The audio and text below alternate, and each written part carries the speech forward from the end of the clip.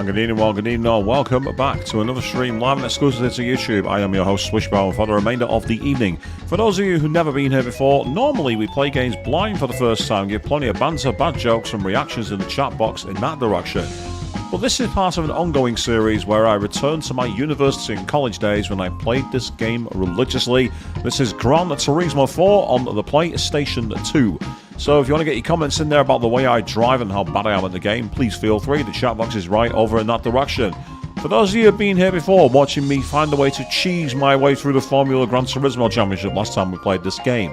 Maybe you watched me getting curb stomped by demons in Shin Megami Tensei 4, being creeped out by kids in an airship when it comes to Rule of Rose, or you were here for the weird streams in the past like Doki Doki Literature Hub and Manual Samuel, or the classic streams like Final Fantasy 7 and Forza 4. Either way, a huge welcome back to all of you people, new and old, because without all of you, while this channel it would be active, it would be nowhere near as interactive or as reactive. So one more time, over in that direction, get your comments in there. Already got one in from Avian saying, hey, happy Friday, how goes? It goes very well. It's been tiring, but it's been fun, and we are now at the end of the week. Well, at least it was for me. I'm sure you guys have got a few more hours to navigate, and then you can enjoy the weekend as well. So, we did the last stream where we took the Formula Gran Turismo through the tournament. Now what we're going to do tonight is we're actually going to find some of the manufacturer races. We want to go back and do the more short-form races, where you'll all be able to take part in our favourite game of guessing how fast I will finish a lap and how fast the race will go. Now, I don't believe I've got any of these cars. The Alpha 147 or the Giulia 1600. Don't believe I've got those. Let me go back to my garage, but I'm 99% certain I don't have those cars. So if I choose manufacturer and then Alpha... Yeah, I was right. That one doesn't count, unfortunately. It's not the car I need. That's frustrating. So we can't do the Alpha races. Is there anyone else in the Italian field we have races pending for? Auto Bianchi, don't have any races at all. Fiat, what about you guys? Really? Fiat don't have any races? They've got some of the smallest cars in the world. I'm surprised there's no little manufacturer cut for them. Lancia, the 1980s Rally Legends, no races for them. Pagani, I can't see these having any races, and I was correct.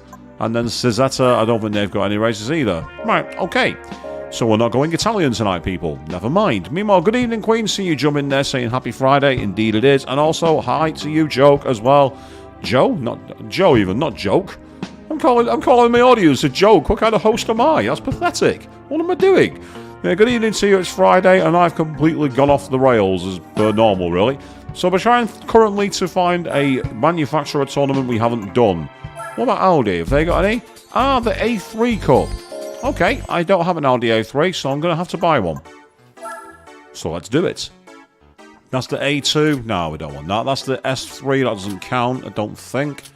Yeah, it's the A3. We've got the 3.2. That's the TT. We don't want that. It's the S4, the RS4, the RS6, the RS6. Right, yeah, that's fine. Okay, in that case, then, this is the car we want. The A3 3.2 Quattro.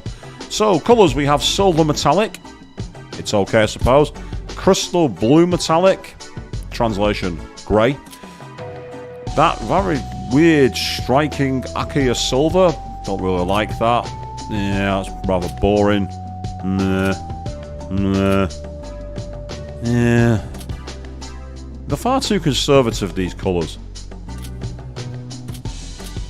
That's not too bad. That's quite a nice tone, actually. I do quite like that. And then this striking silver. I do like that kind of gold tone. Toucan yellow, it's called. We'll go with the toucan. We'll go with that. Yes, we're going to get in the car now, because we're going to take on this manufacturer tournament in the Audi A3s. And I'm going to have the shock of my life. I've been driving a Formula 1 car for hours. This is going to feel so slow. There's no restrictions. Okay, so let's put a few tuning bits into this car then, because we're going to need them. Let's start with the biggest gain. We're putting a set of medium tyres on it.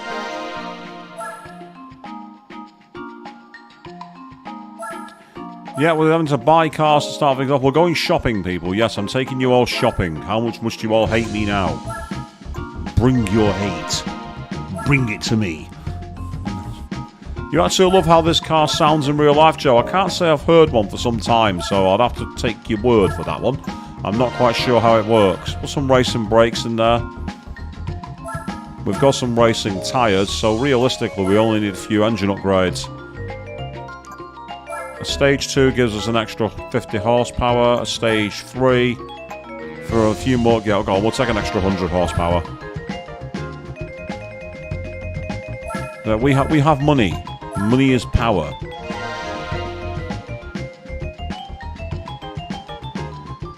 Yes, the R32 Golf. Nice engine. Really nice engine. Nice car actually as well, to be fair, the R32 Golf. Oh, there's something about the classic Golf in the 1980s, the original GTI. Something about its style and the way it moves. I've always liked the original GTI. Yeah, I think 400 horsepower should easily be enough, people. It should be easily enough.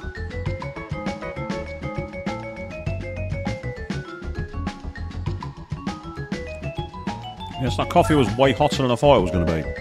Not wise to try and gulp that. I won't do that again.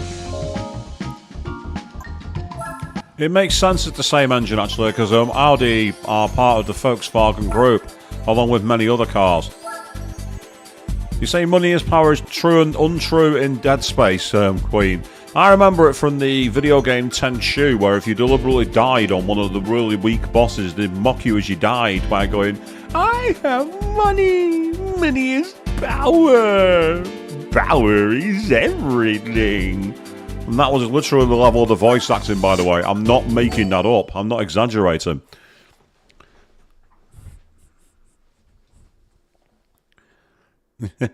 Now, why would Queen hate you taking them shopping, Avian? Where could you possibly go? So, we're on the Suzuka East course, and we've got 3 laps. So, I'm going to give you, until the first 30 seconds of the race, I want you all to guess the amount of time it will take to win the race, assuming I win, and what my fastest lap is going to be. You have 30 seconds from the moment the race begins. Well, apparently we're going to cheese this because we've only got 1 A-spec point.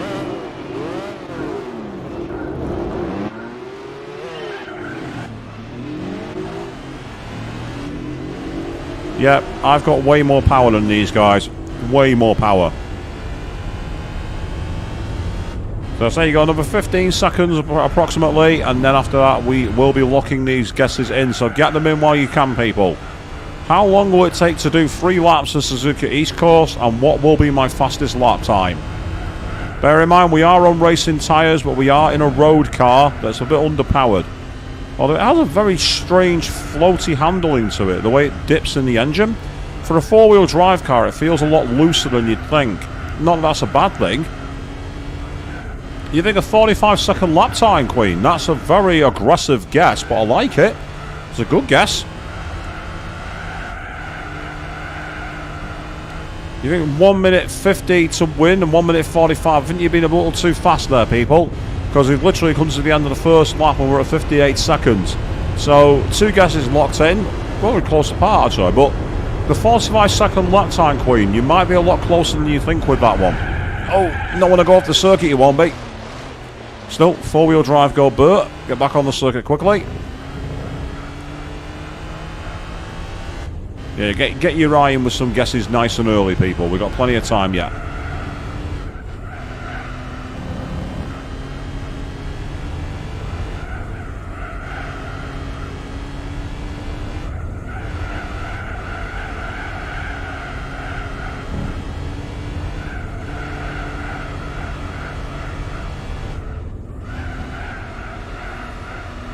See, even with racing tyres on, this car is not designed for track driving. You can see by how it's struggling to get high-speed grip. So we would have been quite a bit faster then if I'd actually stayed on the circuit. So we're into the final lap, and it looks like we are very, very far ahead. So we're under no danger whatsoever in this one. I might try in the next Manufacturer Cup to win its stock. The next one I do, I might try and win without upgrading the car at all to see how hard it is. Because this has been a bit cheese-bone-ish, really, hasn't it, to be honest? You're all used to me cheesing it. You're used to me finding ways to cheese games and cheat them. That's part of my, I won't say charm, but my repertoire.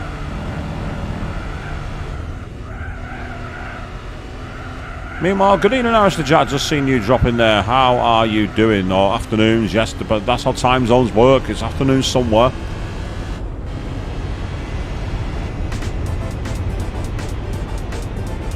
So, not bad. A 52-second lap was our fastest. And as you can see, 2 minutes 49.877. So the winner for that one was Avian. A minute faster than the time. So, very, very high speed compared to the actual reality.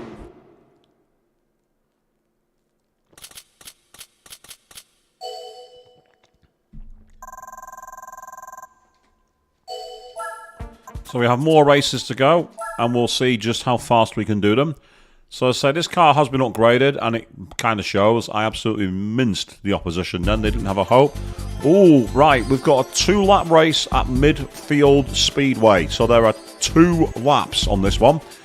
You've got 2 laps, and you have 30 seconds to tell me what you think my fastest lap time is going to be, and how long it's going to take me to complete the race. So you've got 30 seconds from the start of the race to put down the fastest lap, and crucially, how long it's going to take to finish the race. Let's go.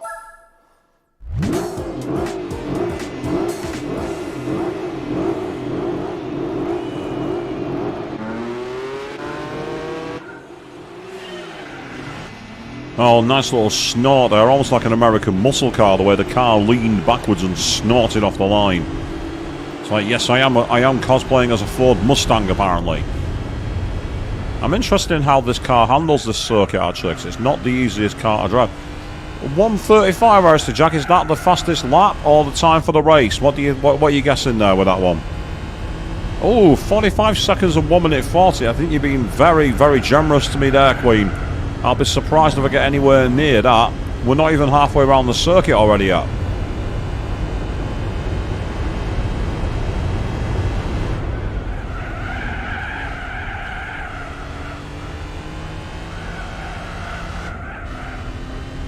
A 1:21 and a 1:35 are good guesses, I think, for fastest lap time. And that's actually true, yeah. Mustang usually end up in the wall. So, interesting, Arrested Jack. You think I will be robot-like consistency and hit 1:35 for both laps? So that means a finishing time of 3 minutes and 10. That's not a bad guess, actually. That could be quite close. This could actually be a very good guess, that Arrested Jack. You might be slightly too long, but not by much. I mean, Avian now is hoping, praying that 1:21 is a lap time I can achieve. Because this is going to be pretty tight here. You can see a 1:29 for the first lap.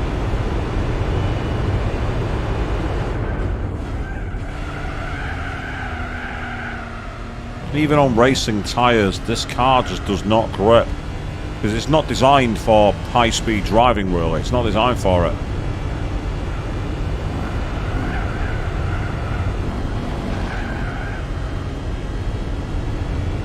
We are well clear of the field at the moment. We're doing incredibly well indeed. And before I go on narcissistic and say how good at this game I am, I'm not. It's because the car has been severely upgraded and is trouncing the opposition. Now, interestingly, speaking of trouncing the opposition in one car, when I'm done with Gran Turismo 4, there's one series I want to do. It's another racing game series, but it's an interesting idea I've had. I want to try and do Need for Speed Underground 2 using the first car you get only. So we will not be allowed to change car once we buy one at the start of the game. Tell me if you're interested in seeing me take on that kind of challenge as we come close towards the line. I'll tell you what, a 1:19.9, meaning that the fastest lap one definitely goes to Avian there. That was very close indeed. A mere 1.1 seconds away.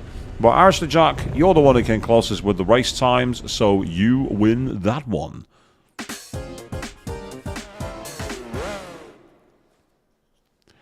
And yes, it very much is a challenge run, that's right, Queen. Because like, I remember playing the game back in the day, and there's one car you can start the game with that I think is going to be possible to upgrade enough to get through the game. This one car I think is going to be capable of doing it.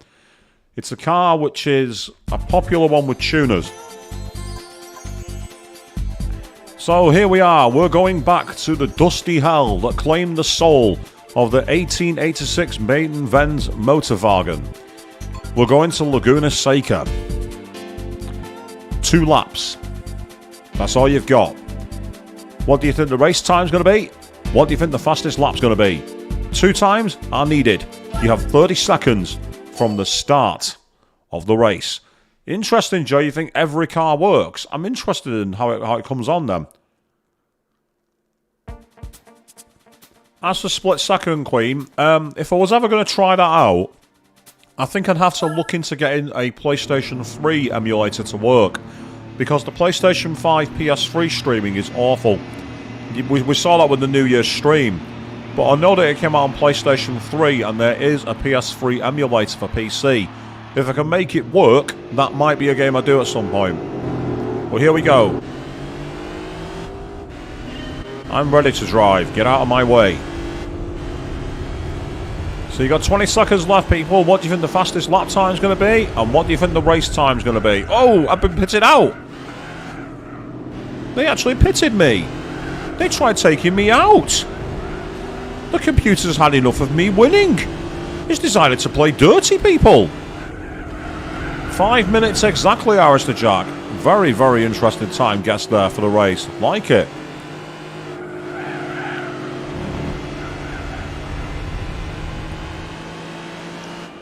And that's rather interesting, Queen. You pretty much copied the same time as Alistair Jack, but you put the 2 minute 30 as the lap time. Okay. That's going to be interesting to say the least. This circuit is actually the site of one of the strangest motorsport crashes of all time, which is often used as clickbait thumbnails on YouTube. That corner I just went off at, it's called the Kink. Someone took a 1999 Ferrari F1 car and binned it there, and ended up with their legs sat out of the monocoque. And it's used as like a clickbait thing, as if someone was like really in danger for their life. It's not true at all, they were absolutely fine. And it's at that corner there, turn 6, the Kink. It's where it happens. So if you ever see that on YouTube, someone with a clickbait of some guy in the front of a Ferrari with their legs hanging out of the car, it's actually not an F1 driver. It was a show driver on a special day here at Laguna Seca. And no worries, Avian. Better say, it's fine. So first lap was a 1:46, so you're only three quarters of a minute too long in your guess there, Queen. Oh no, it's not the Karens. We've not got the Karens in the street trying to ram me off the road, have we? They're there. I want to speak to your manager, Ram. Smashing me off the circuit while going.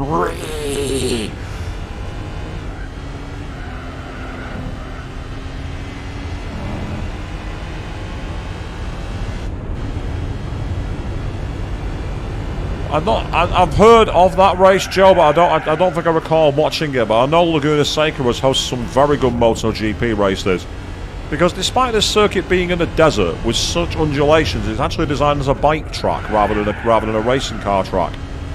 It's interesting that. I've always found that strange.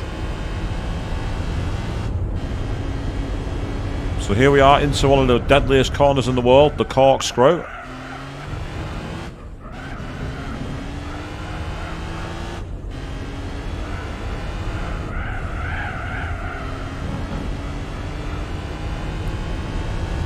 Yeah, it's going to be a tie because you both said exactly the same time, Alistair Jack. You're not wrong. And you've both been a little conservative in your guesses, but this is early in the stream. Get your eye in early, people. Gauge the distance. Don't forget, you've been watching me drive an F1 car much faster than this. Driving at much higher speeds. And there we go.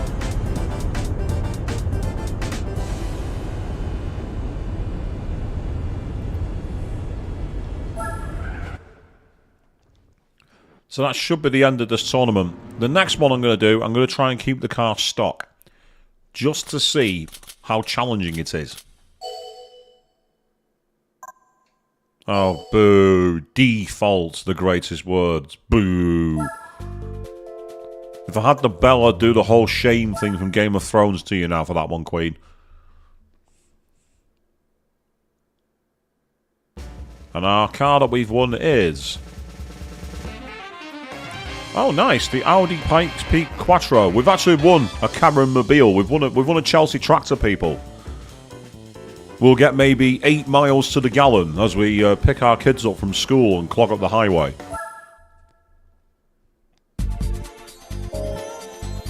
So that's the Audi is now done. So are there any other manufacturers here in Germany that we can take part in? Mercedes-Benz? No, we've done those. So Mercedes are done. What about Volkswagen? Ah, we've got 3. We have the Beetle Cup, the Lupo Cup, and the GTI Cup. Well, I talked about how much I like the GTI, so we're going to start with that. Can I buy an original one? Oh god, no, the original Beetle. That rather suave machine. And there's the original Golf, but we can't buy it. I think that's going to be the prize car for the tournament we're doing. So, in that case, we want to buy ourselves, let's start with a Volkswagen Golf. So that's the GTI there. And there's the R32. Oh my god, you can actually buy like special racing cars. I might buy one of them just for a laugh for the Lupo Cup, just for fun. Right, so we've got a rather nice blue actually, I quite like that colour. Oh yeah, we've got deep purple. Bring on the prog rock, people. That's kind of boring. That's pretty boring. That's not very great either. I do like that deep red actually. Yeah, we'll go deep red. This time, I'm going to try and keep it stock. I'm actually going to try and play the game, this one, using a stock car. So that's how we're going to do it. Ah, interesting. So your cousin still owns the Golf Mark II, Joe. That's pretty awesome, actually. That's so cool. So let's enter the GTI Cup. Oh, it doesn't count. What? I've bought a car which is absolutely useless. I cannot use it. I have wasted 45,000 credits because I am an idiot. Right, okay. Plan B. We'll go for the other Golf. We'll go for the GTI. And that's a good point, Queen. Thanks for the reminder. Right, well, we just bought a red one, and it's the best colour. We'll go with that one. It's in my car collection, like I'm playing Gran Turismo 7, that other Golf. It's in the Pokédex. I'll never need to use it again. I can pretend I'm playing Gran Turismo 7 by buying it.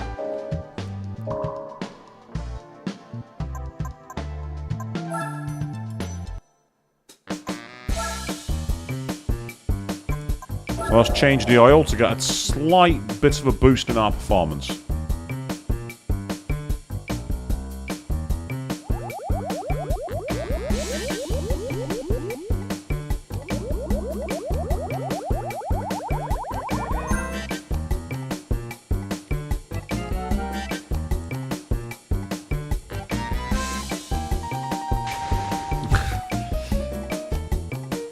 Yeah, Avian, the Ceres from SMT descend from the sky when I buy a car in this one, it seems. Uriel, Gabriel, Raphael and Michael show up. Right, so here we go. We're in the GTI. And let's see where our first race takes us. Oh, we're on the streets of Hong Kong on a 2-lap race.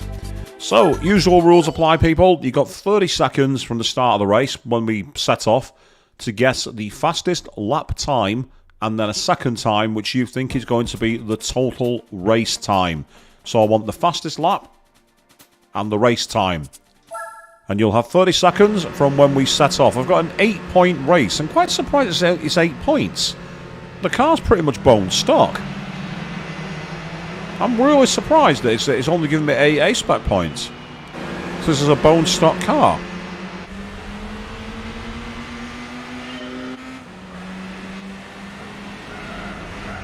Oh! Well, we're treating us like British touring cars, people. We're going in hard and we're hitting each other. And there's a classic GTI there, I just noticed it.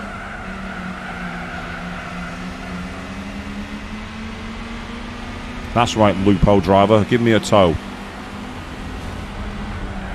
You might be in a classic, but you're also in my way. Move. Interesting time, a 1 minute 3 second lap time from Avian. That is a very, very, very aggressive guess.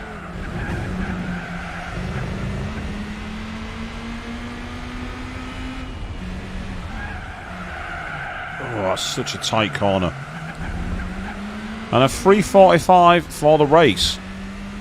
Interesting, so you think it's going to be a very slow out lap and then a very fast in lap. That's an interesting analysis. Meanwhile, 1 minute 15 and a 3 minute from Queen. We have 2 guesses in the pool. Who's going to win?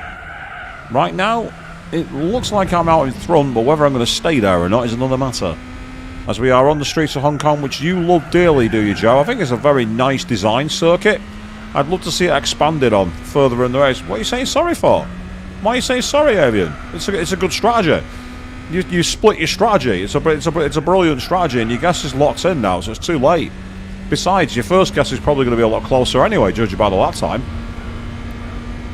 Because this is not a fast lap, it would seem.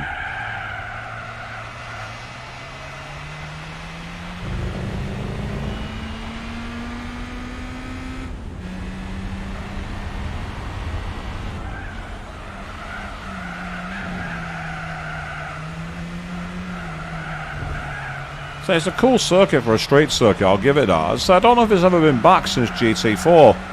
It's possible it was on GT PSP. I don't think it was in 5 or 6. It's definitely not in 7. And so it's a shame because it's such a nice open area and it has so much going for it.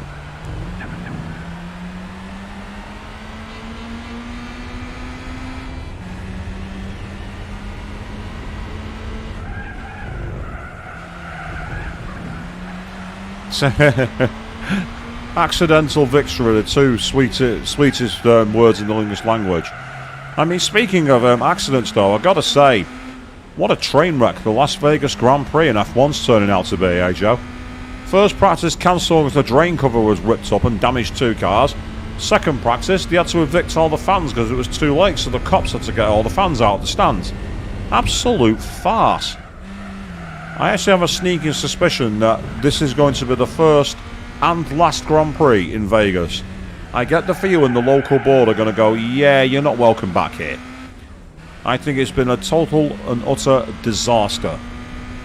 And I kind of saw it coming the moment I saw the lap layout, the way it was laid out, to be honest. The moment I saw it, I thought, this is a joke. This is a joke of a circuit. It's going to be a hell of a race, do you, Joe? I'll find out on Sunday afternoon, because unfortunately I won't be able to watch it live, as I'm staying the night with my mother, because I'm going there this weekend, and they don't have access to the live broadcast. But I'll be able to watch the replay. And there we go. Look at that time, though. 3:37, Avian. You were only 7 seconds out from the race time. The lap time you were nowhere near, but a great guess for the race one. Well done on that one. Nice victory for you. Yeah, for a car that's bone stock, it was quite a simple race. I'm surprised.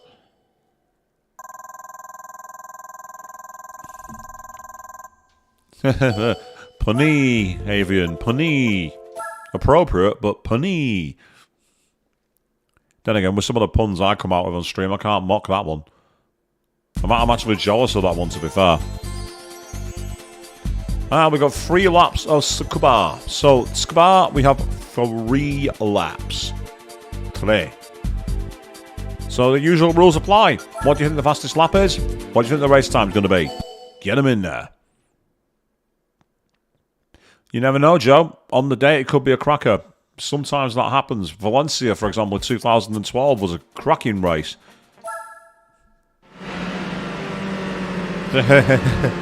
Queen, unfortunately, they've already been to Vegas in 1981 and 82, and those races were a disaster as well. Held in the car park of Caesars Palace Casino. And no, I'm not making that up. That's actually true.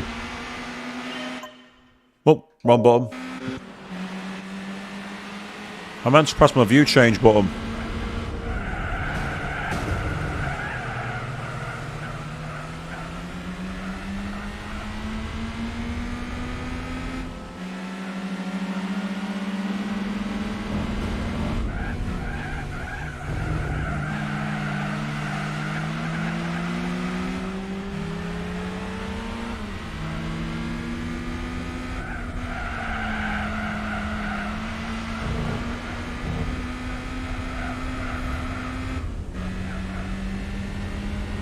Nice guess. 1 minute 22 for the lap time.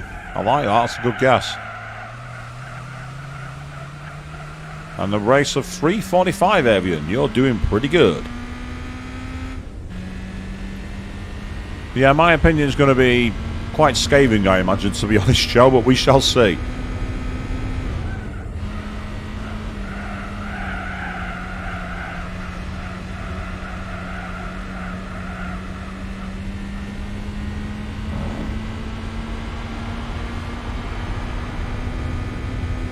They say there's 3 laps here, so this is going to be tight.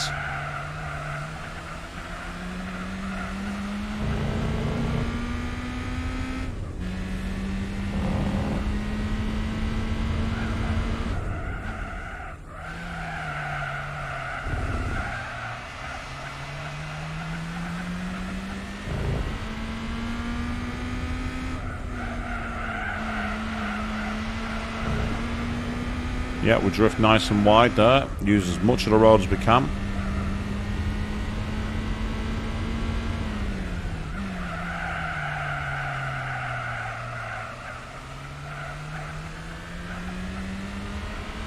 Oh yeah, this is good.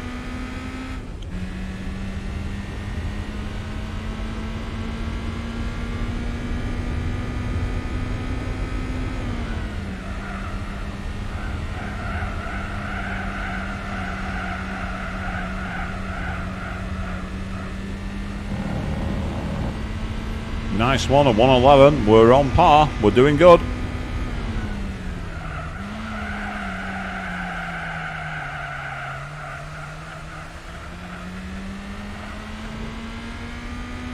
And all we got to do is keep on moving. Almost there.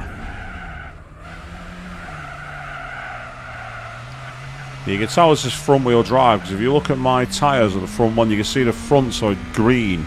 The rears are blue. They've not had any heat go through them at all. So the VW Golf is rocking and rolling quite well, actually. It's doing a decent job.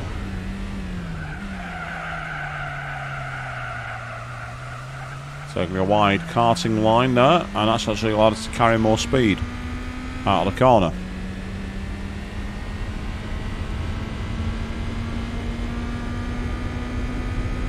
Not the best sounding engine, this, at the moment. There's something about it that's not sounding quite as good as the A3. But it's fine, because it's going to get us to the finish line. Oh yes. 3:37.558, practically the same time that I did the Hong Kong circuit. The fastest lap time was a 1:11.0, so pretty good guesses all around there, Avian. Pretty damn good. I like a lot.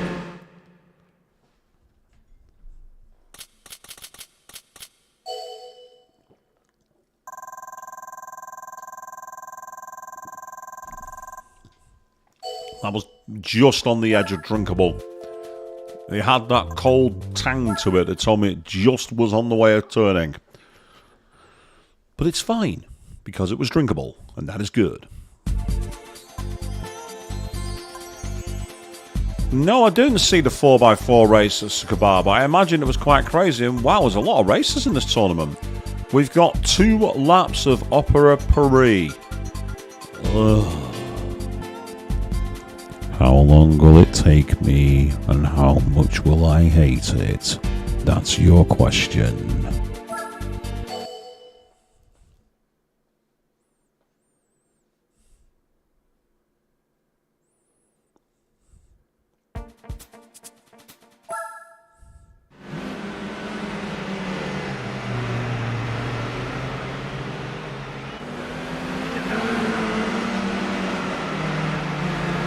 I might have to check it out and find some footage of it then, because it sounds unique, to say the least.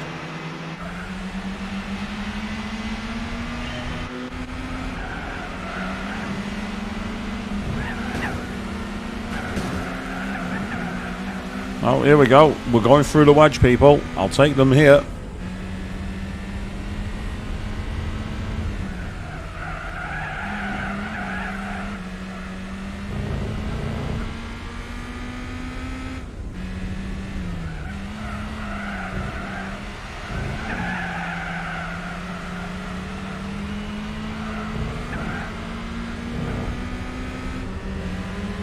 Don't mind if I do.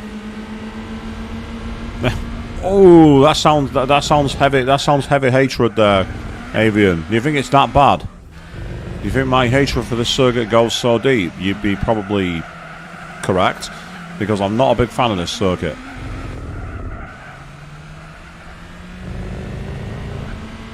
But anyway, yes, a 1:32 and a 3:35 for the race and the split time. That's good guesses, actually. I think they're pretty good.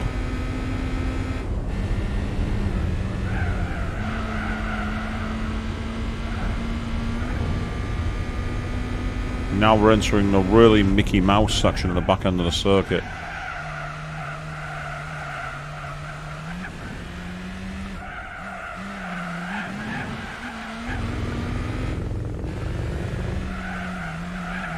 Hear the rumble on the strip then, people.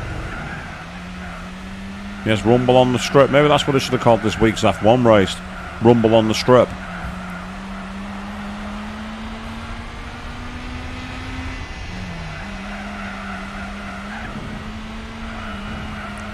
Oh, that's a good question, actually, that, Joe. Is this the worst street circuit in the game? Ooh, let's say, compared to all the street circuits that there are in the game, I'd say it's definitely up there. It's certainly one of the least interesting and one of the least fun to drive. I mean, Monaco obviously is also not that great, is it? Well, at least Monaco actually flows like a real circuit and has the challenge of a real circuit. This feels like it's been cobbled together just to be annoying. At least Monaco has the tradition of going through the streets of the Principality. So I probably would say this is the worst, but it's not by a country mile, because I also don't think much of Monaco either. But there are some fantastic street circuits in this game. We've obviously got the likes of Tokyo Route 246, we've got the likes of George Paris 5, we've got the likes of both the Special Stage Route 5 and the Clubman Stage Route 5. They're both great. So you've got the South Korean race, that's pretty awesome. So there are some great street circuits in this game. El Capitan, technically, that's technically a street circuit. So you've got the Costa di Amalfi, you've got the really tight, narrow Italian one, City di Araya. So there's a lot of really good circuits, there's street circuits in this game. And I think that's why this one is actually showing up so poorly, because some of its peers are so much better.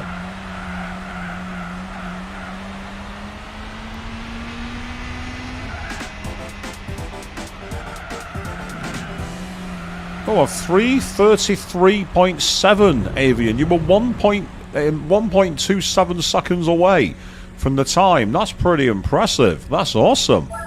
That's a proper guess.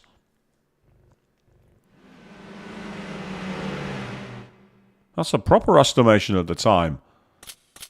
The fastest lap time was nowhere near what you said it was, but the actual race time was pretty much spot on.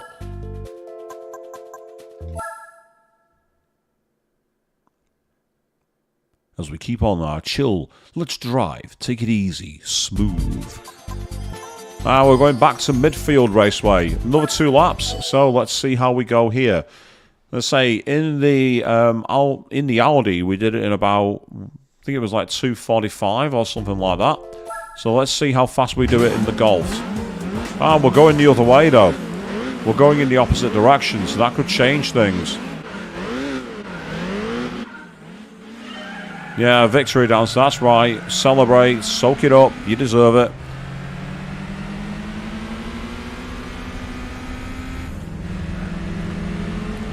I'll tell you what, on grid starts, the AI are nowhere near as good. With rolling starts, they obviously have the gaps in place they can manage.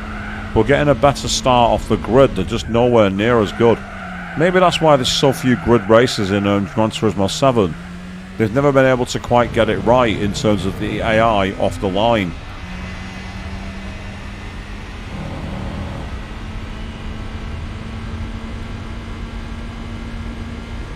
Oh, this is concerning. We were topping out then at 87 miles an hour.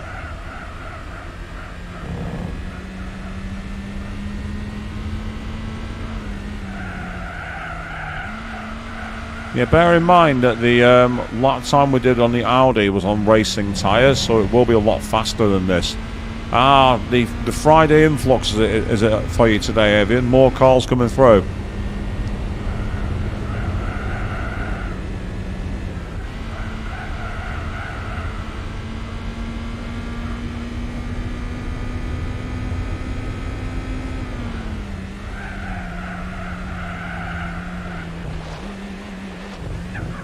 Oh dear. That was a very poor line indeed. That was very poor.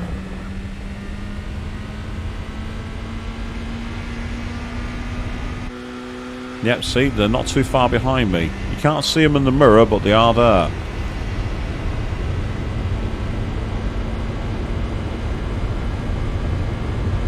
I'm here 3 seconds behind, so that's still in touching distance.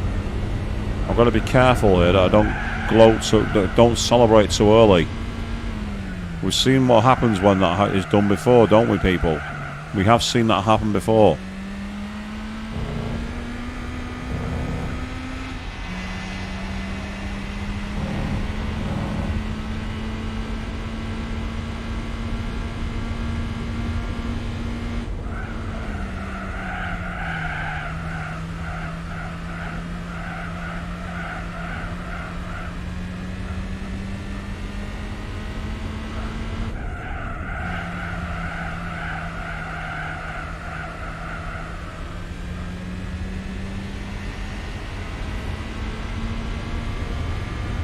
Oh dear.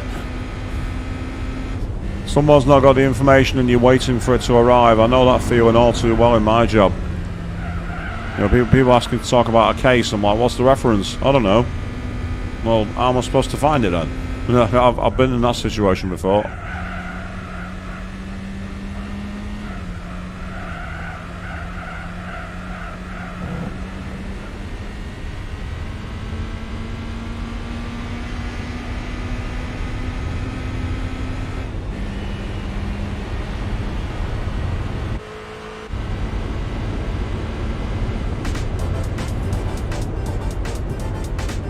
There we go, 321.2. Our gap was not as big this time. Evidently the Volkswagens are much harder to pull away from. We've still got the Lupo Cup and the GTI Cup to do, and then we'll go on to another manufacturer. We're going shopping for cars tonight, that's the plan. We're shopping for cars and we're going to win one. We should be hopefully winning a classic VW Golf. That's what I'm expecting anyway. So the final race takes us back to Germany for the Deep Forest Raceway. And we are on the 3rd of August in game, would you believe? We're heading to catch up to the real world time. I think this is a rolling start. Yeah, I thought it was. Still, the gaps are in a better position than some games, so that's good. It's up to us now to catch the rabbit and win the race. Yeah, if only it was that easy to buy cars in real life, I agree. Wouldn't it be much easier?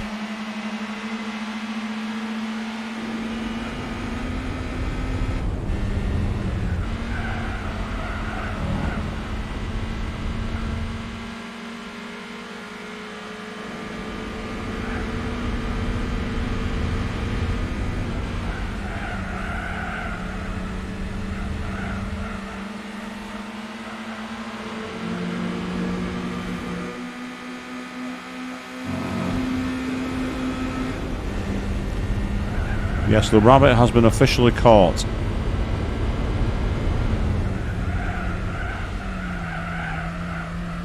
They say Kazunori Yamuchi thinks this is his favourite track in the games. It's not a bad circuit, but I still don't understand what's so special about it. Maybe it's just me, but I don't really see anything that exciting in it.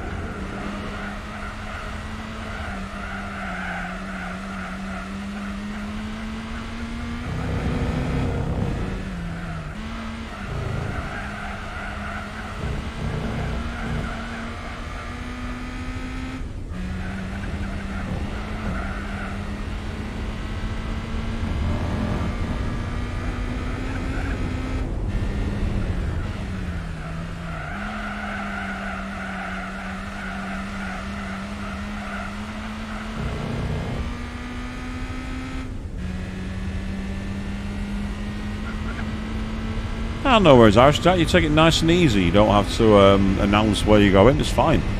Everyone enjoys the content however they want to for as long as they want. It's not a problem at all.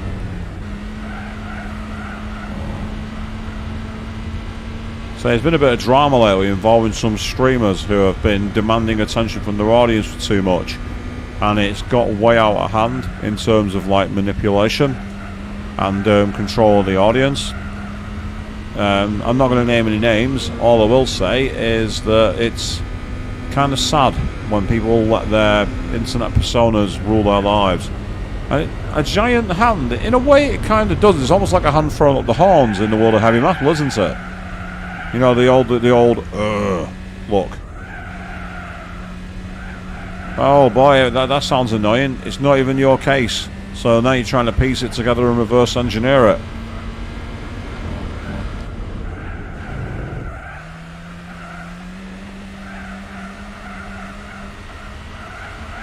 So yeah, that's actually a really good analogy, that actually, Joe. To be fair, looking at the little hand emoji you just put in the chat, that works. I like that one.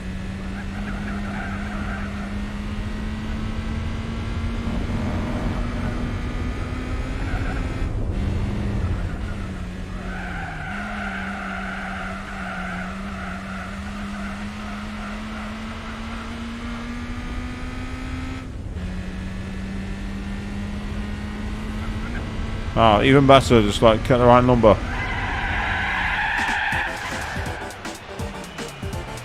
Because I can.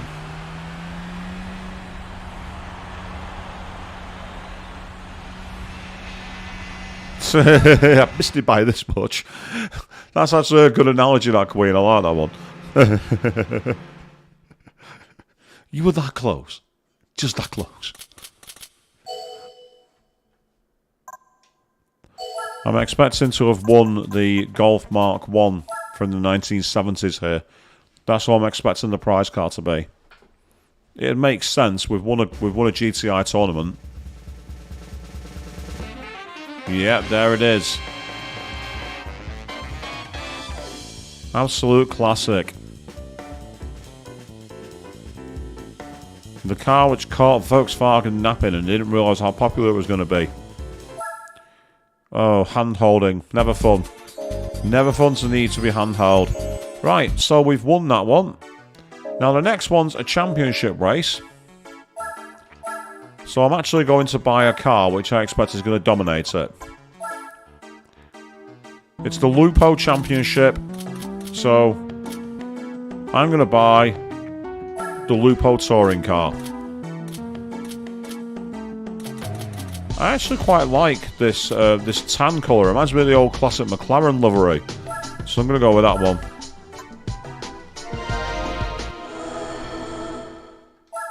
Yes, we're driving a racing modified version. Absolutely, Joe. Yep, the classic Volkswagen Golf. No traction control, no ABS, no airbags, no weight. Lots of power. Really good.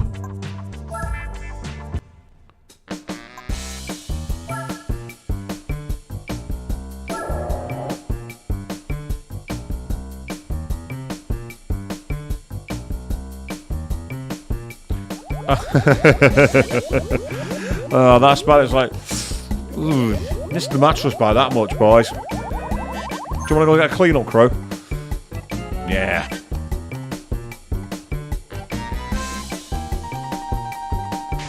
That mechanic's like, why on earth have I been made to work on that pile of shit? So let's see just how crazy this car is to drive. Watch it be now be absolutely rubbish. Watch it be terrible. But this one's actually a this is a championship, interestingly. And it's an actual championship. Okay. We're doing an actual championship here, people. It's a 5-race championship. And we start with 2 laps of the 90s version of the Fuji Speedway. So, you've got 30 seconds from the start of the race to get your guesses in, people. What's the fastest lap going to be? What's our race time going to be? And wow, my car is at 103 A-spec points. We're underpowered. This is where we're going to have to be very crafty to win.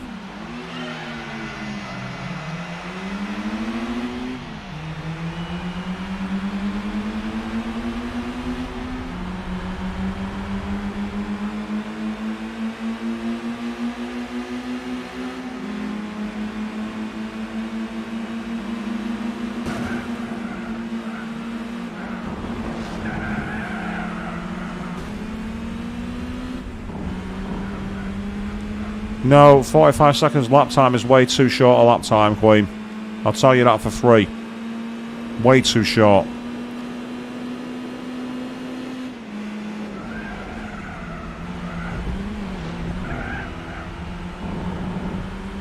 And this is actually going to be a tough race to win, but I like that.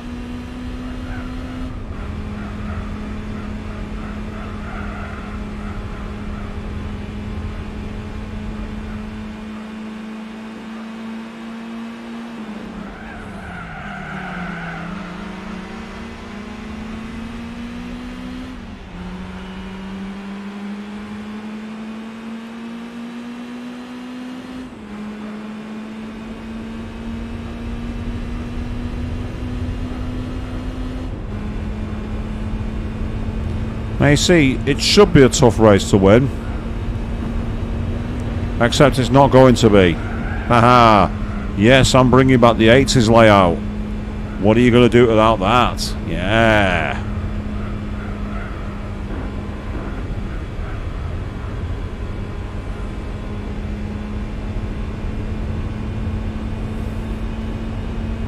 Is that fair? No. Do I care? No.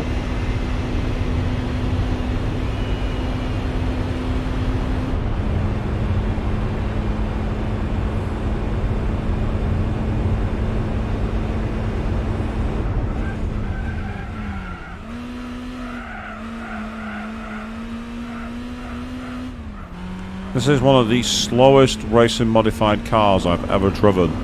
The only one slower was when I drove that Nissan Micra one in one of the driving missions. That was a absolute shed.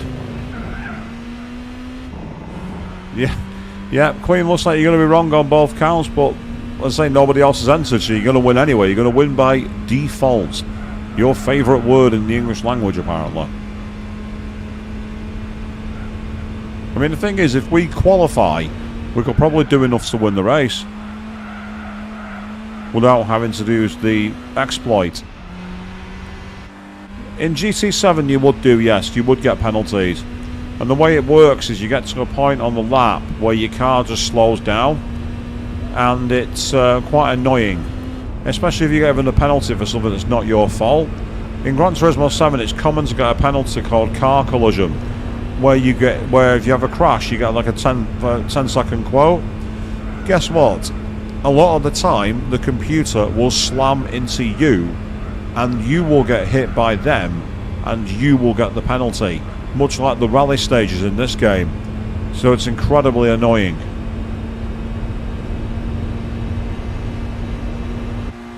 But we're going to win by a country mile because we are dirty, rotten cheats. And that's 103 A-spec points. All because we were running an underpowered car. There's a quote from Homer Simpson. Fair enough. I don't watch The Simpsons, so I'll have to take your word for that one. I'll have to take you at your word on that one, Queen. Still, 5,000 credits. That's a great start. Not bad at all.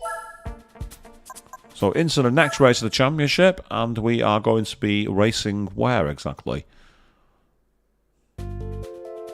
Oh my god.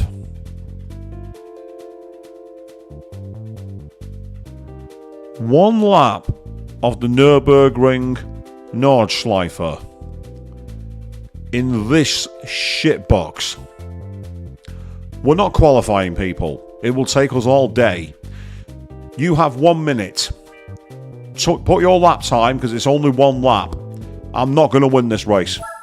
I've not got a hope of winning it.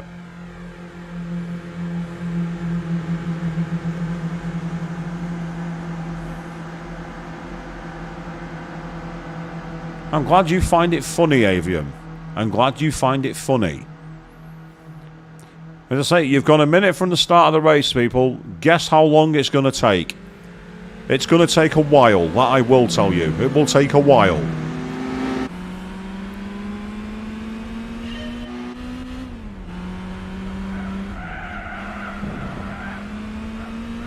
This is one race that I'm not winning. Unless something very, very strange happens. I think you're being too generous there, Joe, but your guess of 8 minutes is in the bank. No, Queen, 5 minutes. You are trolling. Not even the Formula 1 car laps in 5 minutes. You are ridiculous. Don't even think about it. No.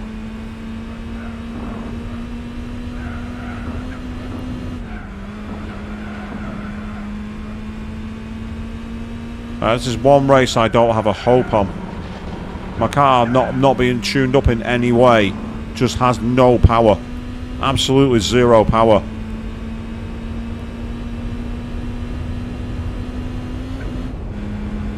I'm going to really struggle unless I can make a load of time up in some obtuse places. So we've got 10 minutes guessed by Queen and 11 minutes by Avian. A bit more realistic, those guesses, actually.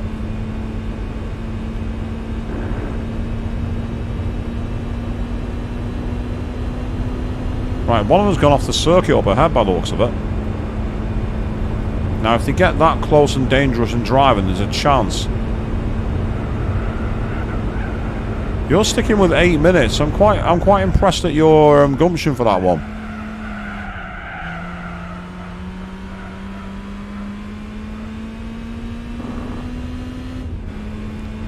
But yes, we are in dead last and we are not catching up.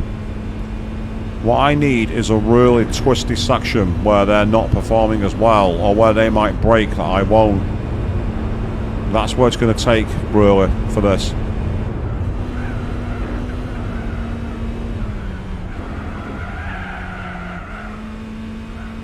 Right, here we go. Time to deploy a strategy.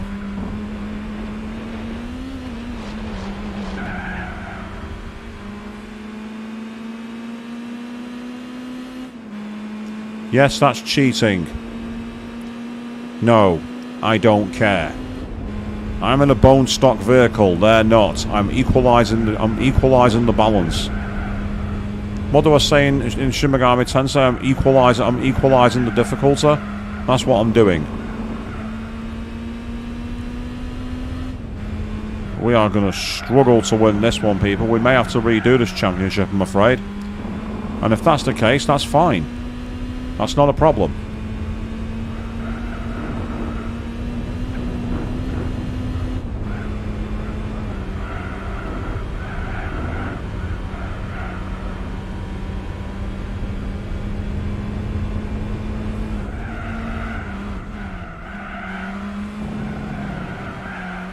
I didn't expect this one to be that hard, actually, Queen. I'm surprised they've souped the cars up to the level they have.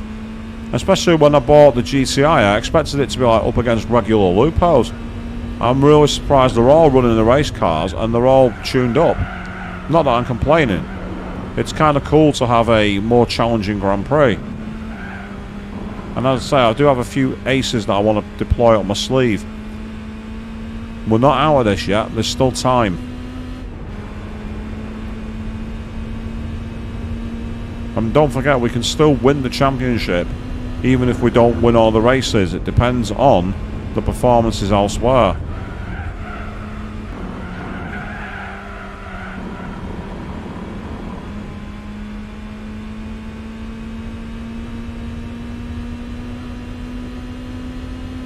This is where I've got no hope at all. This is where they're just going to drive away from me. And yes, that's just something we're going to have to get used to, people. Look at them go. Can I get near them? No. However, there's one thing I'm going to do that they won't do. That might help. Won't be the magic bullet, but might still help.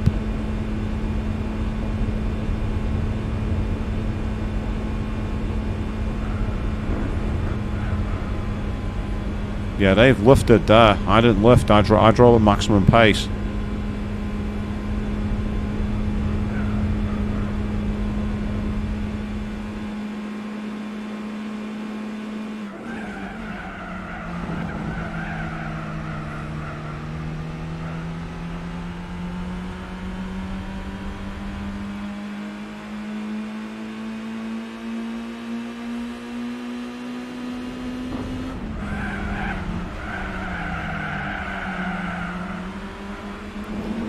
Yep, that's closed the gap. It's not pulled us forward, but it's closed it.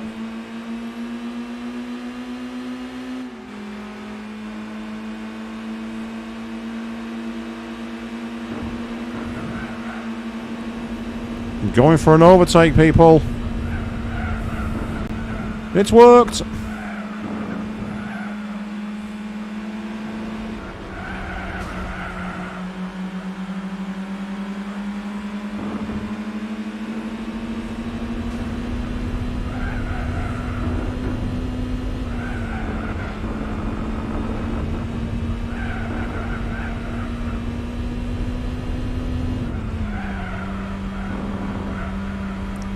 Yeah, the problem is that when I ride that slipstream, so did A-Queen. That's the issue. However, they're not quite making the moves that I am, and that might help me.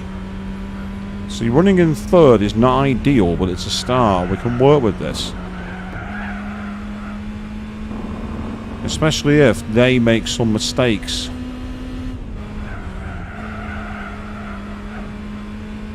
Oh, yeah, that was good. That was good cornering. This has been a bloody good race, actually. It's been interesting to experience it. That's right, ride the outside of the curb.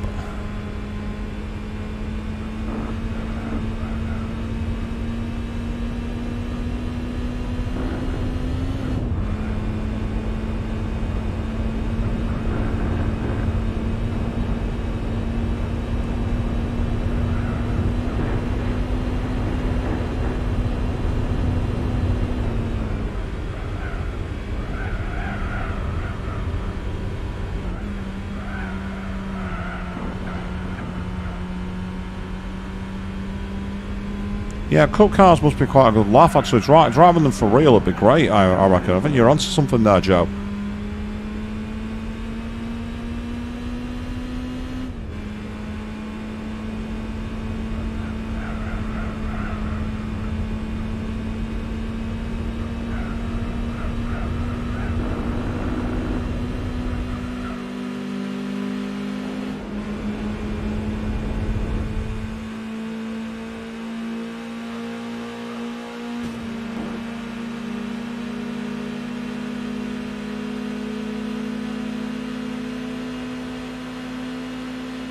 This is deliberate, by the way. I am deliberately not overtaking him.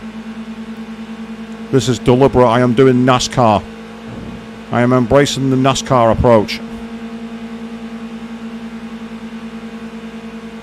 And you can see why, because I'm being tailgated by the black one. So I'm getting up to maximum speed.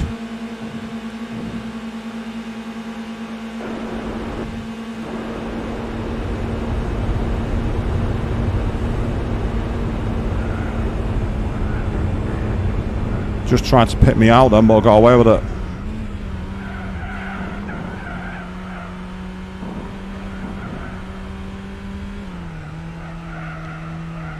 That is one of my greatest victories I've ever done. A lap time of 8:58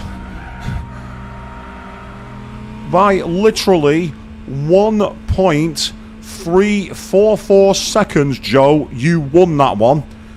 Because that was the difference between the 9 minutes of yours and Queen's guesses. You won by 1.5 seconds on the Nordschleifer.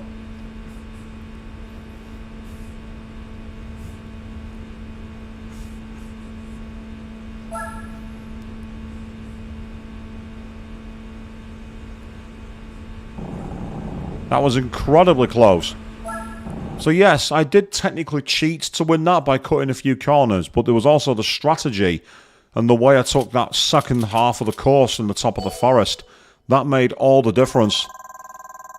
The way I took the top of the forest, that was a proper race. That was a cracker. That was a lot of fun. Oh no. Right, I'm definitely qualifying here. There's absolutely no way in hell I am starting at the back of the... I'm starting at the back here. No way. This circuit is notoriously difficult to keep up with the AI on. Because it's so short. I'm not messing around here. I'm qualifying.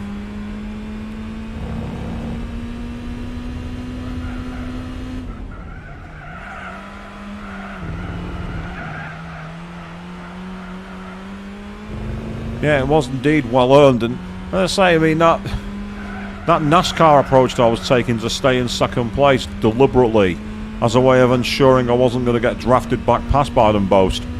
That was like the reverse strategy that Carlos Sainz used to win in Singapore. I used the reverse strategy.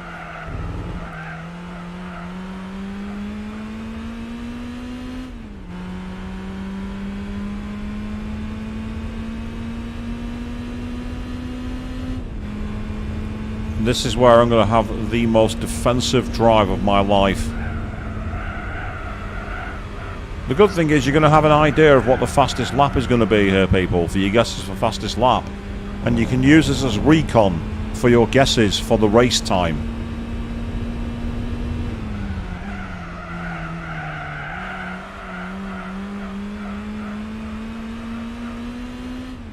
Now there is one thing I want to do if I can in the settings after this. If it'll let me do it, I'll do it.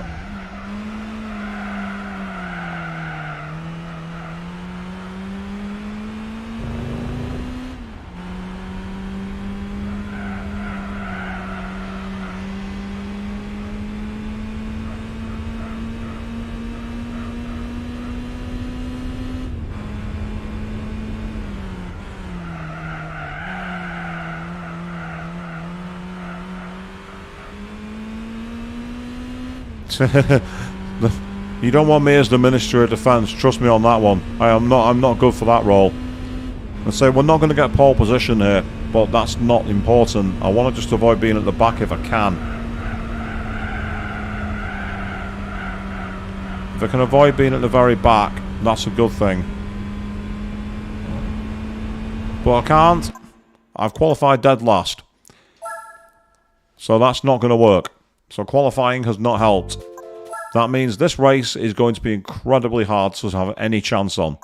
So, one thing I do want to try, if it'll let me do it.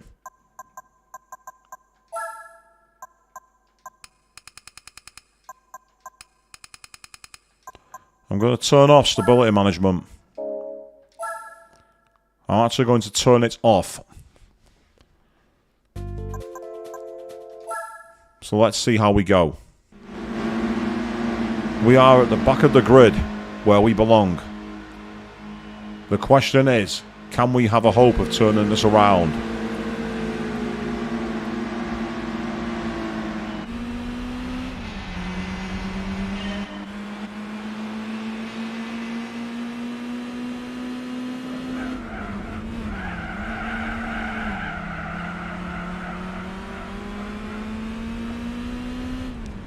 Because while the stability management means the car's less stable, I have more power in the corners, and that could make all the difference here. It could also mean that I'll go off the circuit more, so it's not going to work. So this is a lonely ride to 6th place, people, I think. Then again, we've got 2 more laps to go, so let's not give up just yet.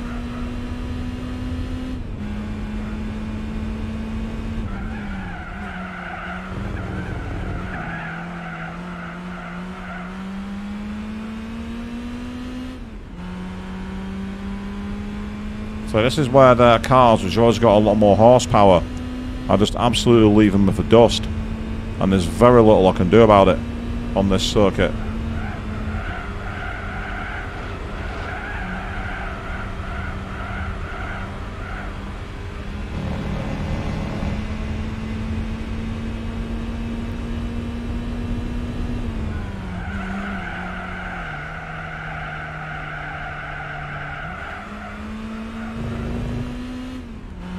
Yeah, but seeing the cars ahead's no good if they keep on getting further and further ahead, Avian. So, the masterful defensive drive at the Nordschleife is not going to happen here, because evidently this is a circuit where the AI are very, very good. And it seems that the Nordschleife, they're not as good. And that was the difference maker. Coupled with the fact that there's no really obvious places you can like gain an advantage here. Apart from one possibility.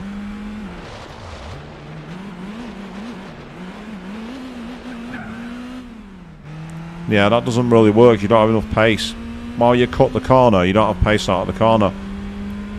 Still, it was interesting to show we can go off-roading in this car. You can off-road.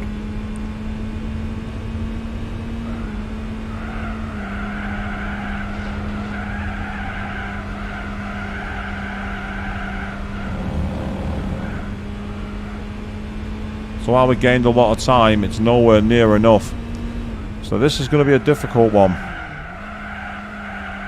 Question is, what's going to wait at the other circuits? I didn't expect to have any hope at the Nordschleife, and yet we turned it around for a victory. So if we can write this race off, the question is, can we still turn it back around at the next one?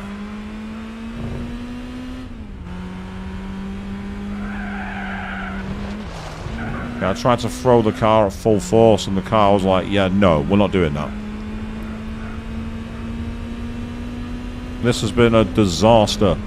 You do need to upgrade your car for this race. Of that, there is no doubt.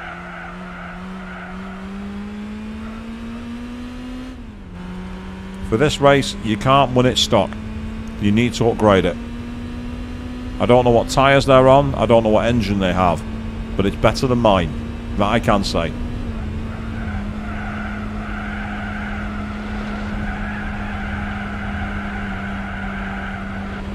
Let's off-road to finish. Yeah.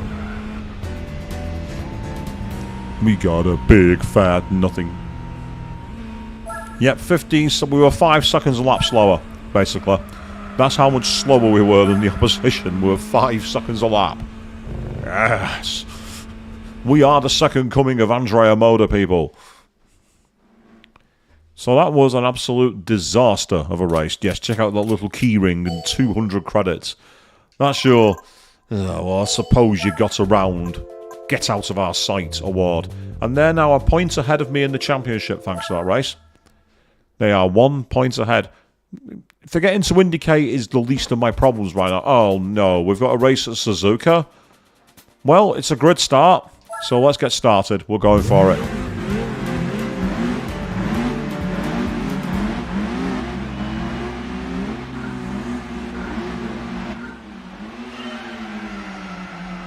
The grid start means we at least have a chance of getting straight into a slipstream, and that means we can be a bit closer. That is one advantage.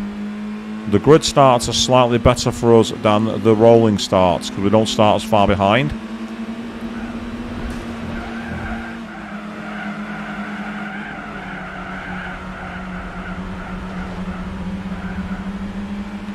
All I need to do is beat the red one. Whoa! Tried pitting me out again. Luckily, I was ahead of it and I knew what I was doing.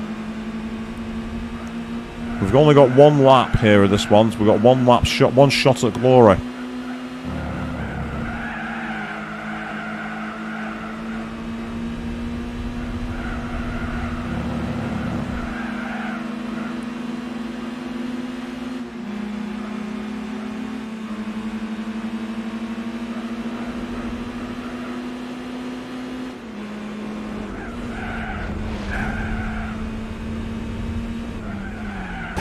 Oh, what the fuck?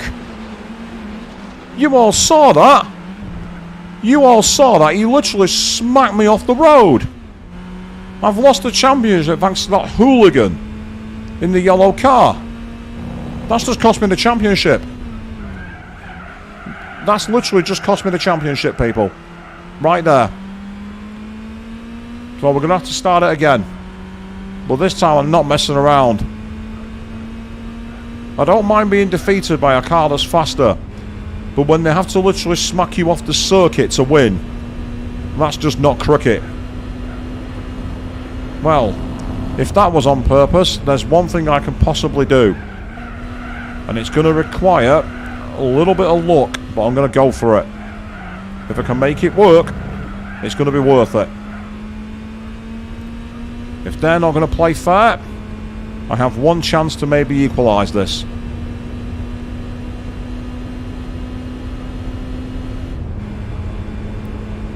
And as you say, Joe, yeah, if that wasn't on purpose.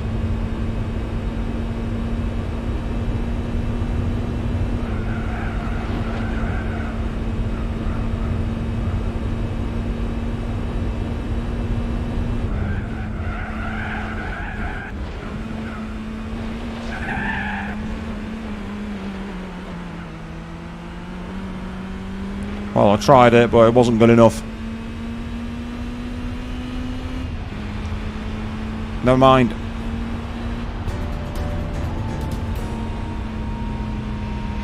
So that's cost us the championship, that.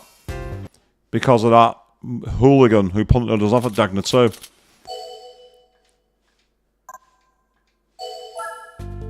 Well, actually, believe it or not, the championship's not over.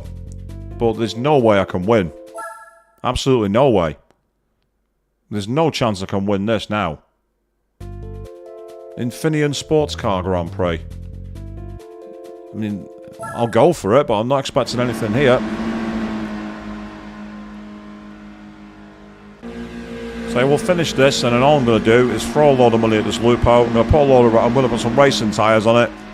I'm going to put every upgrade possible, and I'm going to blow them all into the seaweed. That's what's going to happen. I decided to be fair, and the AI decided, nah, we're not doing that, and punting me off the circuit. I mean, punting the red car is one thing we can do. That's one strategy. And depending on where we go, Joe, that might be an opportunity.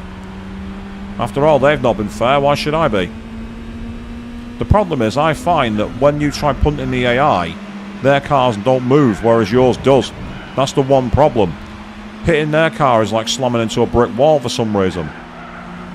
I get it's designed so that you don't cheat, but when they're able to smack you off the road, it's not exactly cricket, is it? Still, there's a chance here. I'm going to take you on the inside here. Get out of my way. If you want to treat us like a touring car race, be my guest. Right, you, Mr. Yellow Car. I'm taking a slipstream from you. And you know what? I'm not in the right position to do it. I was hoping that I could do it there.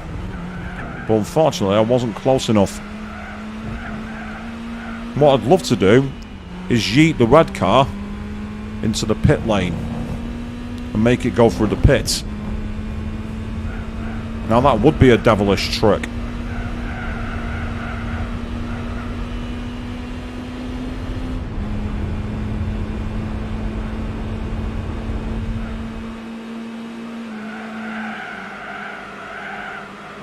Unfortunately, I'm not going to get close enough to pull it off.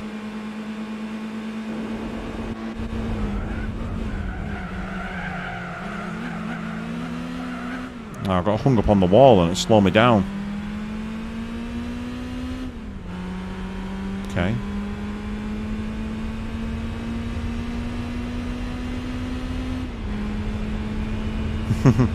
Yeet! Yes, Ryuji has entered the chat, people. For those of you who've seen the Persona 5 anime, you'll know what I'm talking about.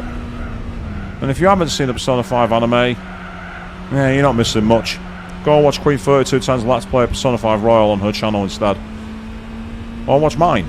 You'll get much more appreciation for the story than watching the anime.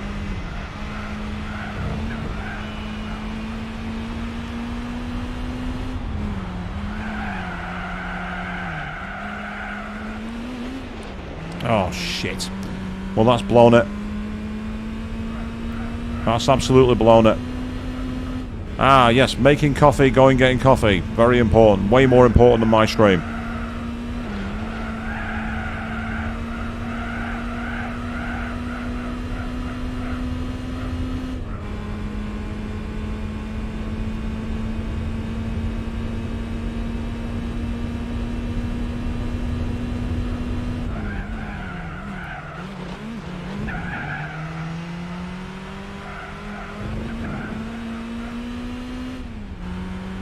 Because the problem is I need to beat the black car as well, so I'm not going to win anyway, no matter what.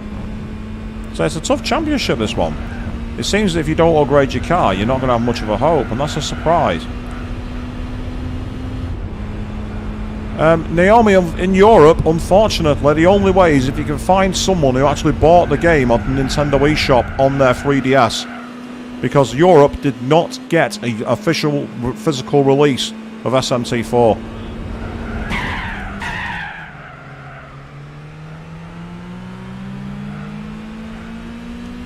Just because I could. F you.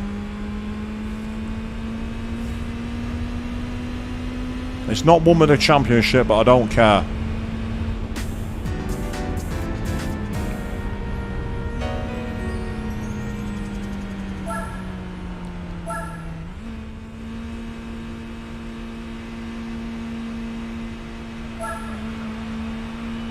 Yeah, it's actually made a tie between the top two, which is kind of funny. And I finished 4 points adrift of them. But yes, unfortunately, Naomi, if you want to play SMT4 in Europe, the only way to do it is to sell the 7 Seas at this moment in time.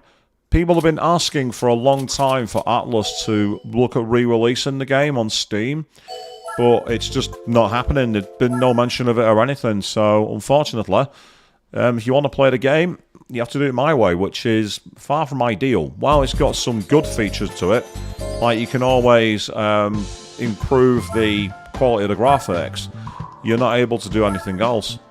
You know, it's like you're not able to take it on the go with you unless you've got a Steam Deck. And it's, as I say, I mean, people say it's stealing. It's like, well, I can't steal what isn't available. If it's not here, what am I supposed to do? Right, that takes us to 266 horsepower, whereas the engine tune takes us to 258 and is naturally aspirated, which means there should be no turbo lag.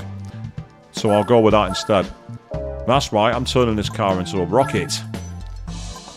Let's get a triple plate clutch.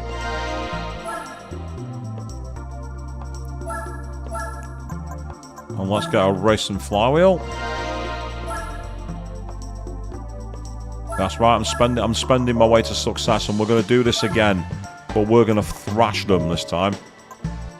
We're going to absolutely thrash them. Because I'm also going to throw some racing medium tyres on, which will be a lot faster than the sports ones I've got. Yeah, oh, I'm on racing super hards. No wonder I have no grip.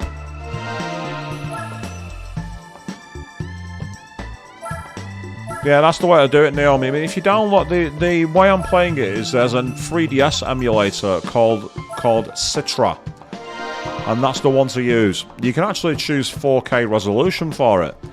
I say there is a way, if you want, you can choose it where it's one screen only, but I wouldn't recommend it purely because the map is on the bottom part of the screen, and a lot of the moves and the stats for your characters and your demons are on the second screen. So if you're planning to do it, that's the way I play it. Right. Now I've put a load of power into this car, we're coming back for redemption. We're going to take on this championship, and we're going to dominate it. At least that's what I'm telling myself. First things first, though, I want to very quickly check the settings for the car. Because if it's got really stupidly short gear ratios, I want to change them. Transmission. I mustn't have bought the transmission. Oh well, never mind. It's not. They're not the worst gear ratios. It should be enough. I've now got a lot more power. So let's see how much more power we have. Oh, look at that! It's now a 3-point race.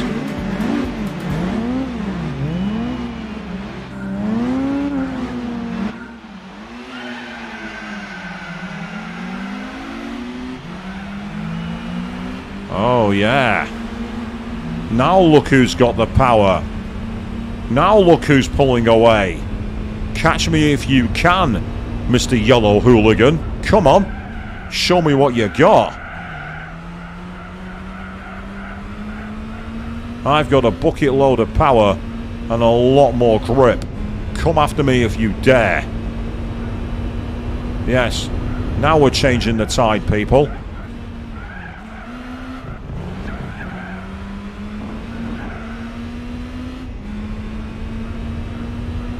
A burnt orange rocket. A burnt carrot rocket, yes.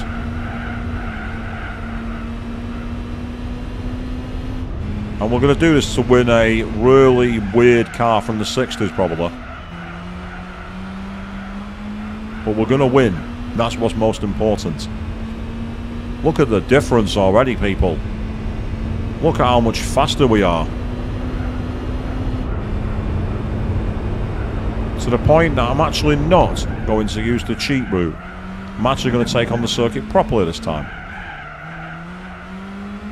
Yes. I'm actually not going to cheat.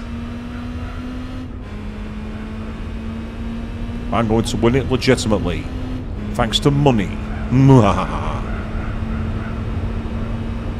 What do I say in my SMT streams? We like loot, we like cash.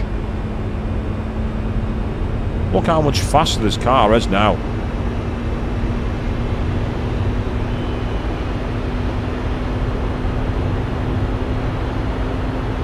Sounds like a broken rotary engine. It probably is broken.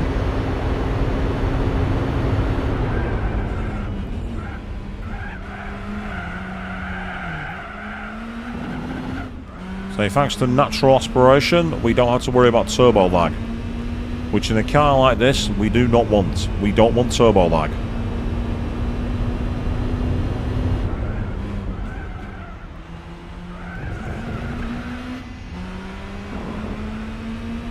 Yeah, this isn't remotely fair now. But this is revenge for being punted off and taken out of the race at Suzuka. Because without that, if I'd have actually managed to get a decent result at Suzuka, I probably would have won the championship. Admittedly, the final corner at Infinium was part of the reason for that, but I still would have been able to get a decent job. It was that yellow car at Suzuka. Without that, I'd have been alright, and we wouldn't have had to go back through it again. Which is frustrating for all of you. But you saw last time the lap time was about 8 minutes 58, wasn't it? For the Nordschleifer. Thanks to the power we've got here, we could easily lop 30 seconds off that lap time. Maybe even longer.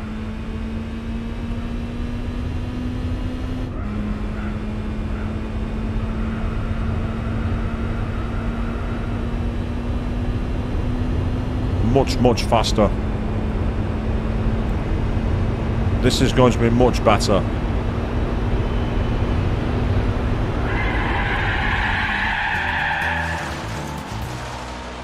Yeah. The pointless celebration is here, people. And now the computer can't even get back on the circuit.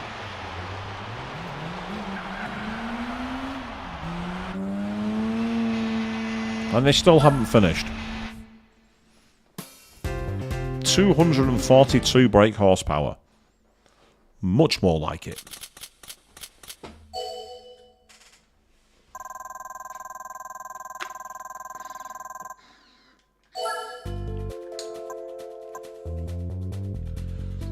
From me, for the time for the Nürburgring, I'm going to be aggressive. I think it's going to be an 8 minute 20. That's what I'm going for. I reckon we're going to shave at least 30 seconds off. Possibly even longer.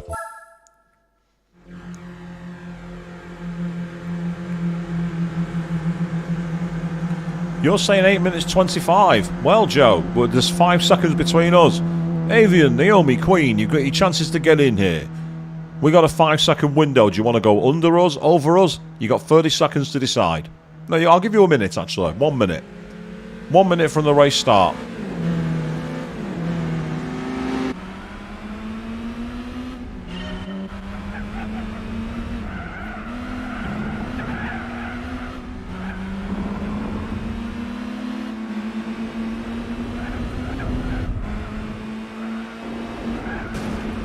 That's right, get out of my way. You're the one who took me out.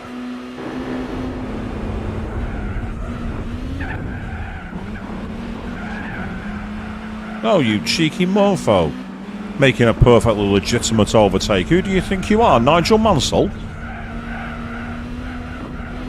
Ah, Avon joining me on an 8 minute 20, I like it. So we've got 2 guesses for 8 minute 20.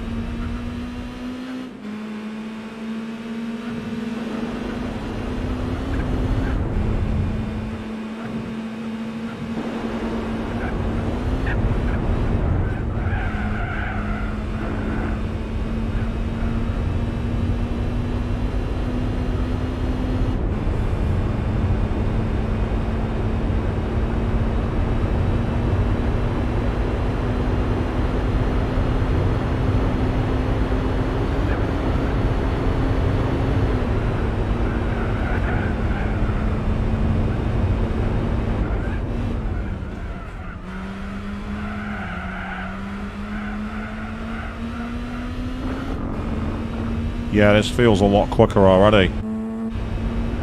Feels tons faster.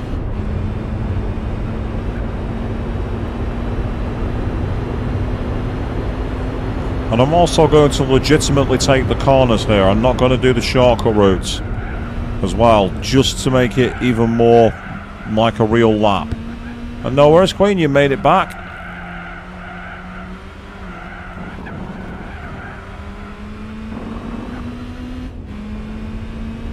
Yes, we are definitely flying a lot quicker now.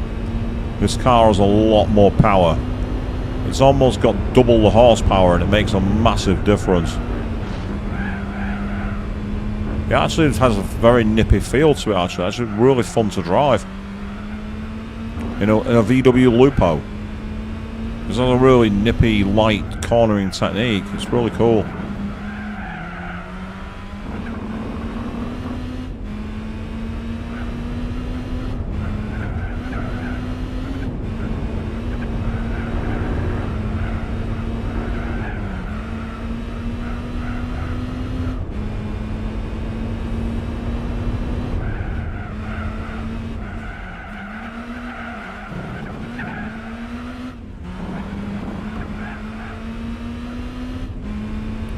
Yes, this is a faster lap, much quicker.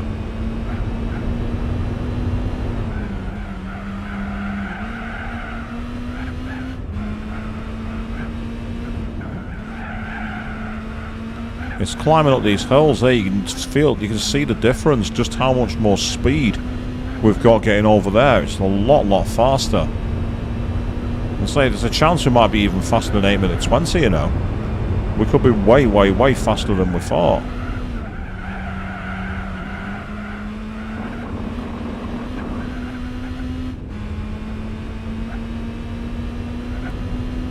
We're already out in front. We weren't even close to the back of the pack when we got here last time.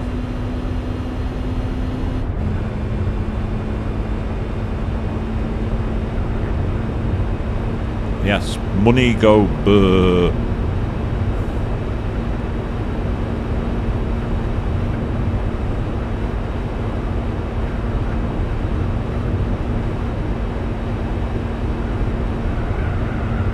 Whoops. Luckily there's no damage, so we don't have to worry about it. We can edit it out in post. Me? Edit my streams? When do I ever do that? Main reason being I don't have the time and I don't have the software. That's the main reason why I don't do that, by the way, people. At some point I need to get some editing software and actually start doing that with some of the streams in the past. Just make like a compilation of moments. And leave the full broadcast for people to check out.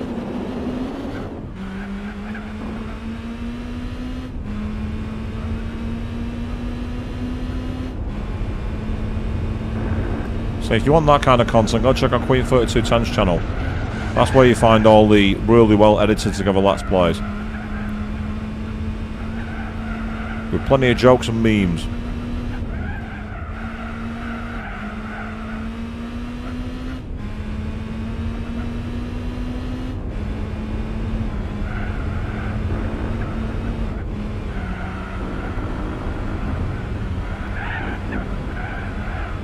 Didn't like that curve, then it almost spat itself out. That's wide.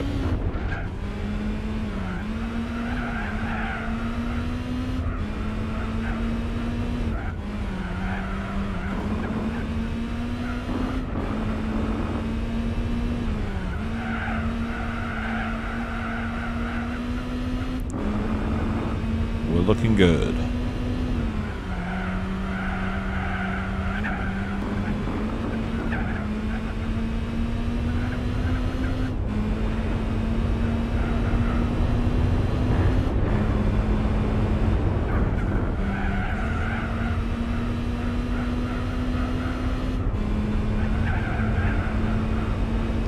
We are way faster than the computer here.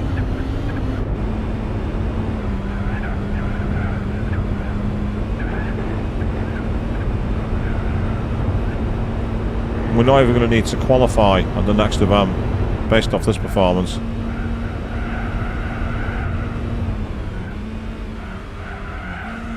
If you notice, look at the front tyres.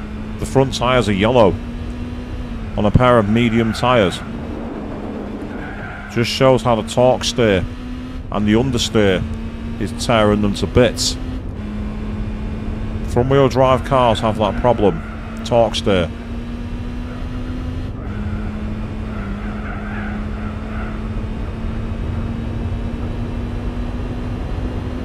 So, can we get to the finish line in 1 minute 20 seconds or less? Or will Joe get the bloody nose on the producer and beat them at their own game? Well, part of the problem is that we are topping out. We're not going any quicker. But we're still going quite a lot faster than last time. We were at 124, I believe, when we were right in the slipstream. Now we're at 150. And that's a colossal difference in speed.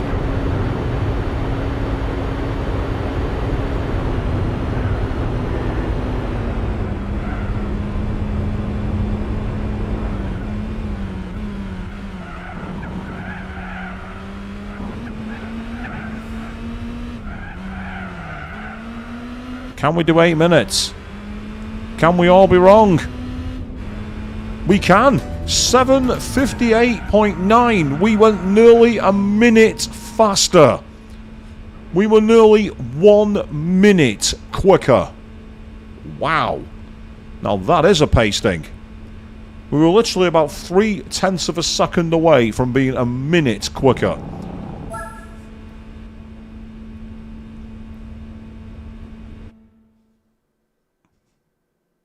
Which means we finished nearly a minute ahead of the opposition.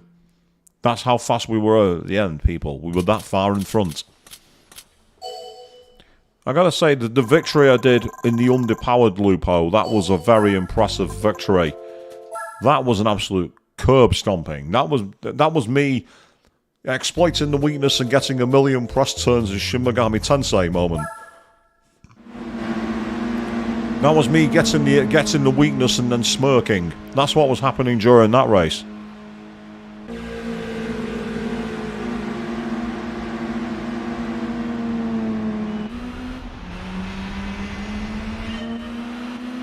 Straight into the slipstream. Thank you very much.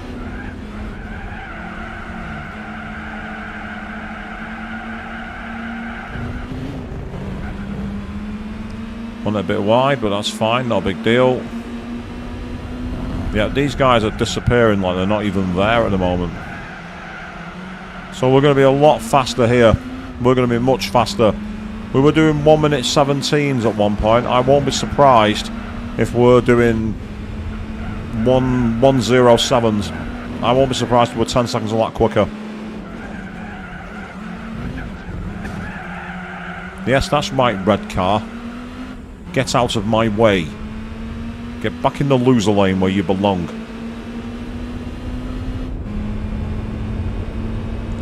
I said 1:07s, we might even go faster than that, to be honest.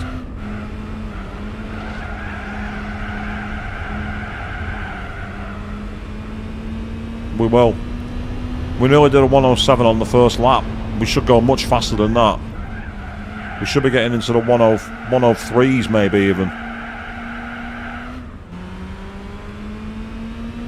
And yet they are still keeping us honest at the moment, surprisingly. Maybe it's rubber banded AI, I don't know. Doubt it, to be honest.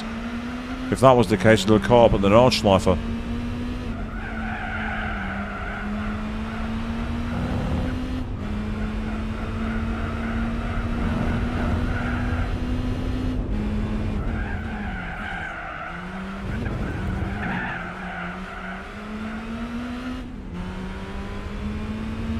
So are we going to get below a 1 minute 3 here? Are we going to be so much faster than our previous times? I don't know. Let's see.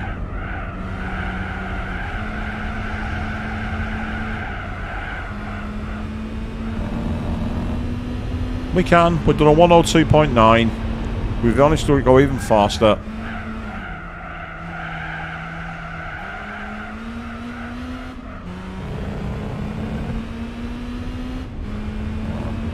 This is a pasting. They don't know what hit them.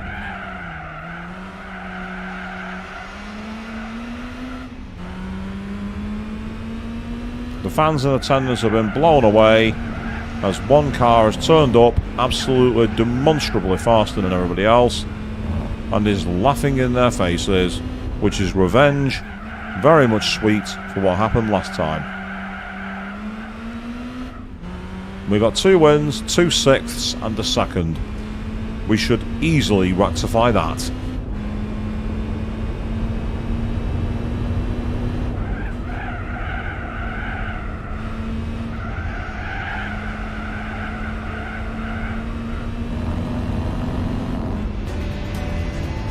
We've got 1025 to finish. What a fast time. 3 minute 13, way quicker. They were 11 seconds off us. Considering we finished 15 seconds behind them, we went 25 seconds faster than our previous attempt, people.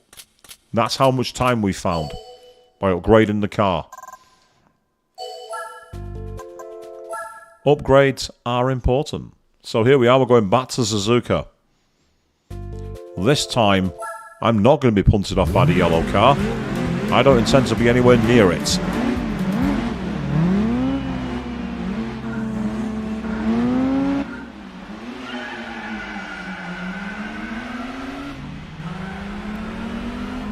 Now that I've found my grip. Thank you, boys. Goodbye. So we did like a 2:43 last time. I think we're going to be more like a 2:20. Yeah, that's my estimate. 2 minutes, 20 seconds.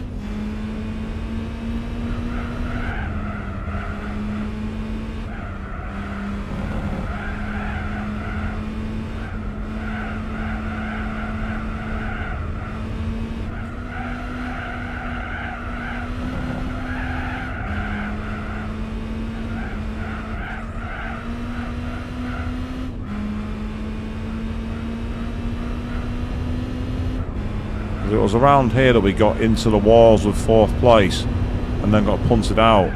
This time I'm going to avoid that happening. I'm going to make sure of it. And the simple way of doing it is by not being in a place where they can hit me.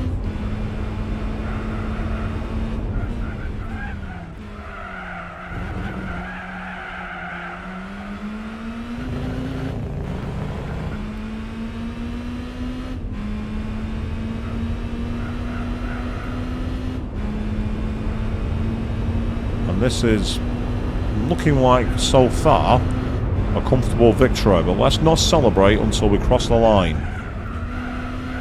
Let's not set ourselves up for the grandiosest of failures.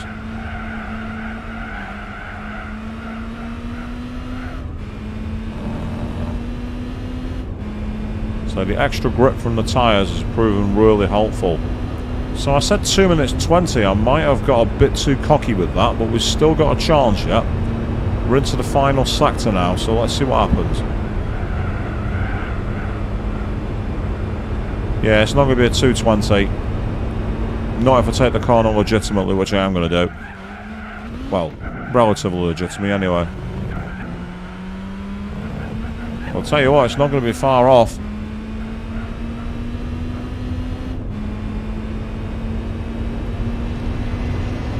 Five and a half seconds too fast. Not a bad estimate though. Not bad at all. And they are going to finish how far behind? They're not going to tell us. They're too far behind. We don't know. But with that, we are now champion. There is nothing they can do to catch up. They can't possibly catch up with this now because I'm guaranteed to get at least 2 points. And they are exactly 20 points behind me, and there's 2 races to go. It means even if I come last in the next 2 races, I am champion, by default.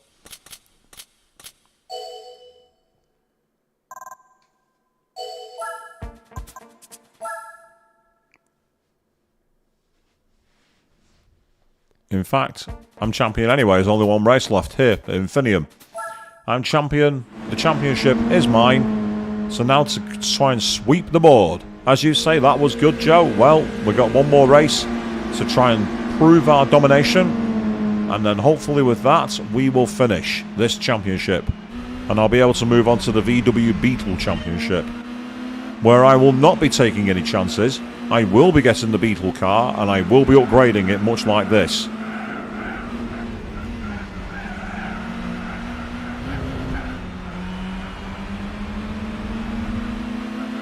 That's right, yellow car.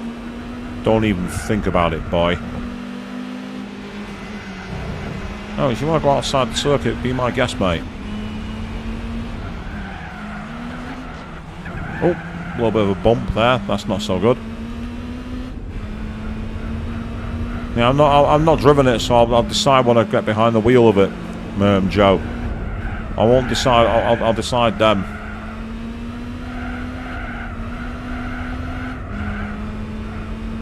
And yes, looking strong. This is very, very, very, very good so far.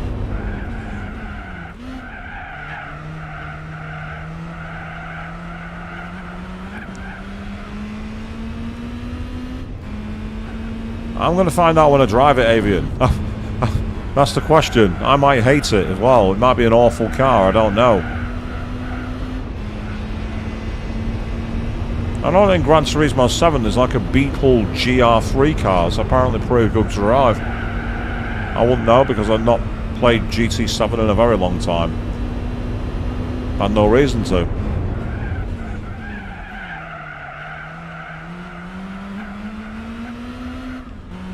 The game where there's now 100 license tests and you only need to complete 20 of them to get into the races. What's the point in the other 80? Win prize cars. That's about it.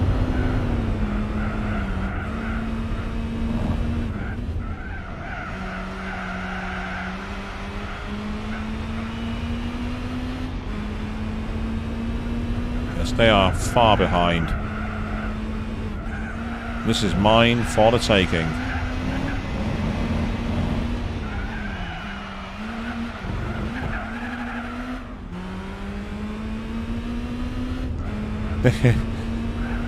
I'll be honest, if I got in the car, Joe, I wouldn't have a clue what I was doing either. Even though I really should learn to drive. I know enough about cars, I should just know how to drive them. Be nice to go certain places and not to worry about using public transport. Of course, you've always got to worry about traffic jams when you're in your car, so it swings and roundabouts.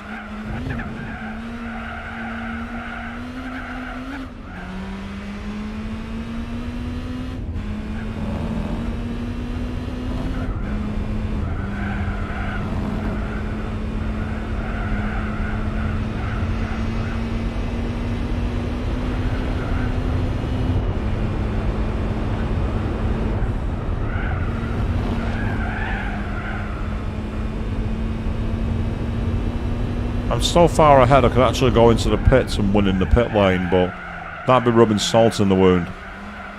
Besides, I want to finish this race quickly. Having to redo the entire championship was annoying. That's how far behind they are. You could see them on the right hand side there.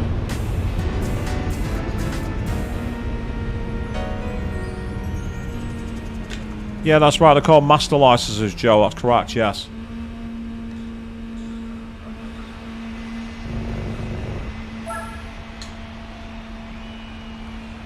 Basically allows them to add license tests to the circuits that came out after the game first appeared, and add new cars that weren't in it in the license tests and that as well, but I just don't see the point, personally. I don't see the point in it. In all the forum talk I've seen, the one thing I've not seen people asking for more of is license tests.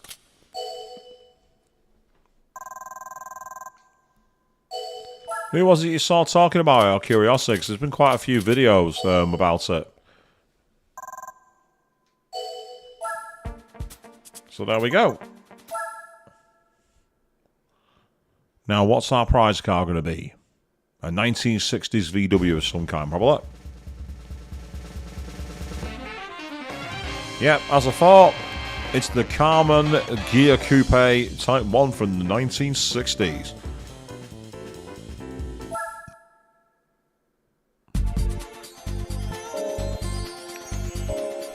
Well, over here in the UK, Avian, practically all our cars are what you call stick shift. We call them manual here in the UK.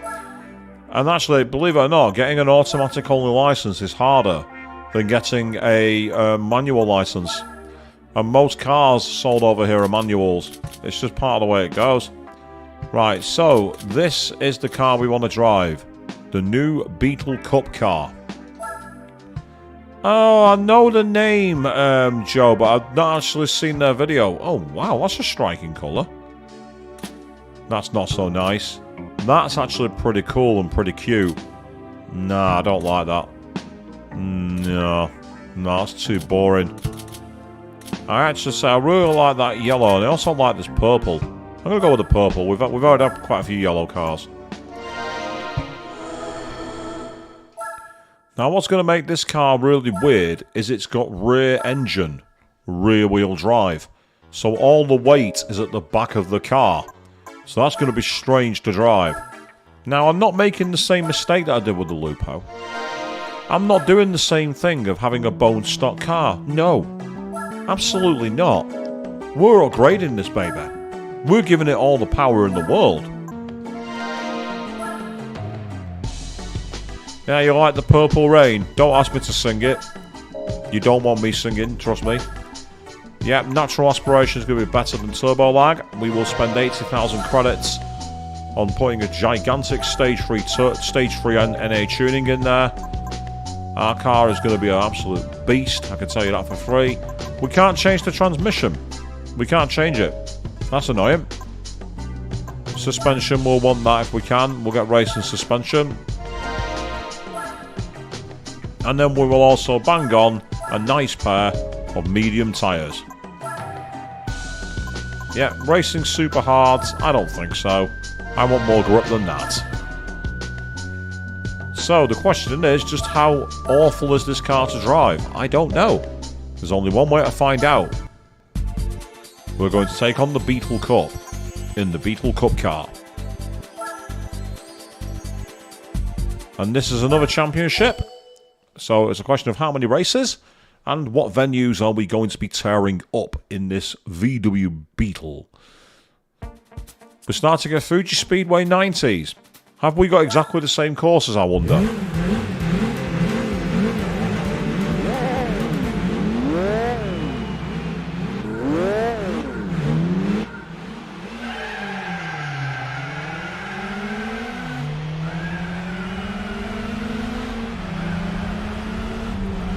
It has a rather nice engine sound, surprisingly. I'm surprised at how nice the engine sounds.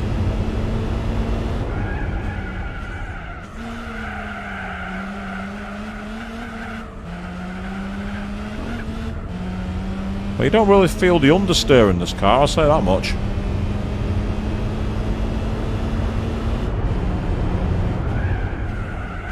Oh, but you can definitely feel that block at the back of the car. The block at the back makes it swing like it's got a massive counterweight on the back of it.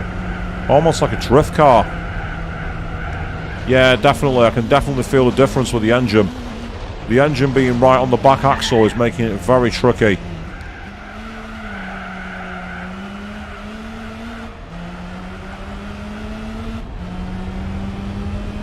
Let's check out the Purple Rain. As you can see, right there.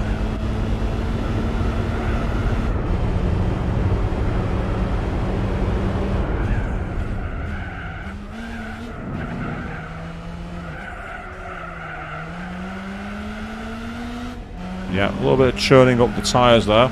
I'm surprised the front tyres are burning out because I'm sure this is rear engine, rear wheel drive.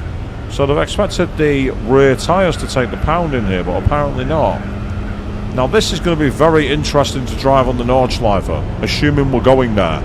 This is a German manufacturer, so I'd expect to go to their signature circuit. Then again, we did a lot of Japanese circuits in the last one, so who knows? It's got power though, 160 miles an hour, so it's a lot faster.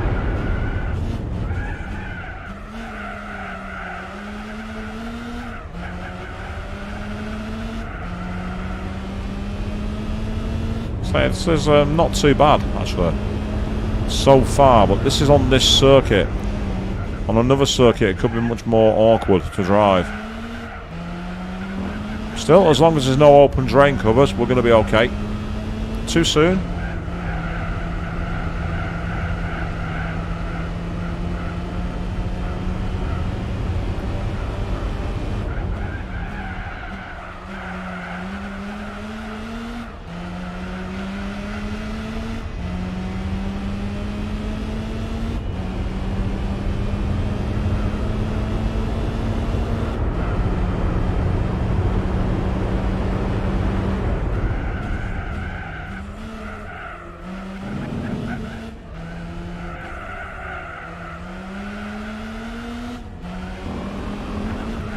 Yeah, this is a victory, no doubt about it. We are going to win. Into the final corner, 110 miles an hour. No problem whatsoever. And now we can just sit back, get our energy back, and go for the victory. Very strong.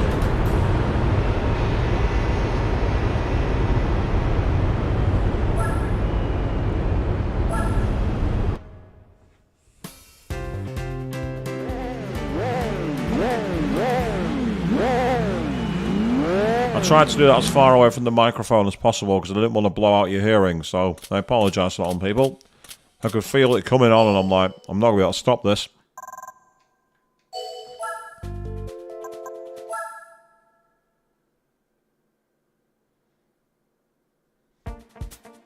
Oh, Twin Ring Mategi. Okay, we've got a brand new circuit here, people. Usual rules apply. You have the first 30 seconds to put in your fastest lap and also the race time. 30 seconds from the moment we set off. And we've got a rolling start, so you got about another 5 to 10 seconds. And then after that, you will have 30 seconds to put your guesses into the chat box. Just for a bit of fun. No donations or subscriptions or anything like that required to take part. We're not one of those channels here.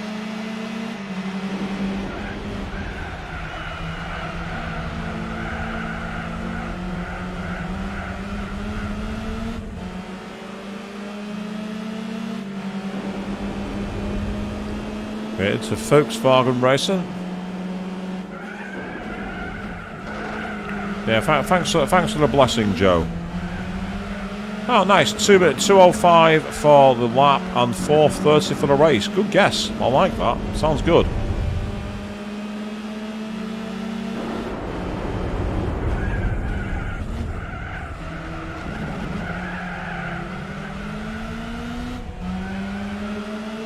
Feel the power as the car is digging into the highway. Damn it. Get out of my way.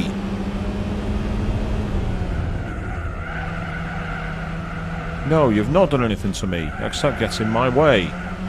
I don't think so.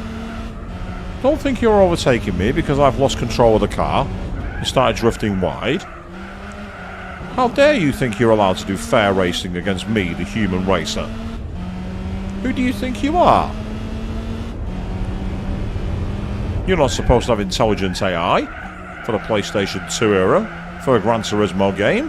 How dare you try and take advantage of my mistake?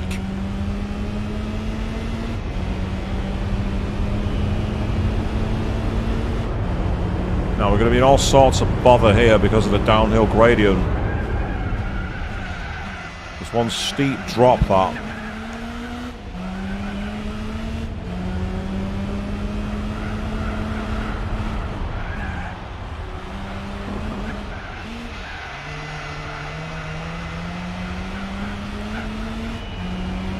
Yeah, I suppose it is funny considering me a human being. I have a gigantic gaping hole where my heart used to be. How can that possibly be the case?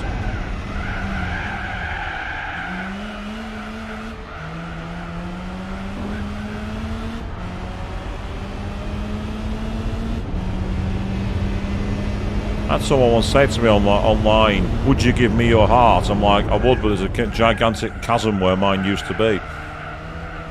They laughed, to be fair. They found it funny. So speaking of like being a self-owned, when I was at university, I once was on a night out with a friend of mine. I'm at the bar getting a drink for me and him. And I'm in my early 20s at this point, about 22, 23. And this woman who's like, I don't know, maybe about 28 or something like that, comes up to me and just goes, "Hey, do you want to buy me a drink?" And I just went, "No." Picked up my pints and walked away from the bar. Looking back at it, I realised, I'm like, I don't think she wanted the drink, dude, but it was a boss move to just go, "No," and walk off. I bet her mates, like, spent the rest of the night consoling her of being crushed for not just being outright rejected, but being literally told, "Get out of my sight." I feel bad looking back at it, but at the same time, maybe I dodged a bullet, I don't know.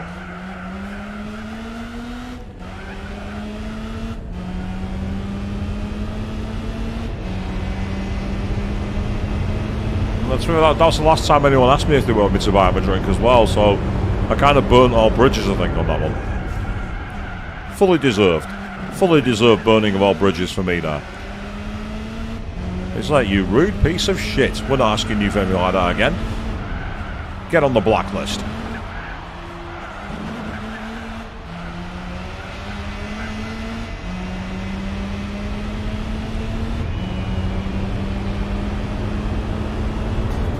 Two minutes free.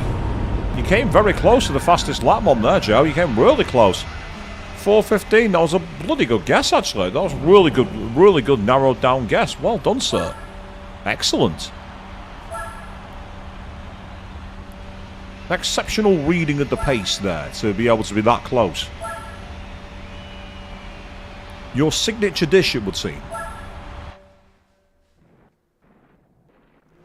So this car's a weird car to drive. It's one of those where you don't have much confidence on turn in, and then suddenly you're turning in too much. It's one of those cars. Really quite annoying to drive. I won't say it's awful, but it's not... Yeah, it's not brilliant. Skabar. We're back here again. We should, I reckon, be potentially under a minute for a lap time here. Thanks to the extra power in the car. It's a question of how well it handles the hairpins. That's the big one.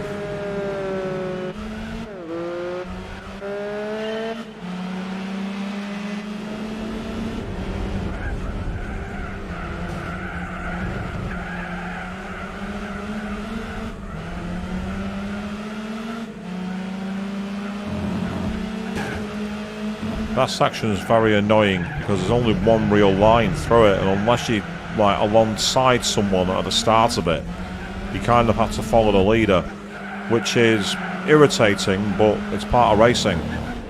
So many circuits in the world have that kind of flow to them, and it's part of the challenge of avoiding the traffic and feeling the control when you're the lead car.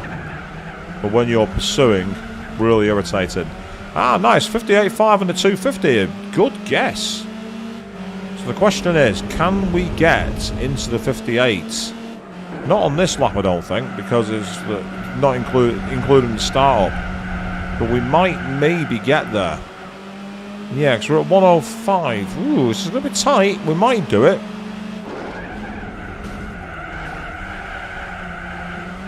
Yeah, the engine pulled me wide then. Oh, and then he hit me off the circuit. Well, that's a bit annoying, but what can you do? At least the AI are putting up a fight here. I like this.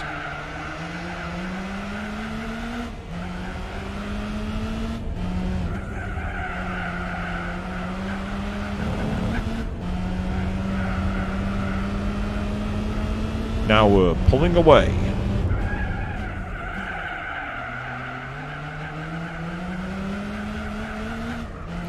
Can definitely feel the extra power from the bigger displacement in this engine. It allowed us to gun out that hairpin a lot better.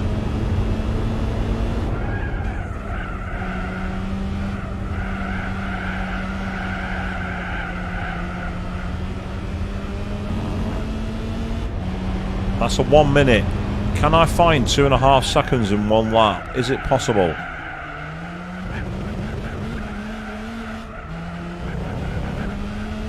Is it possible to find 2.5 seconds? Let's see.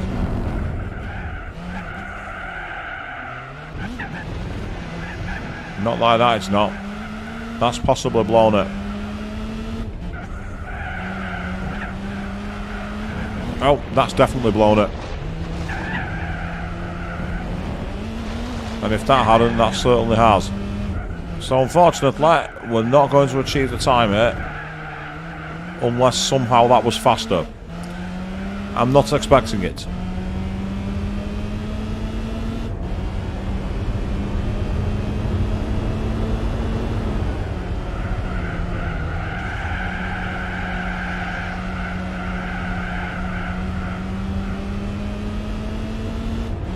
Yeah, that was disappointing. That finish time of 3 minutes and 8 seconds. Not the best performance there. I was a bit disappointed with how I performed there. Yes, I won the race, but it wasn't very convincing. Still, a win's a win. And that gives us more than one race victory in the bank, which is helpful. The question is, how many more races remain? And where are they taking place? That is the key, people. On to race number 4.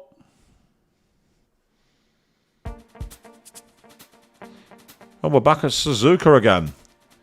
Well, last time we did it in about 2 minutes and 25 in the when we drove in the Lupo. So with the extra horsepower, I reckon a 2:15 is possible.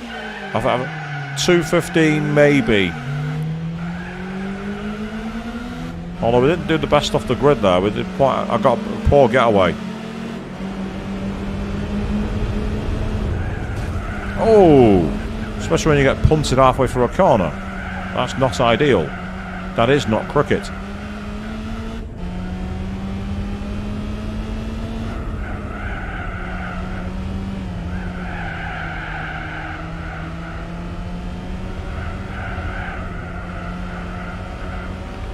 I get the feeling this car's going to be awful through the 130R.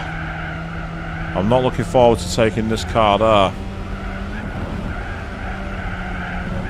Oh, bugger. Wasn't ideal, that. But still, we're ahead for now. So let's not panic just yet.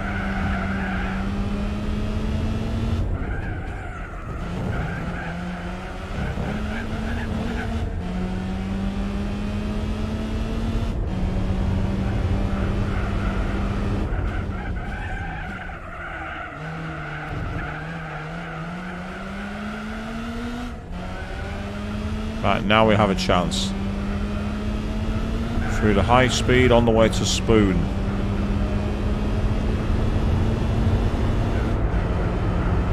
And we're looking good.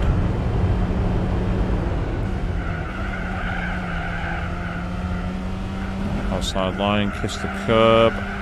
Try and ride the apex and then aim to go as wide to the outside. Use a little extra runoff. Okay, looking strong. Yeah, 2:15 I think is going to be a tall order here. In fact, at this rate, I think even a 2:20 is going to be a tall order. Because that car has not got the turning.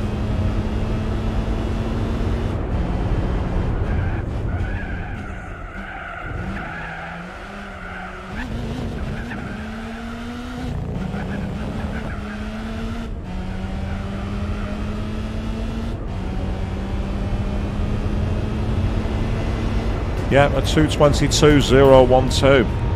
7 seconds slower than I expected.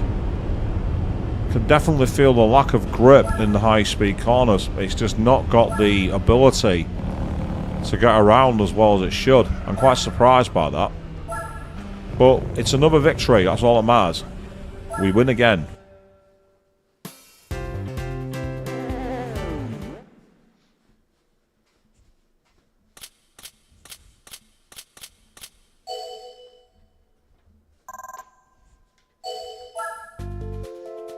And we've still got one more race. Is this where we go to the Nordschleife? Because if we do... No, we're going back to the Fuji. Oh, we've got the Grand Prix layout. Interesting, we've got the 2005 Grand Prix layout. So, once again, what's the fastest lap? And what's the race time, people?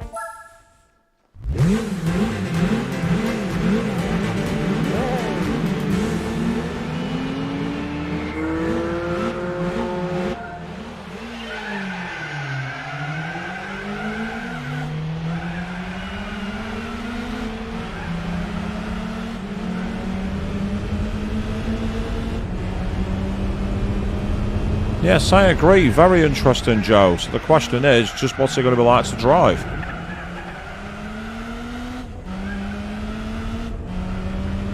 As we are on the GP layout, only used twice in F1 in 2007 and 2008, and I have been here for the World Endurance Championship in 2015. It was awesome. Such good fun.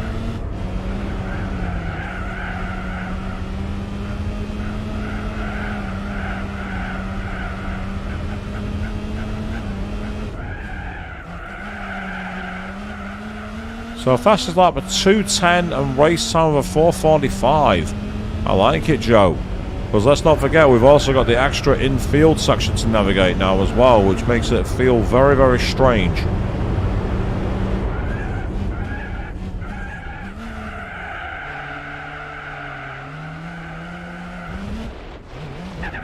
Yeah, Fuji is beautiful, Joe. Fuji is absolutely gorgeous. When I saw Fuji, I went to a little place in Japan called Kawaguchiko, and that literally stands for Lake Kawaguchi. And essentially, it's a town where you can get to Fuji if you take a bus from the central station, but you can also go up a mountain nearby called Kachiyama, which is basically Mount Kachikachi. And if you go up in a cable car, you stand literally right opposite Fuji, and you can take in how beautiful it is. And you've also got the massive lake at the bottom. Fantastic place to go, highly recommended. But I tell you what, look at the fastest lap time. We're already below 2 minutes, and that was on our opening lap. We're going to shatter the 4-minute lap record here, I think. We're going to be more like 1 minute 50 here. I reckon it's going to be more like a 3-minute 50 race.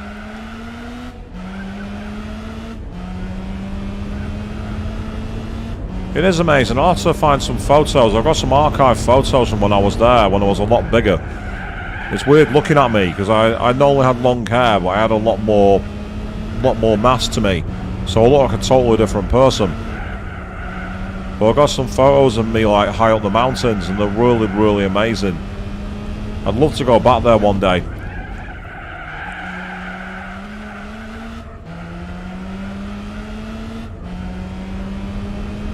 And I say the Fuji racetrack is in the shadow of Mount Fuji, and that was really interesting.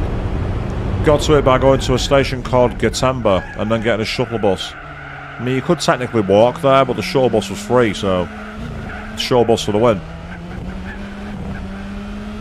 I spent the trip back talking to a Japanese fan about F1 and about the race engineers, about what James Key and James Allison were going to do at Lotus and Force India. Good trip, actually. Good laugh. Good natter.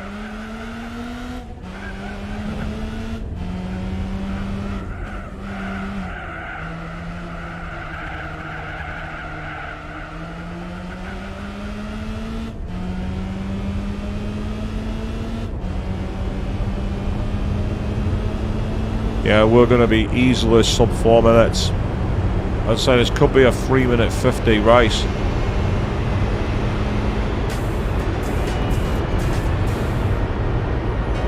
Oh, look at that. 3-minute 50.4.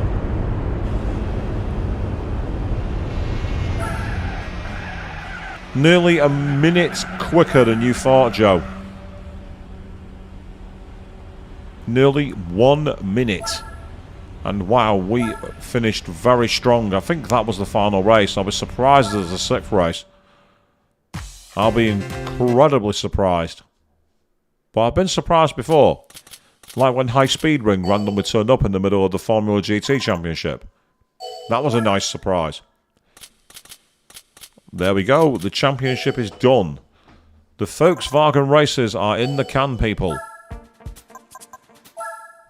We have been taking regular road cars and thrashing them round circuits tonight, and it's been a lot of fun. And our prize is going to be a 1930s Beetle. No, 1940s. Look at that pile of misery. Look at the state of that. How much do you not want to be anywhere near that?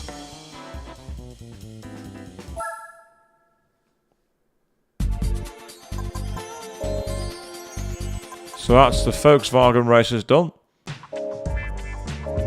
I don't believe there's any for Opel apart from the one we've already done. So let's have a look at the Opel ones. I'm sure the only one was the Speedster. Yeah, we've already done that one. So that one's out of the question. What about the BMW, yeah? Ah, we've got the 1 Series trophy to do. We can use the 120i or the 120d. If you think I'm driving a diesel on my live stream, you've got another thing coming. We're having an I. There's absolutely no chance in hell I'm driving a diesel. I refuse to drive a diesel. That is not happening. Well, that's quite a nice colour actually, that's Sydney Blue. I like that one. Yeah, I'm going to go with that blue one. That was a nice colour. I like that.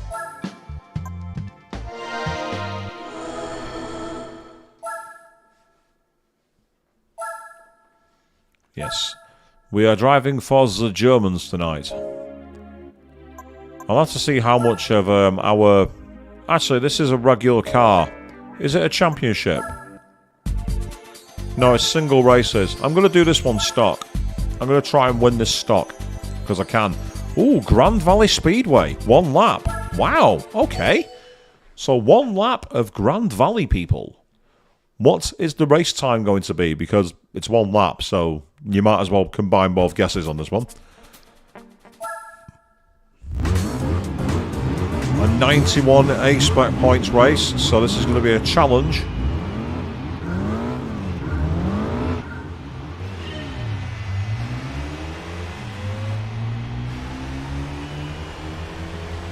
So we're lacking in horsepower, and we're lacking in grip. This is going to be an interesting race to win, this one. Get to the back of the diesel.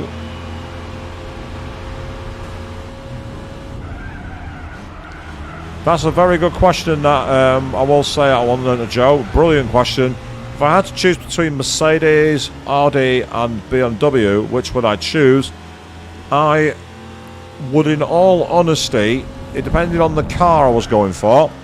If I was going for a low range car, like the lower range, I'd probably get a Mercedes because their aftercare and service is incredible. So if you got something like a Mercedes, like not an A-class, but something like that, like a low-class C-class. If I was going to go for a much sportier car though, I would go for a BMW because the M3 or the M5 have never disappointed, and the M2 is also a good car as well. So I'd probably do it for those. It'd probably be, if I was going to, the overall winner, I'd say it's going to be BMW, but not by much. Meanwhile, 225, that's actually quite a good guess, that, Amy. I quite like that. It's a good guess. Based off where we are on circuit at the moment, I like your performance. And at the moment, well, we're not in the lead, but we're not too far behind. So we can still take this. It's not going to be easy, but we can stake it.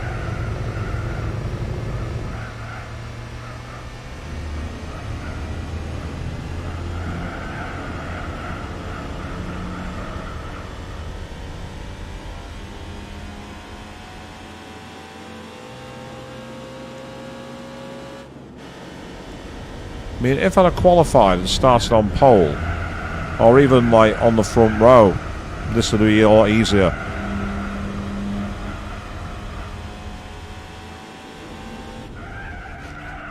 I'm not going to catch him, I don't think. Unless... yeah, that's something they don't do. They don't use the extra runoff. He's going to win. I'm not going to catch him.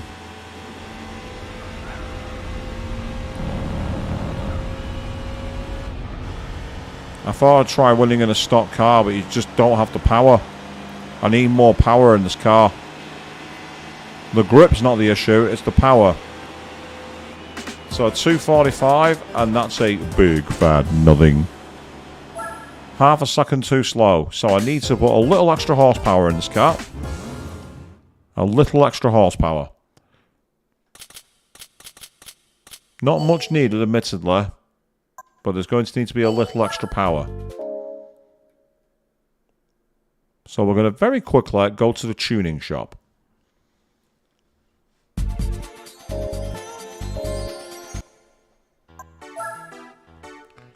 And what we will put into it...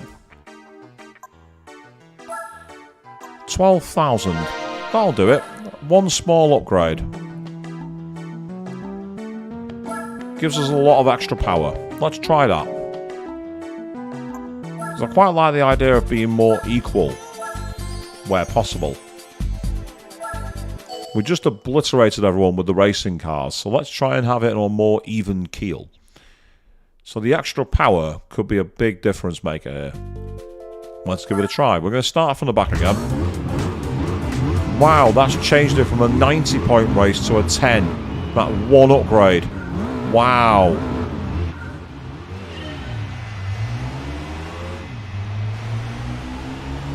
But automatically I can feel the difference.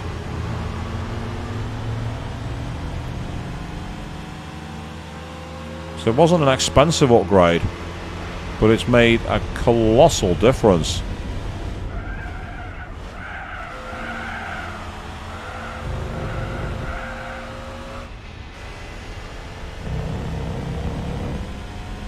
Yep, so the extra NA tune for only 12,000 credits has more than paid for itself, because that was a massive gain.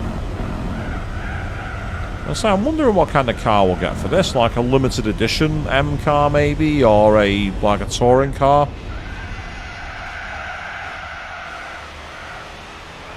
Trying to think of anything else it could possibly be.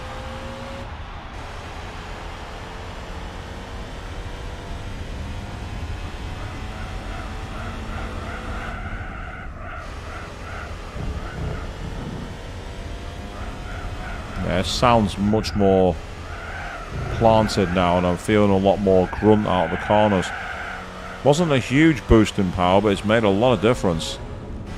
It's almost like it's put a little extra accelerator in the under the hood, and that's exactly what we want, really. Can definitely feel the difference. It's funny because apparently in GT7 with the new version of Sophie that's been implemented, if you drive a car which has been tuned up in the power band that you're allowed to race, apparently you absolutely obliterate the AI. And I find that strange. I find it so weird that they've got this new super AI which is much more like a racer, and then they've nerfed it so if you're in an upgraded car you'll kill it with ease. Makes me wonder why Polyphony Digital didn't just bring back something like the normal car cup from the original Gran Turismo, where you had to use a stock car to face the Super AI. That would have made it quite interesting, I reckon. But we did a 2:40 last time. So the question is, has this made us much faster? It looks like it has made us quite a significant bit quicker. We've gained about 7 seconds. That was worth 7 seconds a lap. There's the proof. They finished 8 seconds behind us. All because we put a tiny little extra part in the car. 3,000 credits gets. Thank you very much. So where next? What's the next track going to be? We've got 2 more to go, I think. Yes, the normal car cut. The NSX was often trouble, I agree. I used to always use the Dodge Viper in GT1. That was the car I used. Works an absolute treat, the Dodge Viper. It's one of the best ways to make money, actually, in that game, in the original Gran Turismo. One of the few events that paid decent money. Gran Turismo 1 was a very interesting experience. Unlike in GT2, where you could just repeatedly win the TVR Speed 12, which was just ridiculous. The amount of money you could make from that car.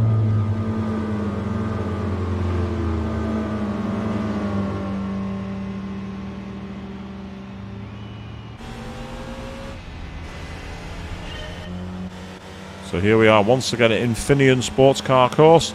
Put your guesses in, people. What kind of lap time we're going to be doing here?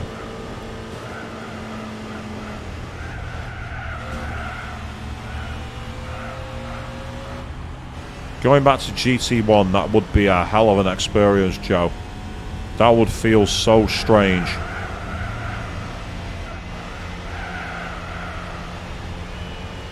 Even going back to GT2 feels like a weird experience.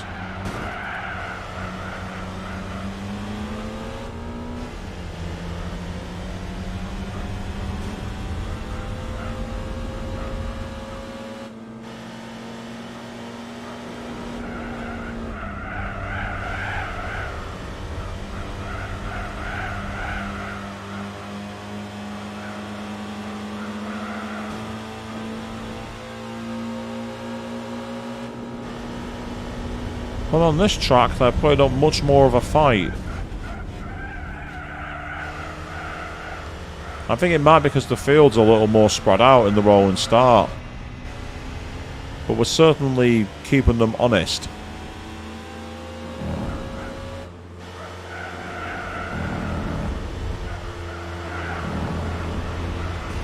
I took a much better line than the computer. Much tighter line, way closer to the apex. Carried a lot more speed.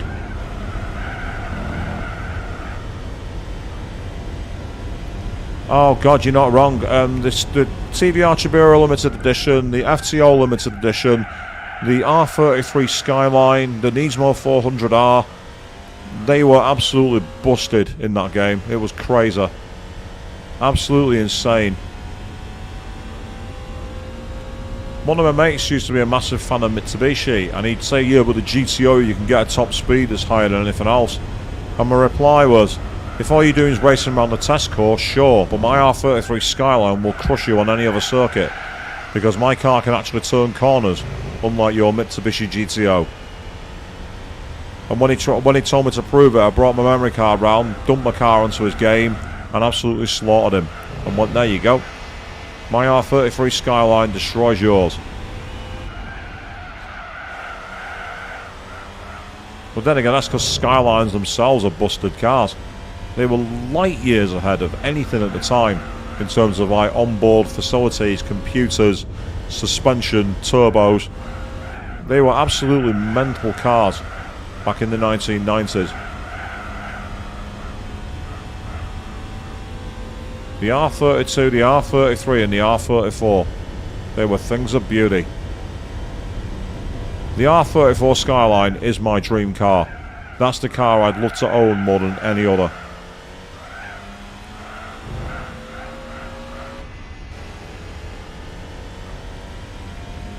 Yeah, absolutely, Josh. Right, the GTOs, they turned like tanks. They were so difficult to turn.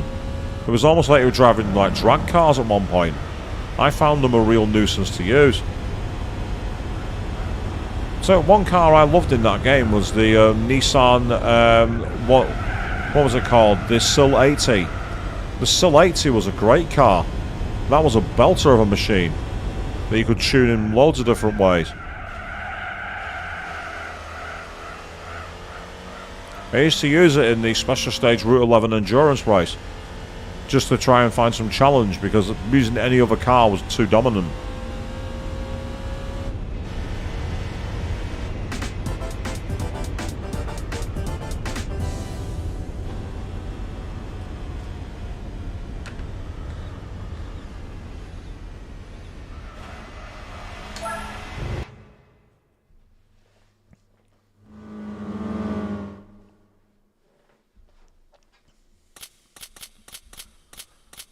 So a lot of the JDM cars are absolutely beautiful to look at, it must be said.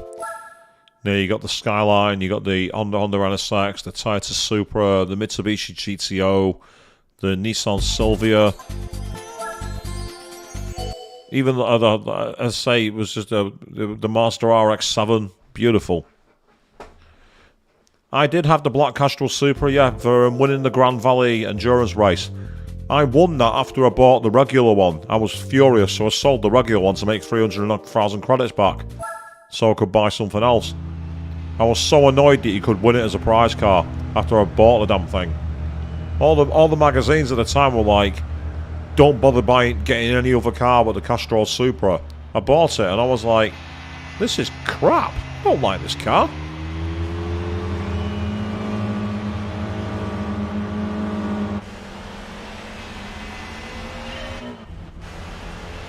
I went back to my R33 Skyline and started caning everything with that again, and I'm like, why am I using anything else? Oh yeah, you're not wrong, that is a true Gran Turismo moment. Absolutely. It's like apparently in the Master License on GT7, you can win the Lexus LFA and the McLaren MP44. Cars which turn up at very rare prices, at very, very expensive, and you can win them in the license test. So if you do go back to that game, don't bother buying those cars, just get gold in the license test, get it for free. It's same in Gran Turismo 2. You can buy the Toyota GT1 or get gold in the S licenses and get it for free. Though getting gold in the S license test on GT2 is actually very, very hard. Especially in Europe, where the rally stages had 10 seconds taken off the time needed to get gold. Getting gold in the American version was easy. Getting gold in the European version was a nightmare.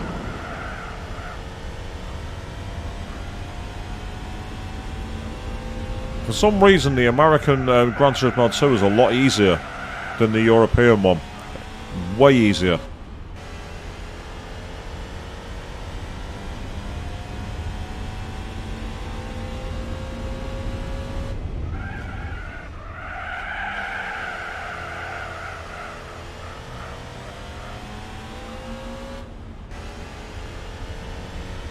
I forgot to give you all time to get your times in, people. I do apologise.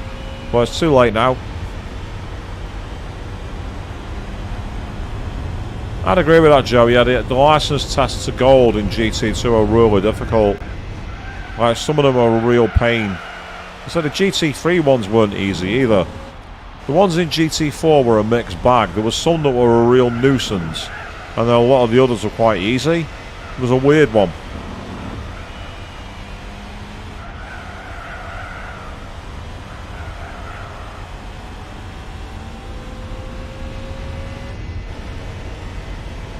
I can't speak about GT6s though, because I never had a PlayStation 3, so I never played it.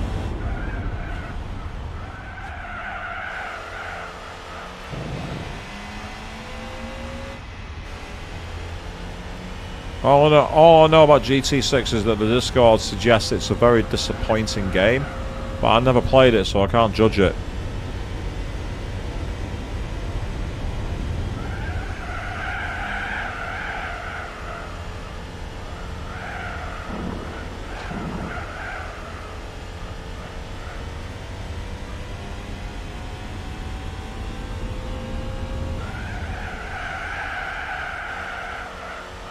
Go wide angle because we can.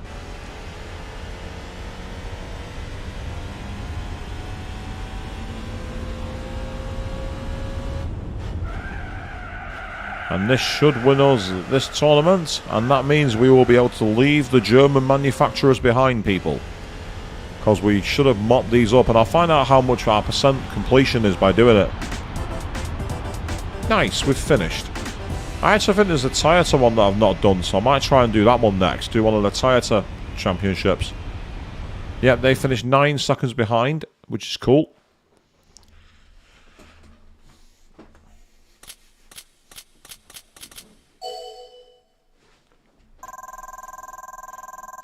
Apologies, peeps. Always good to take occasional stand-in just to make sure you're feeling comfortable.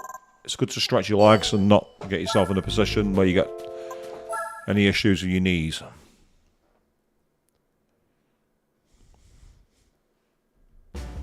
Here's our prize car, and we've won. Oh, very nice. One of the classic BMWs, the BMW 2002 Turbo. In Forza 4, you could upgrade this and turn it into one of the most mental cars to drive.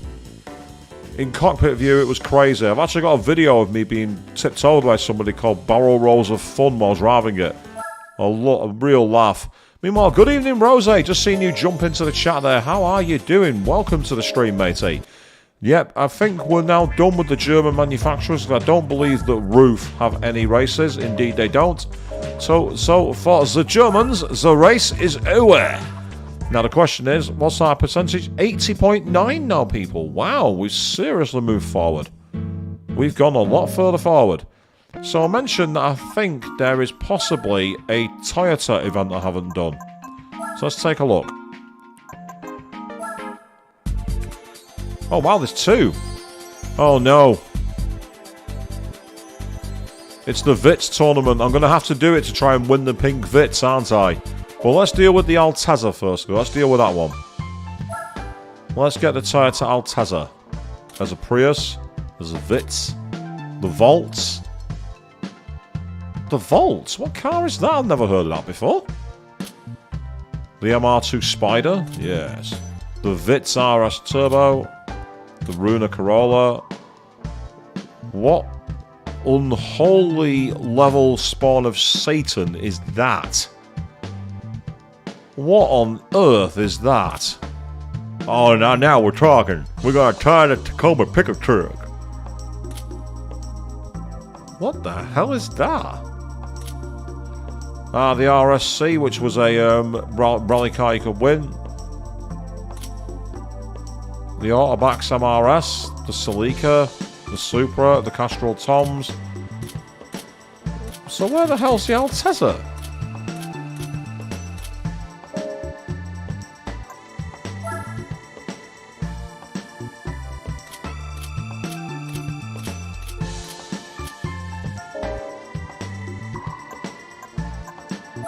You have to buy the Lexus ILS 100. Right, so it's not a Toyota event. You buy the Lexus instead. Right, so where's the Lexus?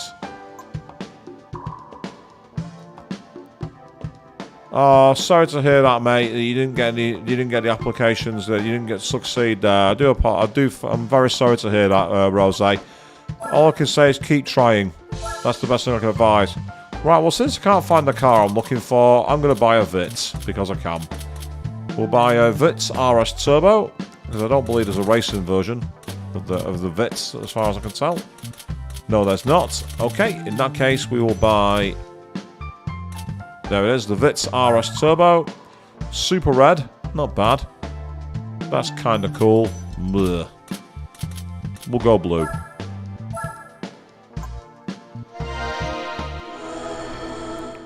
So it's time for me to try and win a pink Vitz, people. That's what we want to do. So I didn't see the Lexus IS 200 unless it's in a used car. Is that where it is?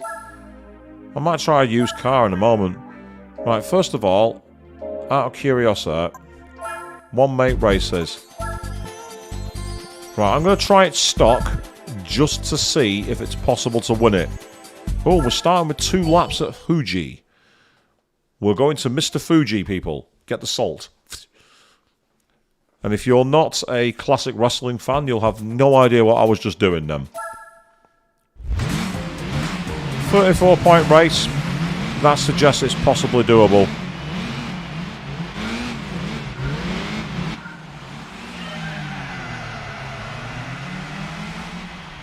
Yes, for those of us in Europe, the Vitz is more commonly known as the Yaris. I'm not quite sure why it was called the Vitz. I'm not entirely sure where that was from.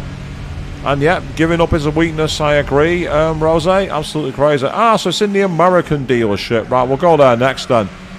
It's strange that they put it as the Altezza and then you have to buy the Lexus. Why don't you just call it why don't you just make it in the Lexus tournament? Unless there is a Lexus race there as well, just to be really confusing. Oh, we're neck and neck now, people. This is Fast and Furious moment here. You try punting me off then, the cheeky bugger. I'm not having that. Who do you think you are? Me?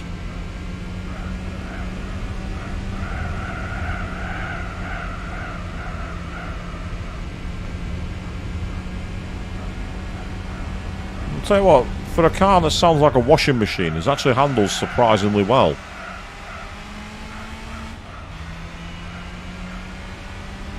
That's exactly right, Rose. Yes, the Vitz and the Yaris, you put them together, they are the same car, because that's literally the deal. It's like Joe was saying, to take part in the Toyota Altezza event, I need to buy the Lexus, because I'm guessing it was the Lexus outside of Japan, which it makes sense, but it's also a bit annoying that they didn't rectify that for the release. They could have just moved the championship to Lexus. I'm surprised it's in the Toyota go. It doesn't make sense. But it's like the British Lightweight Car Cup.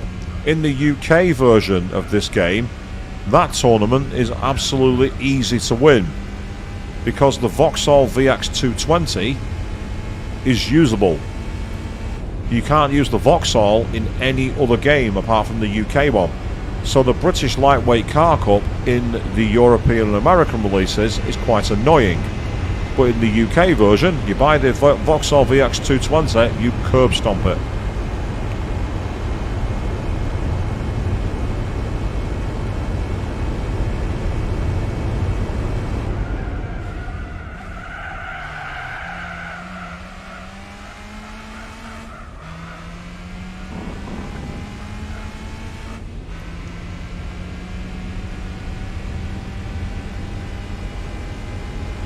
It's interesting how second place is quite far behind me, and then everybody else is miles behind him or her. I don't know who's driving that car. That's one thing I do like about the modern Gran Turismo, is it actually has driver profiles for the other drivers, so you have an idea who you're up against. It'd be quite nice to see more of that.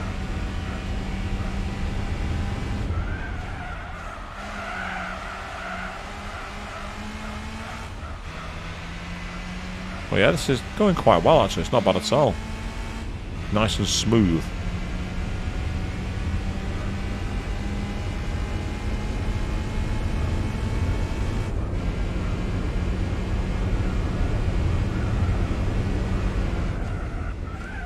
At some point, I should play through some awful racing games like Need for Speed Undercover, just for shits and giggles.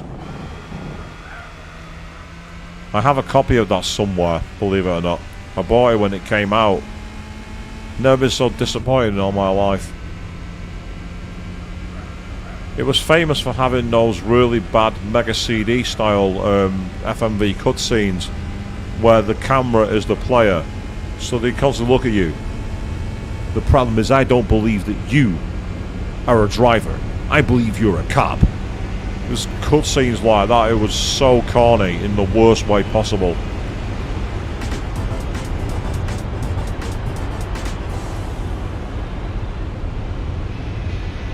Although I will say there's one thing about Need for Speed Undercover. The busted scenes. If you get busted in that game, they are the most entertaining scenes I've ever seen. It's like police brutality times 9,000. If you go on YouTube and put a clip for Need for Speed Undercover busted scenes, it's some of the most entertaining stuff you'll ever watch. It's brilliant. There's no way in hell that any cop would get away with it, but it's funny as anything to watch.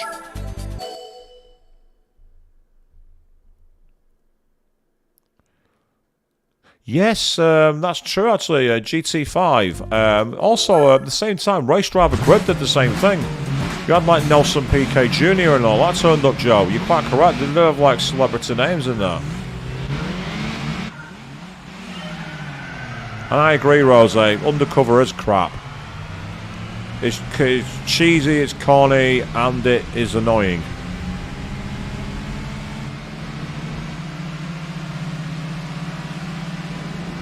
But wasn't it in GT5 where you could race Sebastian Vettel's times? I know that in GT Sport you could get some Lewis Hamilton ones, but I'm pretty sure Seb Vettel had some in either GT5 or GT6 when Red Bull first did the X, whatever it was called, the Red Bull X1 or whatever it was called. Adrian Newey designed the car which had no rules to it basically, and then Dodge came up with the SRT Tomahawk and went, eat this. The SRT Tomahawk, I have a video on my YouTube channel of me demolishing a race in that car, and it is the most ridiculous thing in the world. Ah, we're on the East Coast, brilliant.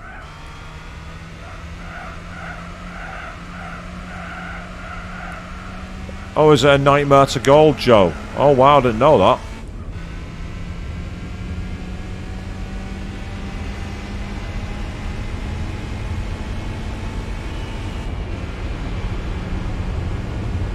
Yeah, Rose, those kind of jobs, I've no idea which jobs you're looking into. I mean, again, if you're expected to get around to different sites, then that might be part of the issue, but I can't really comment on that. I mean, I need to get a license myself. I need to actually bother to learn it.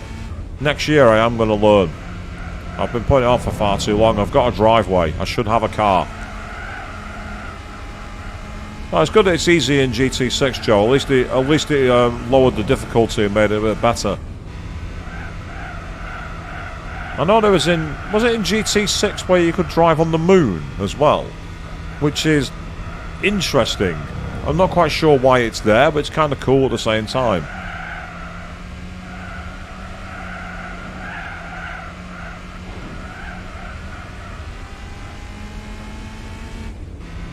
Well, this is another race I know how to upgrade the car for, so that's awesome.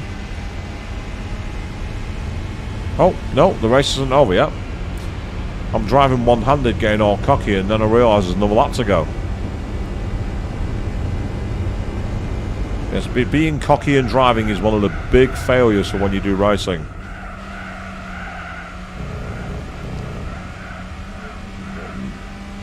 To do my... I mean, if the license centre in the UK has, like, you know, us navigating and knocking cones over or going through the cone maze, then that could be quite entertaining. I get the feeling they don't do that, sadly, Rose. I don't think they want it to be fun. Yeah, you say it's a different challenge, Joe, but can it be any weirder than driving the ambulance in Gran Turismo 7? Which I still don't understand why it was even added, the high-ace medical ambulance. It's not like you can even, like, take on the duty of a medical car in a race, for example. That could be kind of interesting. Where you're sat watching a GT Sport race, and if they crash, you have to leave the pits and get to them within a certain time to get gold, silver or bronze. That could be kind of entertaining, but they've not done that. They just said, here's an ambulance. You can't race it in any races, but take it on the track and do what you want with it. It's like, why? What's the point? Who asked for this? Wouldn't it be the Toyota pod? Let's say they've been missing from the chat box, the Toyota pod. Yeah, we need the Toyota pod to return. I remember seeing that was like a really weird pre-release race, and it was like Clubman Route 5, but it featured like you had to stop in the middle of the race or something. I've seen footage of it, and I've just been sat there scratching my head, going, "Why is this here? Who asked for this?" Someone did. I just don't know who. We're on the short course at the east again.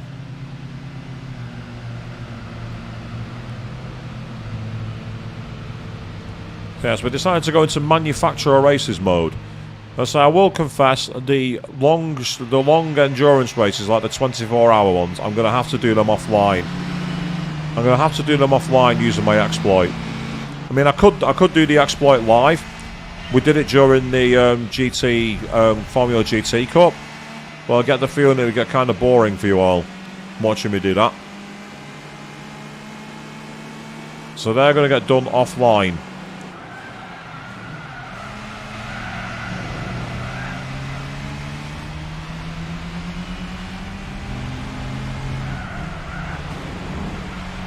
Yeah, I kind of overtook him off the track then. That wasn't very fair of me. But I've never really been one that's fair against the AI anyway, so the fact that I've got a stock car should be more than enough for them. You can really see in the glass windows here. No, Joe.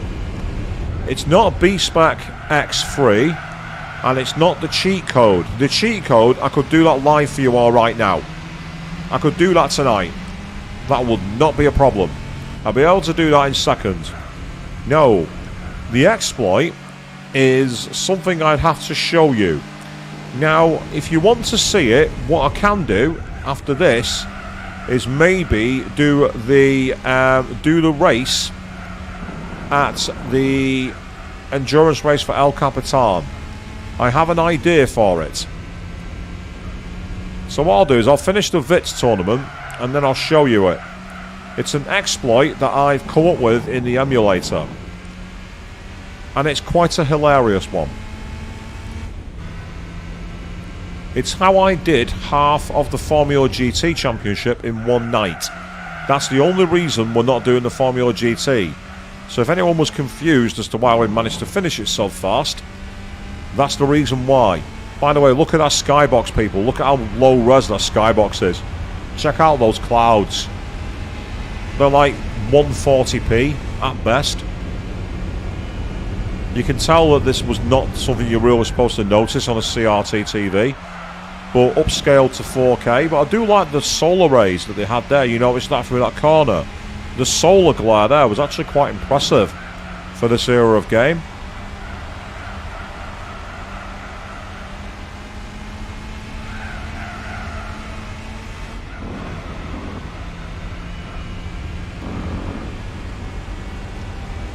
But yes, this stock machine is doing a great job. It's allowing us to absolutely trounce the opposition. That's right, you can speed up the game, Joe. You're quite correct. And it's quite hilarious to watch. But there is one thing that will need to be done. I will need to get in front and do an A-spec start for the race. I will need to A-spec the start because my B-spec driver is not very good. My B-spec driver is poor at best. That's why I've done most of the driving.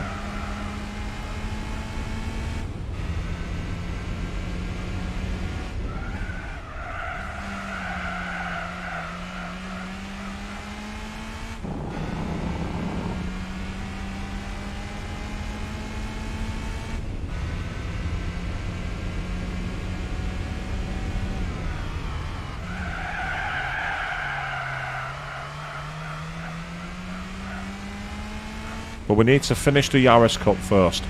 Well, sorry, the VITS Cup.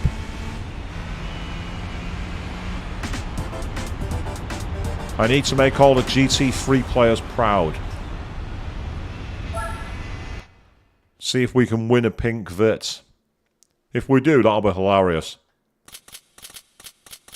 But knowing me, it'll be some kind of weird, like, either classic, like, hatchback of some kind, or a weird, like, Yaris touring car.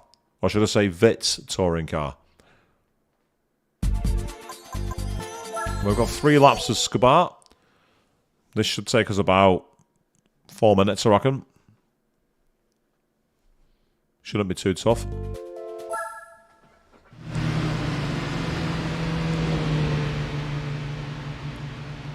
It's strange going back to cars of this speed, having raced in the Formula 1 car. It's just so much different.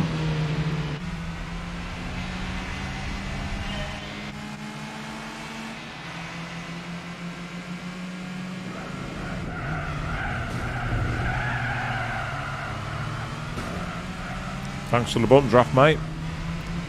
I needed the extra speed then.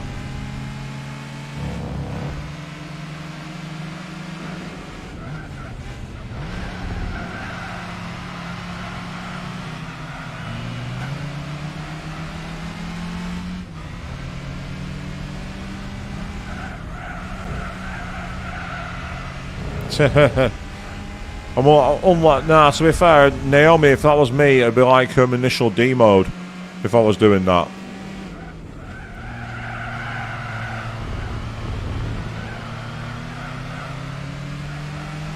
But I've got to say, actually, that's one of the reasons why I want a car. There's so many things that I'll be able to do that will make things easier.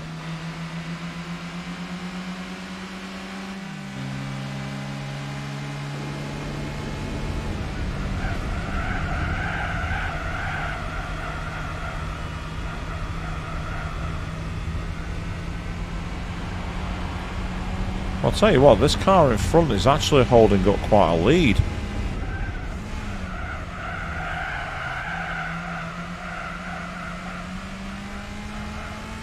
However, just because it's quite a lead, doesn't mean I'm not going to hunt it down.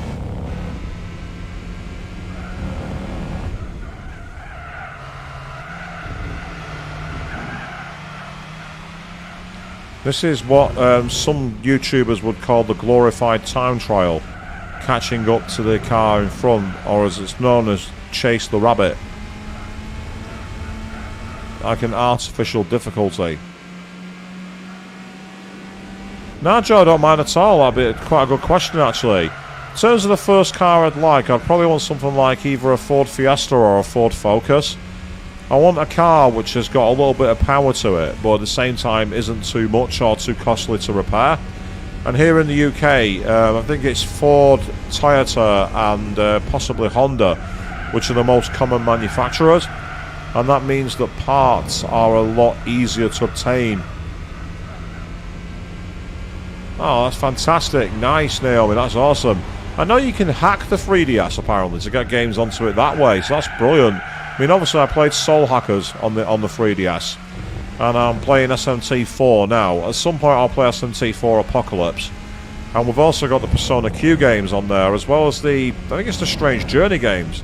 Strange Journey and Devil Survivors. There's quite a lot of SMT titles that are trapped on the 3DS. And I find that perplexing. That's so weird.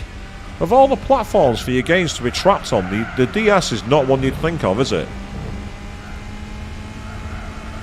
Nah, I don't plan to get a Corsa. I'm not. To be honest, I don't really want the Vauxhall. Anyway, the only Vauxhall I'd ever want to own is the VXR Monaro. That's the only one I'd want. Ah, nice, Rose. You've still got Pokemon Sun and Moon. My mate has quite a few Pokemon games for their DS. Their 3DS even, sorry.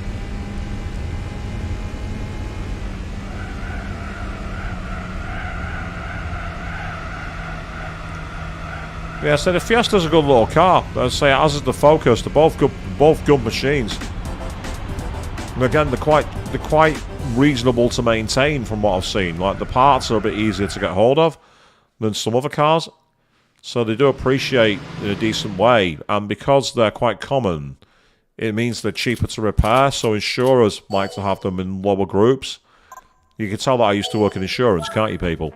So it's good for that kind of reason. They're a lower risk, from what I understand. I mean, one of the best cars you can start with, if you can put up with the lack of luggage space, is something like a Citroen C1 or a Peugeot 107, but they're just not that great. Interesting, Naomi. You'd actually want the Corsa because it's so ugly it's cool. I mean, it's the Vauxhall VXR Monaro. That was essentially an American muscle car. It was as fast as a BMW M5, but about as sophisticated as like an old 1960s hot rod. It had two traction control settings, on and off. Forget all this sense of, like sport mode on track or minimal control or front or rear wheels. No, it's like you want traction control on or off. That's it. Either we control the power or you control the power and you crash into a wall. It's up to you. That's the way the car was designed. Yeah, I'm not playing fair here. Races like this on a track as Mickey Mouse as this one, I'm not messing around.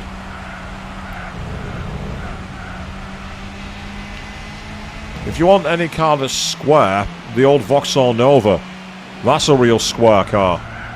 Thing is, though, to be fair to the Vauxhall Nova, you could turn it into quite a little pocket rocket, that car. However, it had a fatal flaw. It's one of the easiest cars to steal. I'm not going to say how, but there's a very easy way to override the car keys in that car and bump start it. Oh, Joe, you can put it sideways when it's bone dry. Let alone water, let alone rain and snow. Even when it's bone dry, it wants to kick its tail out. No worries, Evian. You enjoy. Have a nice dinner and enjoy what you make. That's fantastic. Have a good night.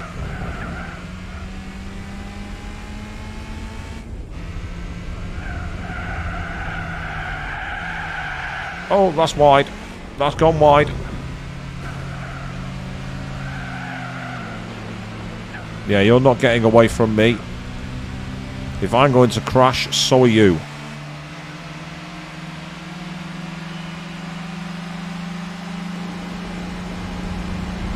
Now, I say the Vauxhall Nova is a car from the 80s, Naomi. It's been replaced by the Corsa for a long time. But the original Corsa was the original Nova, sorry, was a real pocket rocket. It was one of Vauxhall's versions of the hot hatch, along with the Chevette. So they're cars from the 80s. And for a first car, the main thing to get, Joe, is one that you can control and one that you can afford to run. Someone at my work have recently acquired a car. They're driving a Range Rover. I don't see the point in driving a Range Rover in the current climate. The cost to run the fuel and insurance is so high that it's eating up a load of money that you can better spend elsewhere. If you end up inheriting a Range Rover, declare it off the road and sell the damn thing, is my advice.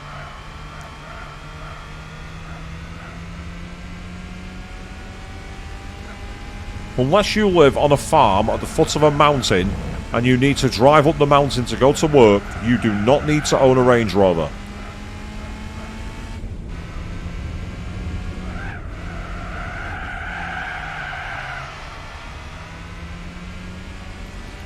So the Opel Corsa was what the Nova was sold as. I see, the Corsa came into the UK quite a long time ago, replacing the Nova. I say it's an ugly car, but they went very, very fast. And the Mercedes W123 is your dream car. Well, if you've got money to burn, go for it. So for me, it's still the Skyline R34. I also have a massive soft spot for the 1968 Dodge Charger RT. Now, the question is, what's our prize car? What have we won? We have won another Vitz RS Turbo. Oh no, it's not pink. I wanted the pink one. I wanted to keep the meme of GT3 alive. Polyphony, come on. It was right there. Now, I said that I wanted to do potentially an exploit for the... You can see we're 81.8% complete now, thanks to that. So I mentioned potentially doing an exploit involving the race at El Capitan. Now, El Capitan, you have to have sports tyres for. You can't do it without sports tyres. Now, I'm going to have to A-spec the opening part of this race because I need to build a gap. But this is the 200 miles. You have to use standard or sports tyres. So we're going to start by basically trying to build a gap. Build a relatively decent gap in this car. And then I want to show you just how crazy my exploit is. We've got a 3-point race. Surprisingly, we do get some points for ace back. Oh, we've got a Pagani. A Zonda's in the race. We've got a Pagani.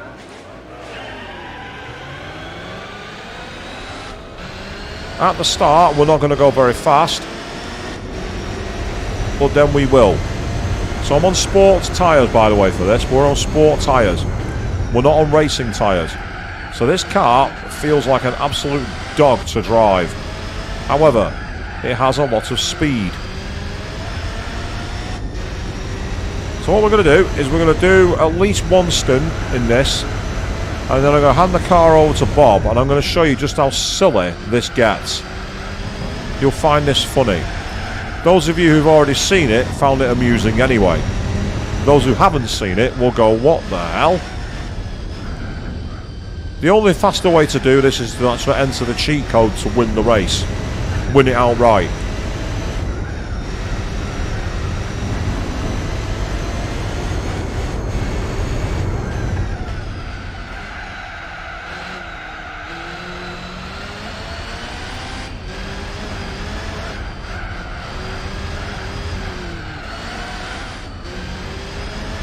So as you can see, the car is nowhere near as smooth to drive here at El Capitan. However, it's got a lot of speed, and that's all I care about for now. Because all I want to do is pull away from the opposition.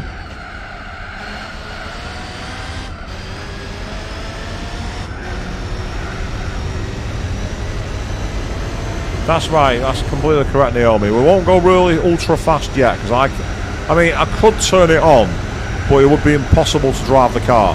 I can tell you that for free. I could possibly show off how silly it is on the test course. I could probably do that just for a laugh. In fact, that gives me an idea, actually. I've got an idea. And maybe after this race, I'll show it off just for a laugh. I've got a really stupid idea.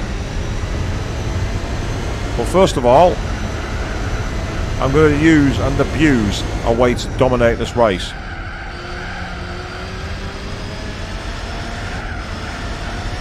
I've no idea what the prize car for this race is actually, so it could be quite interesting to see what we win.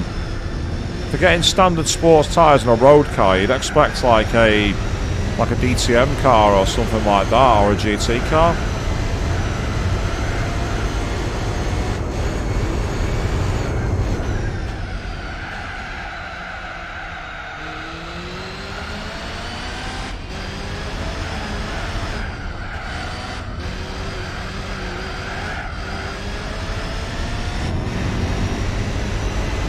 Yeah, you can see we are quite far in front now, which is where we want to be. Whoops, ow. That wasn't very clever. That was not very clever at all. And this is the downside to this. The tyres are so ungrippy. You're constantly fighting the car. Where I'd normally be flat, I'm having to like half throttle and do like taps of the brakes, but it's worth it purely for the sheer speed we're covering versus the machine. See, our best lap has just gone way down compared to what they're doing.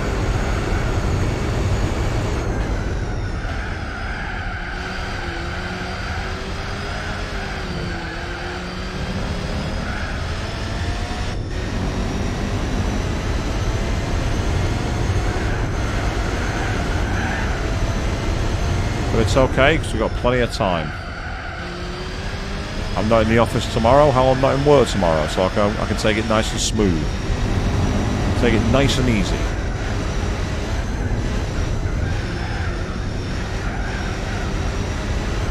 And now the tyres are warmed up, I'm actually getting a bit more grip.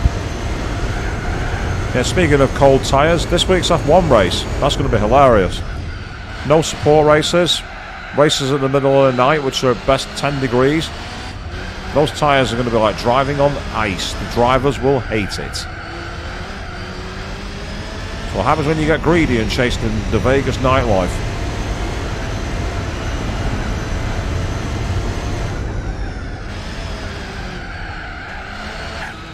Once again, ow.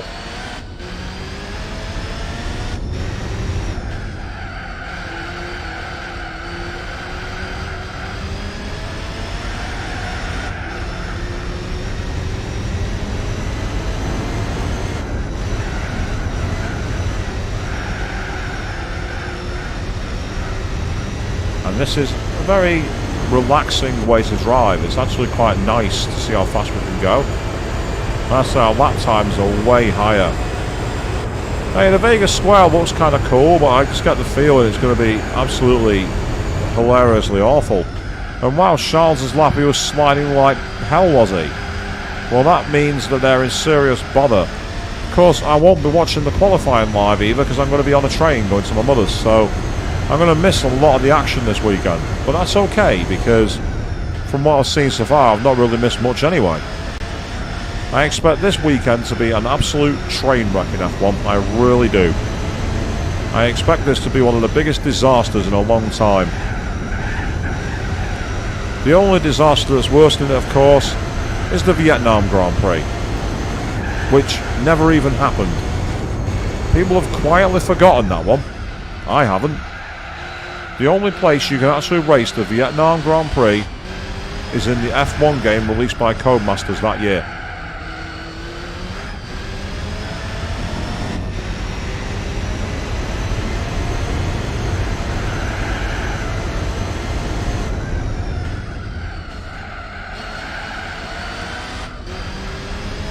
I understand the Vegas Sphere actually had a timer, and the timer was wrong.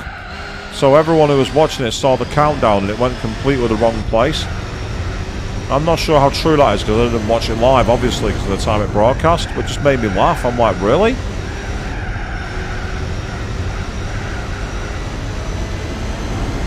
Oh, it's meme worthy, is it? Well, I'm not surprised.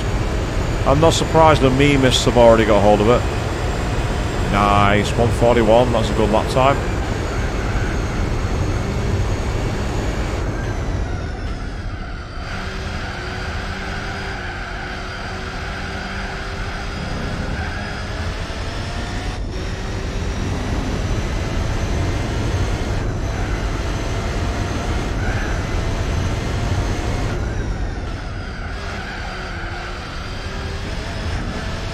Yeah, this car I've entered in is a bit unfair.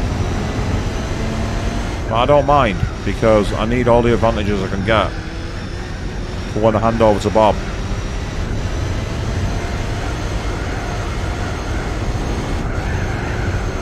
Ow.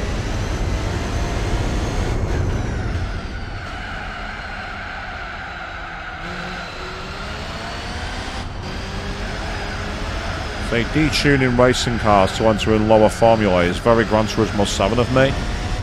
That's how people have been making money in quite a lot of the races, detuning like GT cars so they can compete at Tokyo Expressway and get money. I've seen that a lot.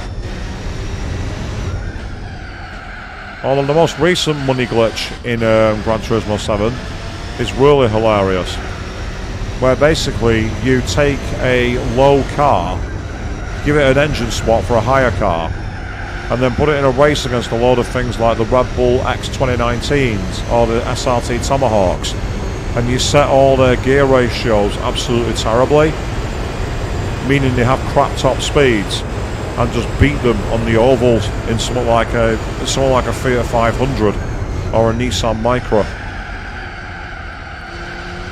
No, to grind it fairly, Joe, is annoying. It's like 4 races that pay out decently, and it takes a lot of effort. Most people like me took advantage when you could detune the Tomahawk and get it into the Tokyo Expressway race. That was the way that we used to make money on that game. The problem was, Kazunori Yamauchi said he didn't want a game where everyone had to grind the same event over and over again. And then has made it so every race pays out terrible rates, so everyone has to race the same race over and over again. The hypocrisy knows no bounds. Of course, if you say that on somewhere like GT Planet, you're instantly the devil.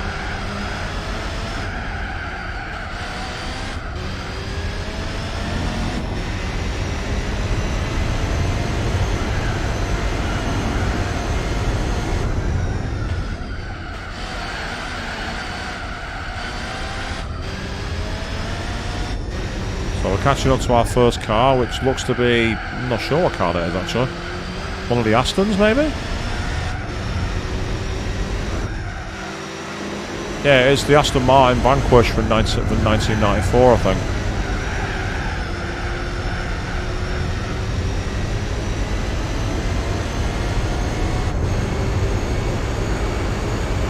Oh yeah, Joe, there's loads of videos on YouTube for exploits. If you are ever going to play the game, I mean, I don't personally recommend it, but obviously that's my experience with the game, and other people have different experiences and enjoyments. So I'd say if you want to check it out, go for it. Just be prepared to have to deal with some frustrations, is all I'll say.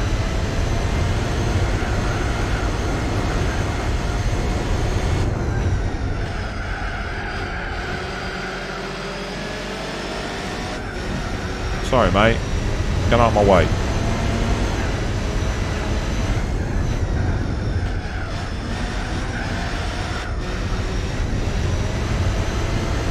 Say this track is very, very nice and a real joy to drive. I wonder if California will ever think of bringing it back, because the players loved it. With modern physics and some of the cars you can drive, this could be an absolute cracker.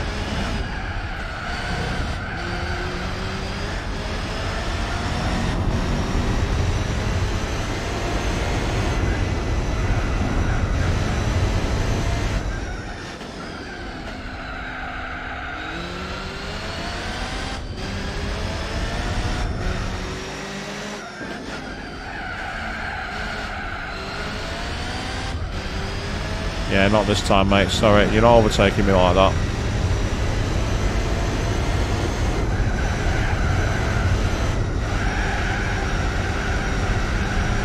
And there's the Pagani's Honda.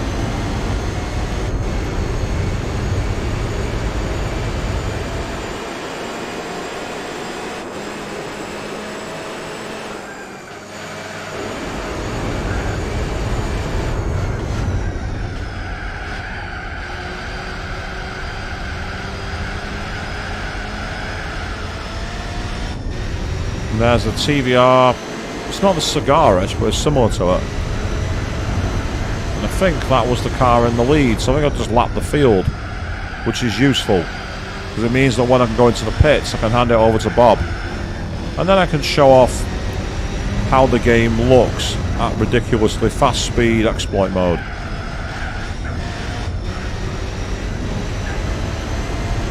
So maybe another 4 to 5 laps, I think, before my tyres will go. It could be longer, but I doubt it.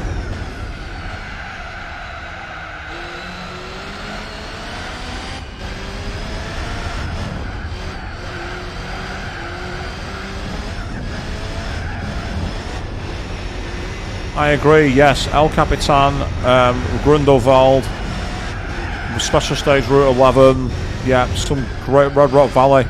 All awesome circuits there, no doubt about it. And indeed, Rose, King Bob, he will be back to take his throne.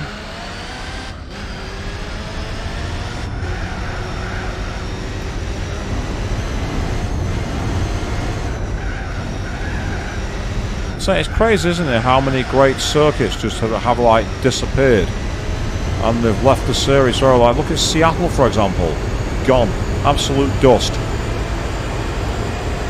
Costa di Amalfi, gone. City di Araya, gone. It's just insane. There's all these circuits they could easily bring back. It's kind of like a special event kind of thing even, you know, it's like the memory lane of Gran Turismo.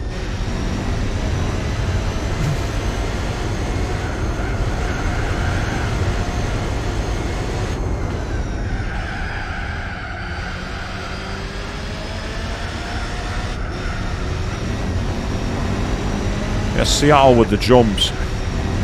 Absolutely mental course. In the best way possible, by the way.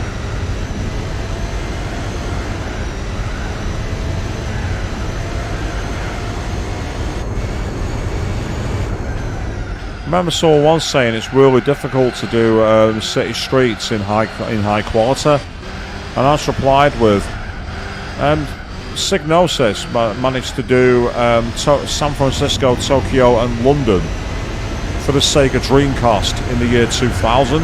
Don't talk bollocks. Now admittedly it was a 480p, so it wasn't as detailed, but you could easily have a much smaller section of a city and map it in a decent level quite easily. After all, Driver had Newcastle as a hidden level, which you could play on Action Replay via a Game Shark if you knew what you were doing. I did it once. It was an interesting experience, driving around Newcastle in a Driver game.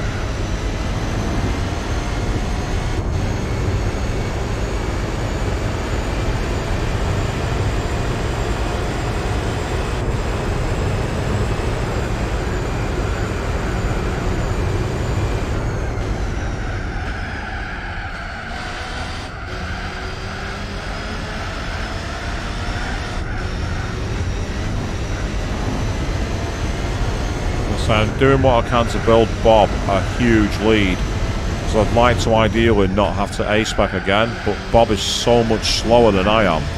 I need to make sure he's not going to get the lap and lose the position again.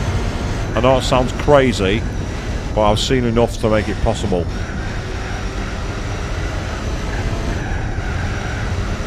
That's what made doing the exploit in the Formula GT really annoying. There were some races where I had to A-spec for much more than I thought.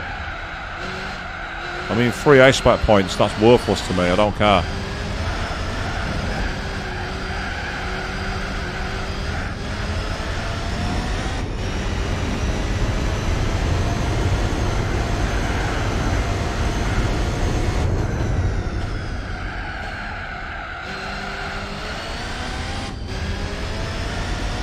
Yeah, the tyre wear's been proven pretty good. I'm surprised actually. I'm surprised the tyres have held, especially as it's the sports tyres. So we're sliding a lot. We're not like planted with the power, are we?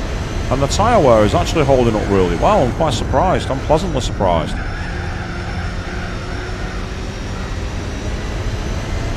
As the tyres start to bite into the surface. And again, we're still getting quite a lot of pace out of the car. I mean, I just set a fastest lap then. That's ridiculous.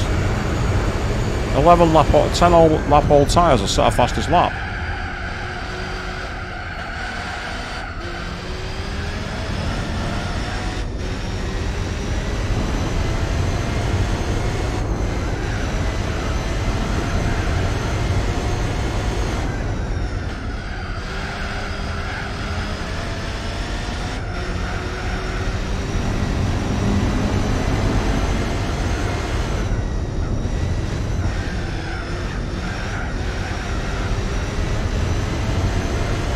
Now the question is, now the dots are moving too fast. I wondered if they were going into the pits then.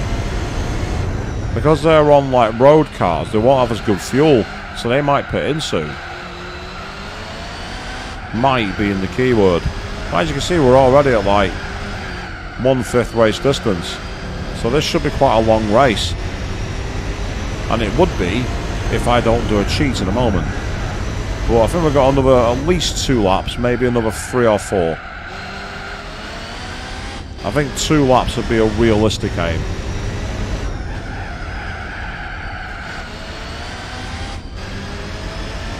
And if we can get nearly a lap and a half ahead, that should realistically be enough for Bob to win it on his own.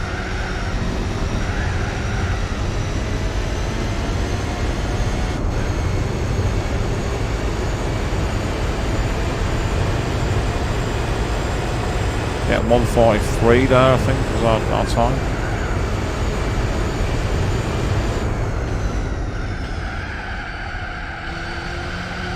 It's not just the tyre wear either, look at the fuel. The fuel's only just dipping into the half distance. So if the tyres could hold up much longer, this car would go a very long way.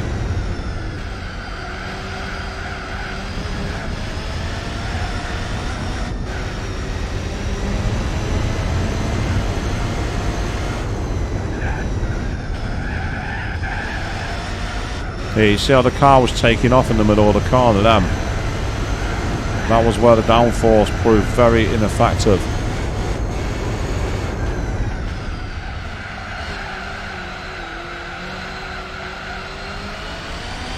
Yeah, take a ground effect car around the track as bumpy as this, it could be hilarious.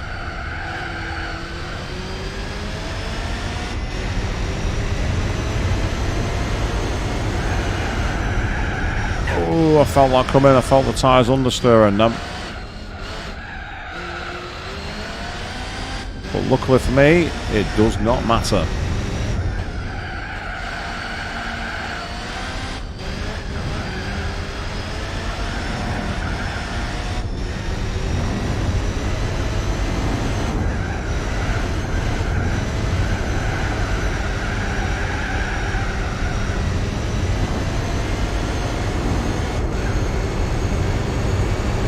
Well, they're not pitting yet.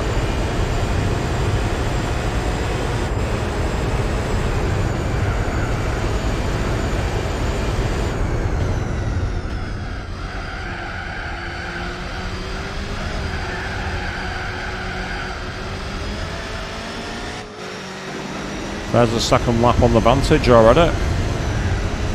I guess I took advantage.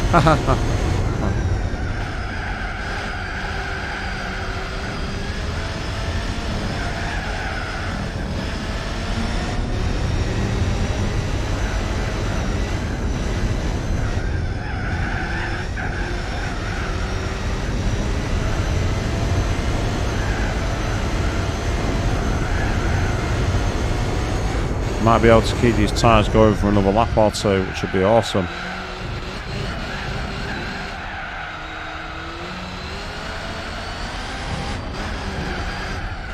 Well, if that got a chuckle, I want to know how, because it wasn't the best pun.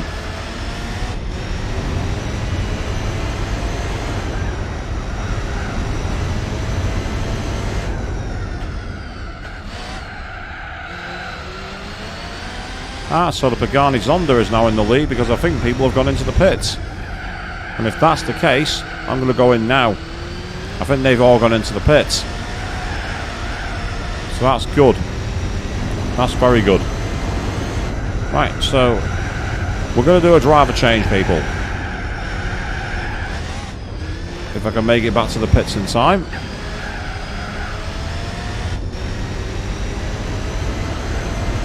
So here we go. We're going to split to B-Spec mode.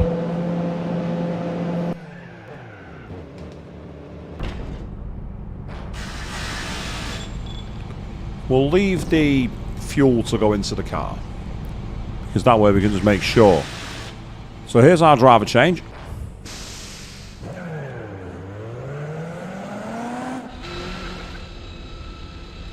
So we remain on board with Bob, and then next thing you know, so this is how it normally looks, doesn't it? Very nice, very steady. However, what if I was to do this? This is how it looks in this view. However, that's how it now looks. So normally, it looks like this. But what if I was to do this?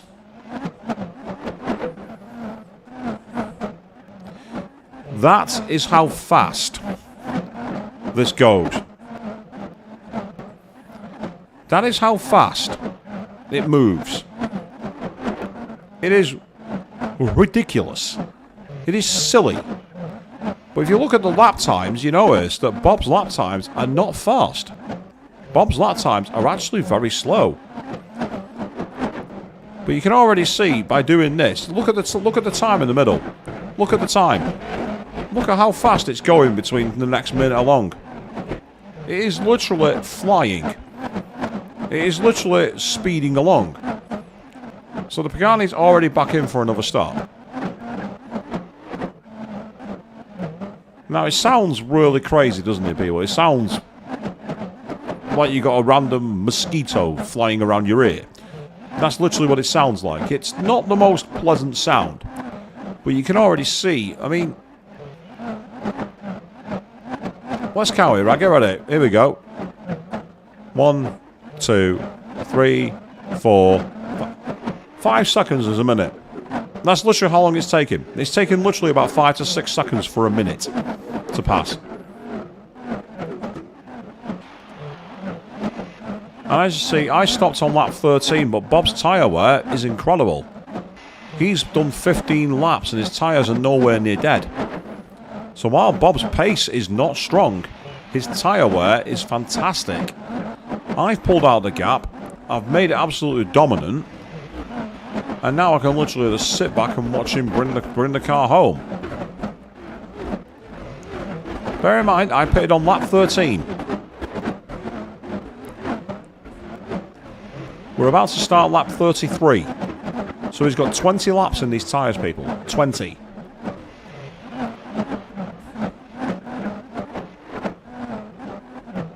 At some point, he's going to do his auto pit in. It's going to happen.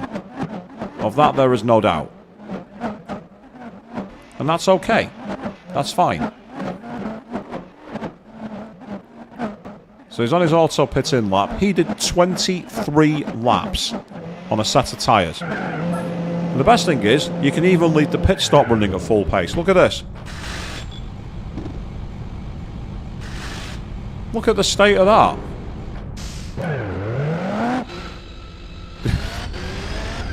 Is this cheating? Technically no, because all I'm doing is speeding up time. I've actually not done anything to the game. All I've done is engage the game's built-in triple speed pace that you can do, and just taken the frame limiter off. That's all I've done. So I've not actually cheated to do this. There's no action replay codes. There's no save state abuse. The only thing we're doing is saving time. So this is very similar to in Gran Turismo 7. The pace for the races can be set between like ×1 as high as something daft like ×30 for the tyre wear and the distance. And it's the same thing.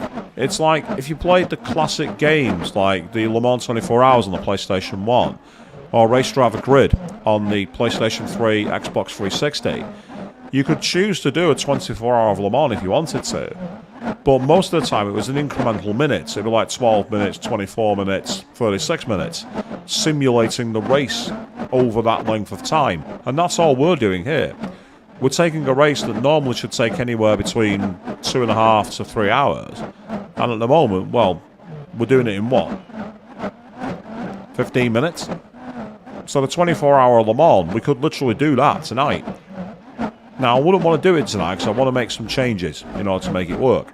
But this is one, the only thing is, it is literally listening to me talking over this pace. And you can see that while Bob's pace is nowhere near as fast as mine, his tyre wear is so good that it's not a big deal. It's not an issue at all. And it's got to the point now that the only car that's not been lapped twice is the Pagani, which is awesome, because it gives us a massive advantage. We're not going to lose now. One car might overdo us at one point, maybe. So what? Doesn't matter. It doesn't matter to me.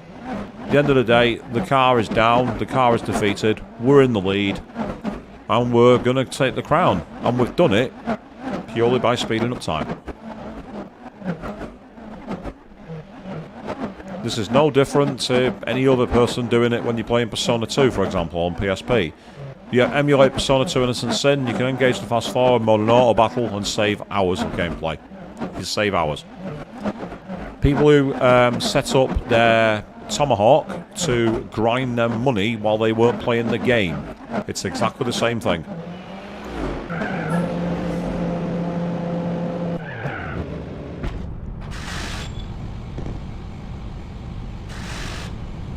That'll be enough fuel. We're only going 7 more laps.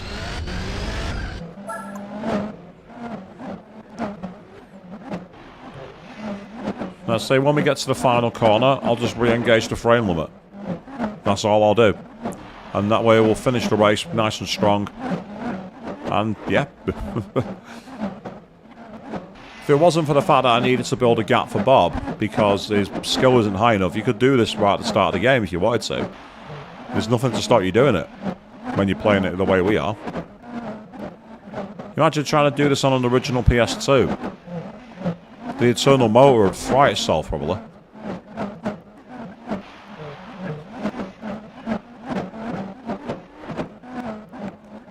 So there we go. We're just going to get right near the end of the lap now, and at this point, we will engage the regular frame limit. And there we go. 2 hours, 10 minutes, and we won by over a lap. And that took approximately 35 minutes, including me A-speccing 13 laps. And that's $250,000 made. I'm not going to say no. So now the big question. What car has Bob won me? Bob has won me.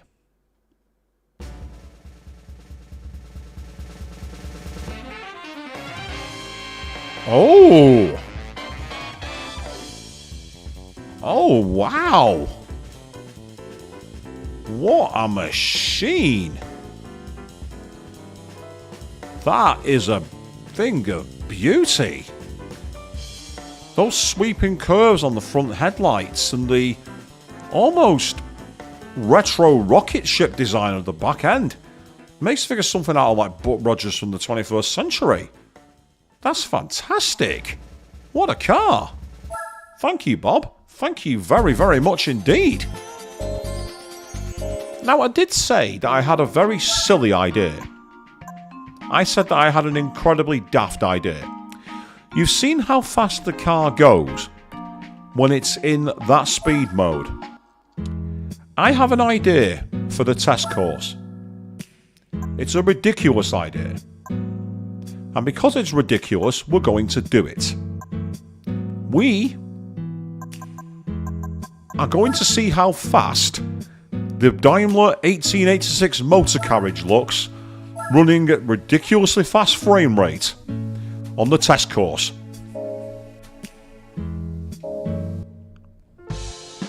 So, the question is, where is the test course? It'll be power and speed, won't it? Yep, here we are, the test course. It's a 10-kilometer race. Max speed challenge. So, here we go. We're going to see this. This is going to be the silliest thing in the world. So, here we go. Yes. So, this is how it normally looks, people. This is the kind of speed we're dealing with. Yeah, we've engaged our next gear. So are you ready, people? This is how it looks at regular speed. And at high speed, it doesn't look that fast, does it? It's actually disappointing.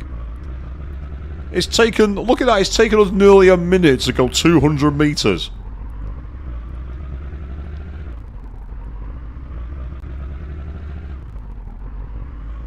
This is silly.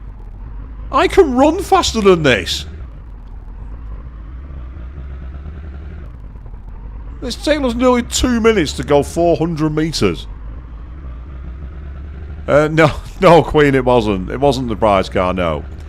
I'll show you the prize car, actually, because it's a prize car I'd love to test, because I've never actually driven it on this game. At least I don't think I have. The prize car was a bit better than that, Queen. Although that would have been the best troll in the world. You do like a 3 out of 2 hour endurance race and you're given the 1886 motor carriage. No, the car we got as a prize is a very nice looking machine, actually. And it'll be buried down here somewhere. It is this one. That is our car. Isn't that gorgeous? So, let's quickly change the oil, make a few minor upgrades to it. You've seen a video of it flying on modded brake horsepower. You're on about the 1886 carriage there, Rose. That's interesting. But this has given me an idea. How out of control is a fast car with the limit removed? And by the limit, I don't mean the top speed limiter. I mean the reality limit. Let's take the reality limit off in a car we've never driven before. So first of all... Yep, I thought that'd be fixed. I reckon it's going to be either the engine or the turbo is the only thing we can do. We can fit nitrous to it. Is that really necessary to a Group C Le Mans car? Do we really need to fit that? I don't know. And then a turbo. Oh, we can put a stage 4 turbine kit in to give it 1200 horsepower. 1200! 1200 brake horsepower. That's ridiculous. That's beyond insanity. We'll keep medium tyres on, and we can put a new stiffer roll cage in to make the body more rigid. We'll do that, we need that.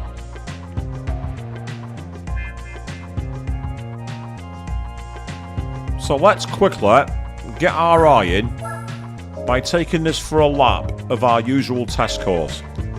And that is the American Speedway, that is Laguna Seca. Let's see how fast it is.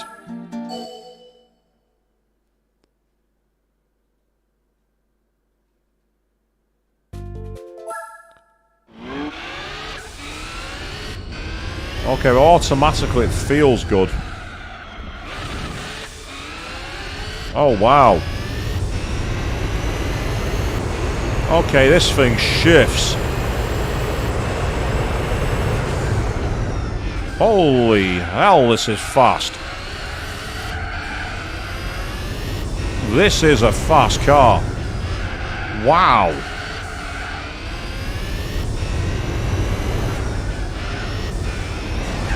Yep, that's because I went the wrong line there. That had nothing to do with the game, that was me. Okay, this is up there near with the Formula GT. This is reality bending. And I'm going to make things worse in a minute. But first, let's complete a lap of the Wingman.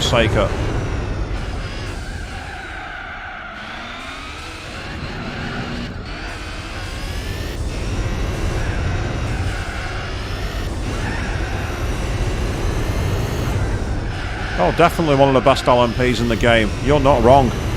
This is easily one of the best. This is a fast machine.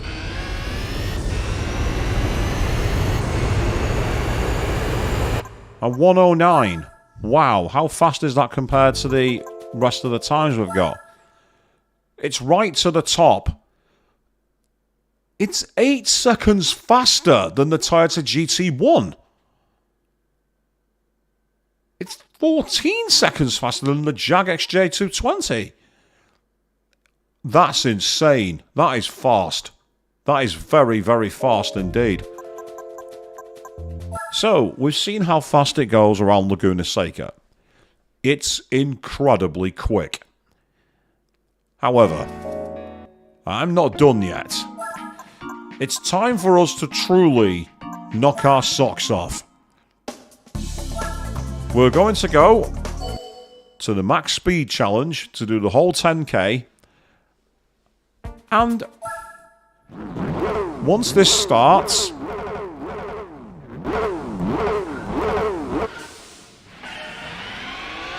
here we go. Warp speed mode.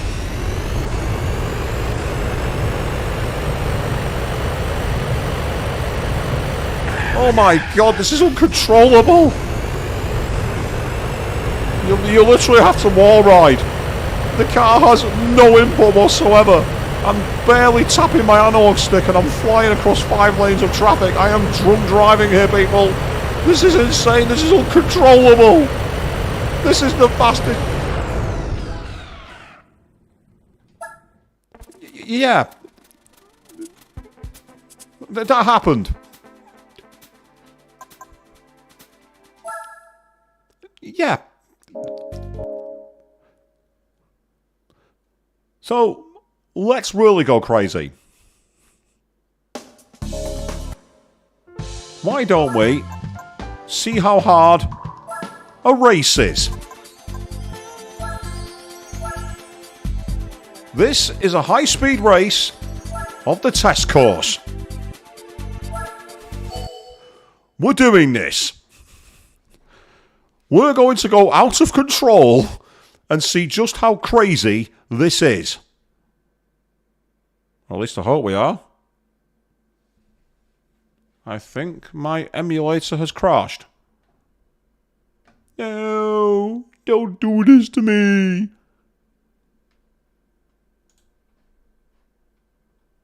Yep, bear me a second, people.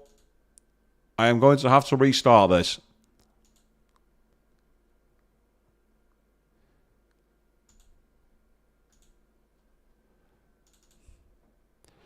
Evidently, the reality bending nature of that was far too much for the machine. It could not hack it. I broke the game. The game was like, I can't handle it anymore. So we did save, luckily, so we shouldn't have a problem with this. We should still be in the same car we were in.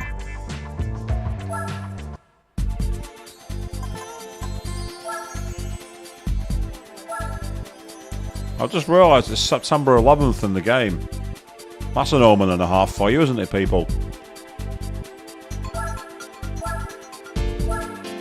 This is as far as we got last time. The clock is turning. That's good. Yes, and oh! We're going up against one of our own people. Here we go. This is going to be silly.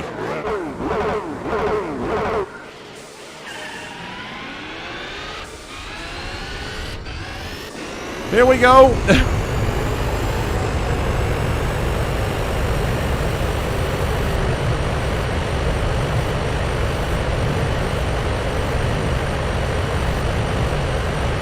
We are literally dancing with devil here, people. We are dancing with the devil.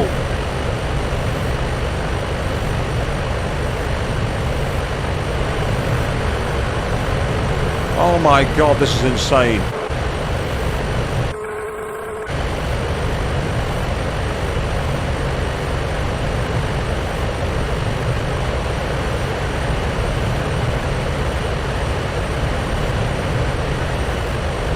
Listen to that sound, people. The game can't keep up.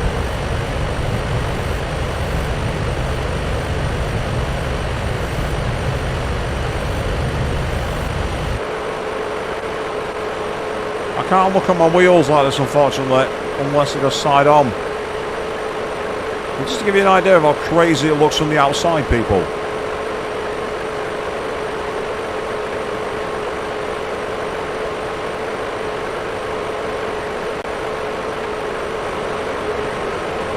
I can't believe I'm actually keeping control of the car, but look at the state of my tyres. You're not wrong. My tyres are already yellow.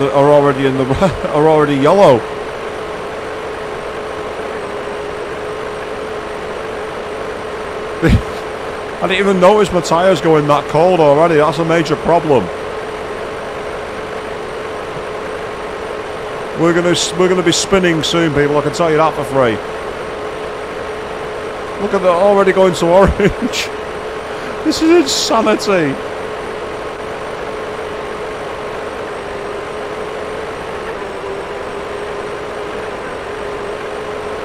I'm just trying to see if it's possible to wall ride it. You can see how quick. Look, the front tyres are blue. They're completely cold.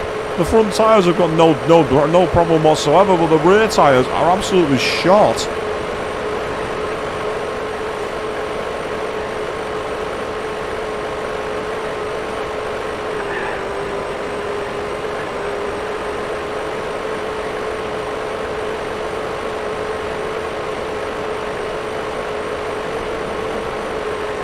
Okay, somehow I kept control then, and then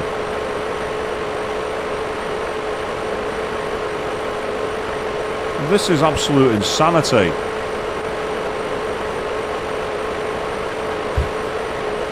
I think this is the only race I'd even consider doing this for. Oh!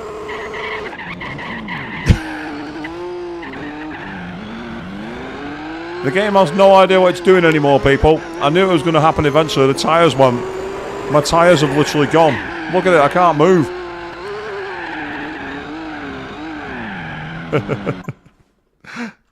So yes, you can play this game like this. Just be prepared to lose your race. Yeah. That was entertaining. That's a way to wipe out people, isn't it? If you're going to wipe out in style. That was one way to wipe out.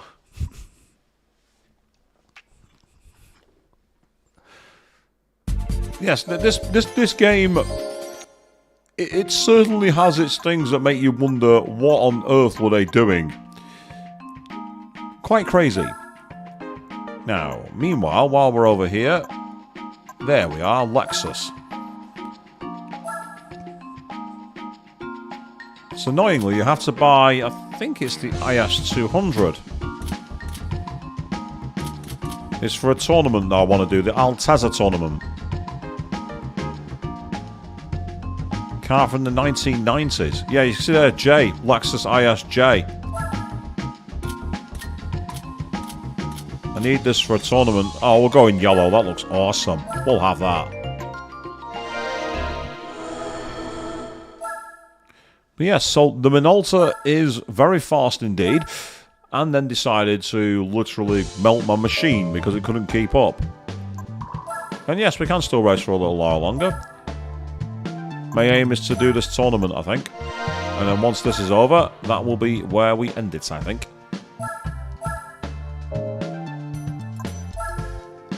Because I've got to travel in the morning, so I can't stay on too much longer, but I would like to have a go at this tournament. Be a nice way to end. You've seen me abuse reality speed skipping and the consequences that can have on the machine. Yes, Rose, you're not wrong really. Bugatti Veyron's POV. It's like, you amateur. Go on, let's throw a stage. Oh, that's kind of disappointing. A mere 80 horsepower gain. Yeah, that's better. We'll turbocharge this one. We'll get a lot more power from it.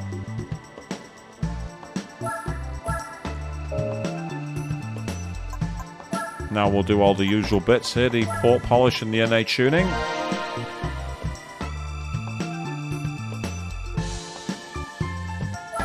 So we're getting quite a decent amount of progress tonight in the percentage completion. Strangely, the endurance races give almost no increase whatsoever. It's really bizarre. Considering how long the races are, you'd think it would be a major part of your completion, but nope. Not this time, they're not.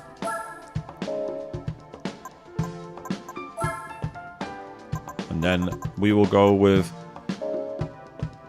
I'm not sure if there's any restrictions. I better check that before I spend money.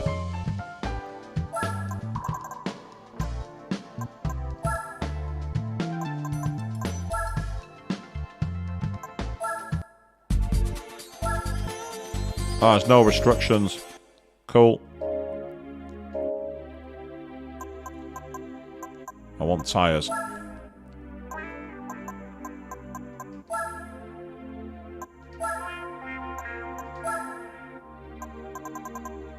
Mediums will do. Yep.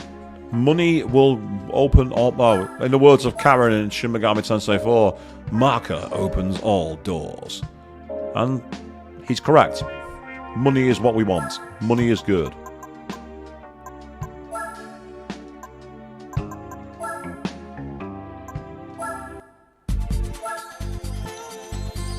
I think I know what the prize card's going to be. I think it's just spoiled it then. Right, so for those of you who are watching, if you still want to take part, we've got first race at Spa. We've got a 3-lap race. So what do you think my fastest lap time is going to be? And what do you think the race time is going to be? Get your messages in there, and we'll see who wins. Purely for fun. No entry fees, no donations, no subscriptions, nothing like that. Just tell me what you think my pace is going to be, how much you think I'm going to suck, and we'll go from there. And I've just realised something, so I'm going to deal with it on the next race. I've not changed the resolution since I've had to reload the machine. So it's not looking as smooth as it should be. But I'll fix that.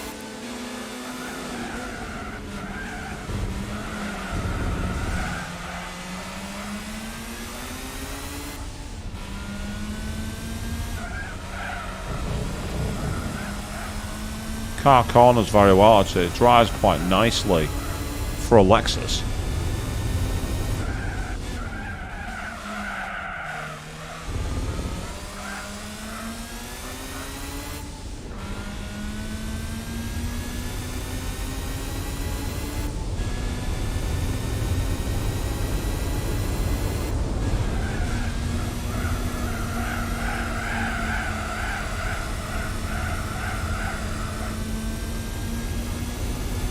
Yeah.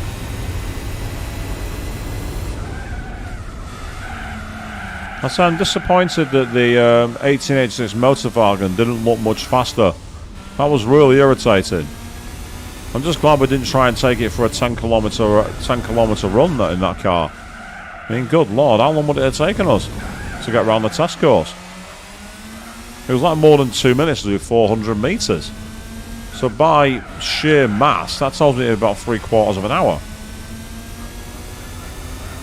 And then, of course, there's the mad person who took it round the Nordschleife. Whoever did that, I commend you for sacrificing many hours of your time for zero reward.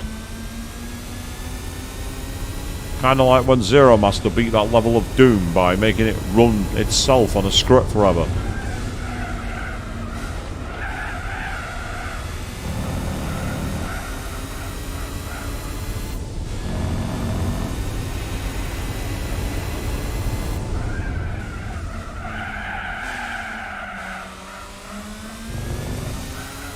At least I think it was Zero Master who did that. I'm not sure. It might be somebody else. I'm not a Doom specialist, so I might get names wrong.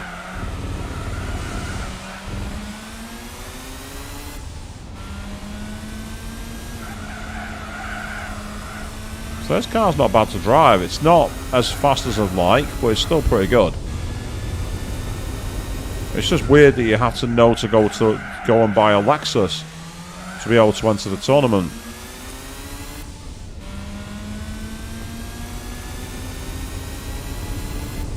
Considering it's in the Toyota dealership and not in the Lexus dealership, it doesn't make sense, that. Ah, nice, you're going to catch up on Spy X Family. I've not seen any of that, but I know a lot of people like it. I've not, again, I can't say any more than that. I know a lot of people like it, I've never seen it, but it sounds awesome. Enjoy it. Yeah, Racing Mediums. We destroyed that.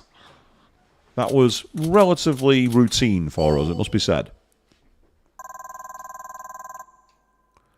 Yeah, I think it's a case of cash go burr on that one, Rose, to say the least. The cash is king, because I was able to absolutely dominate through pure power and speed. Oh, one lap of Suzuka. This could be fun, actually. Suzuka in the Altezza, a.k.a. the Lexus. But before we go any further, there's one thing I'm going to quickly do.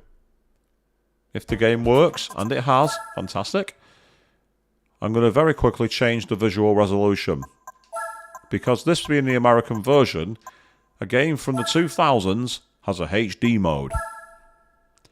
I don't know anyone who had a monitor that could display it back then, but the fact this is even in the game is incredible. 1080i on a PlayStation 2. Considering that HDMI wasn't really common until like 2009, it's quite amazing.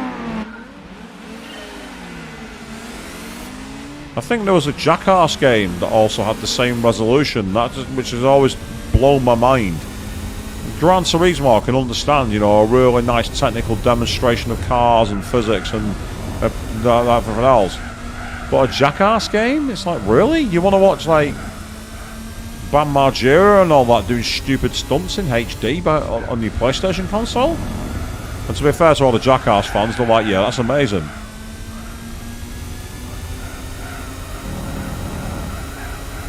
I can't speak about Bam Margera, can I? He's become a bit of a fallen idol these days, from what I understand.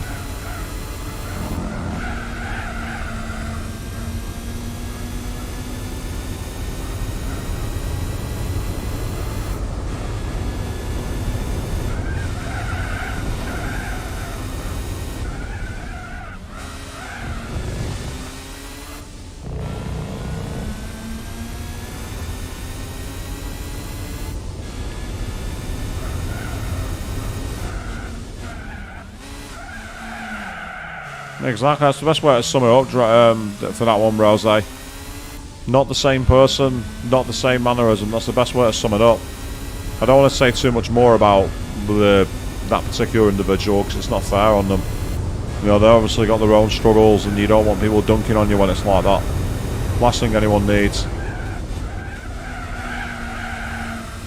Seen a lot of drama of, like, you know, it's involving certain, like, YouTubers online about that kind of thing, and I'm just like, there's some things you really should keep private.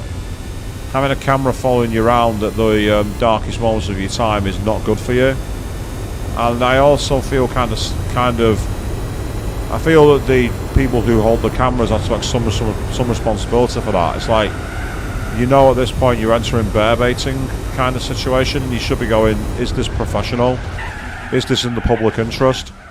And if the answer is no, you should walk away.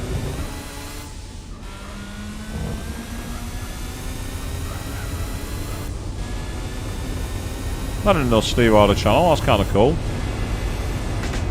That's pretty awesome, actually. I didn't know he's still knocking about. I think I remember seeing Steve-O and somebody else at Download in 2004, I think. The second stage on them, one of the days, was headlined by Pennywise, and I'm sure that Steve-O and somebody else did a weird spoken word live show of some kind. And it ended with them handing eggs out to the audience to say, whoever the next band is, make sure you throw eggs at them. which is, when you think about it, essentially encouraging people to commit common assault. So I don't quite know why they weren't censored for that. What's even weirder is the band who were coming on heard about it. So when it happened, they actually walked on stage and beckoned people to throw them at them. Band called Electric Six, who I vaguely remember, but I don't know why. I don't remember them being any good, I just remember them.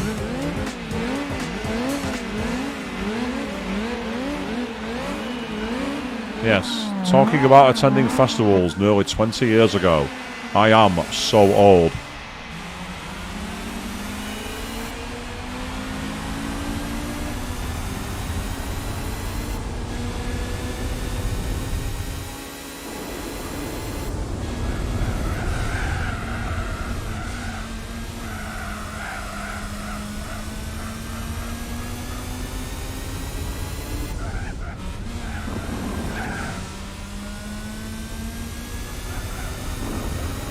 So we'll see what prize we get from this tournament, and that will be, I think, where we call it, because we've just passed the 4-hour mark.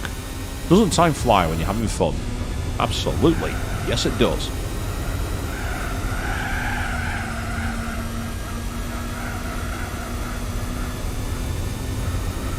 So this is quite a decent circuit, this. It's certainly good for cars like this level and the lower Formula A cars. It's the kind of circuit they should look to bring back, in my opinion. It's got enough interest for a low-level race. It's not somewhere I'd expect to take like the Le Mans cars or the Formula 1 cars. But for the low-level like Formula Fords, for the entry GT4 cars or the road cars, it'd be a brilliant circuit.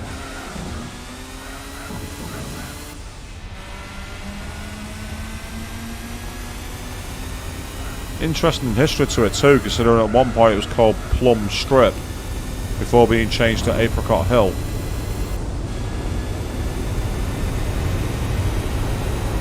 I love the detail, like the flags fluttering in the wind that you can see on top of the grandstand.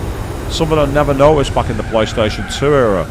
But being able to put it into like a really high resolution on the emulator, you can see a lot of details that went missing at the time.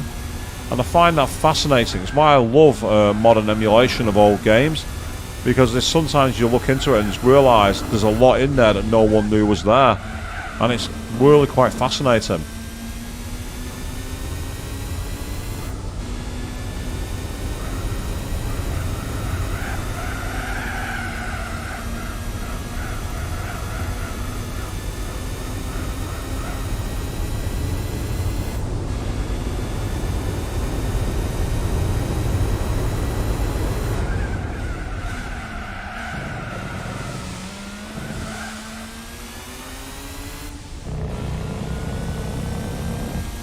Yeah, this race is mine. There's no way we're going to miss out on this race. We are so clear.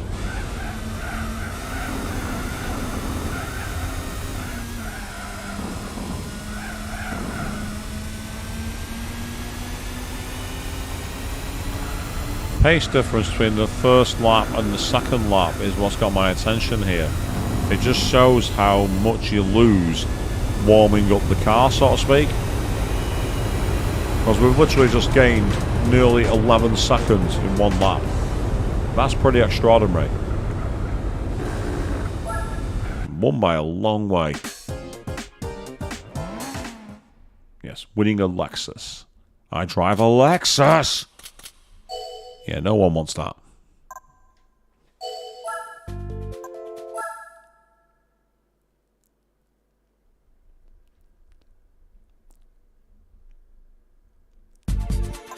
So we've got Twin Rim Motegi and then Fuji. Not bad. Good way to end. Two nice classic circuits. We've been on them quite a few times tonight, I must admit. They've turned up in all the German races. They say the manufacturer events and a few of the endurance races are the only ones we're missing. And I think there might be one rally event they need to do, and that will potentially be 100% completion. I would love to get that live on stream. I'd love to hit 100% live to see what the reward is for unlocking it. And we've got the full race, the full circuit of Twin Ring. I'm surprised by that. I'm surprised it's the full circuit. Out of my way, you. I said out of my way.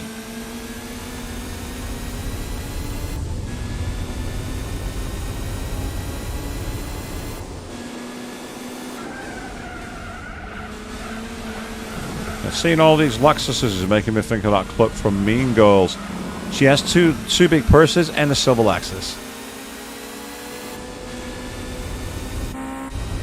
Well, but of course, speaking of Mean Girls, on Monday night we're carrying on our weird survival horror Mean Girls game. We play Rule of Rose again.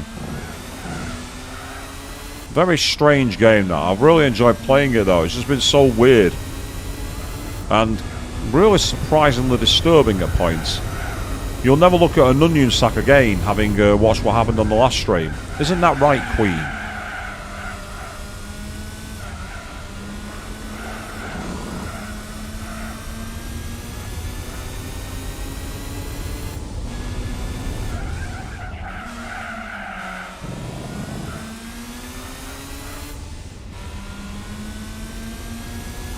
The sound of that turbo spooling up.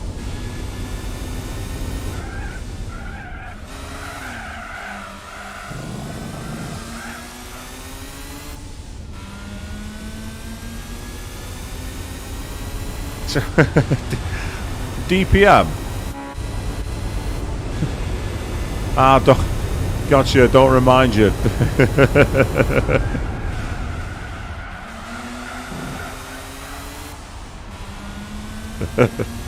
It was a scene that was like, yeah, that's all kinds of effed up. You don't do that.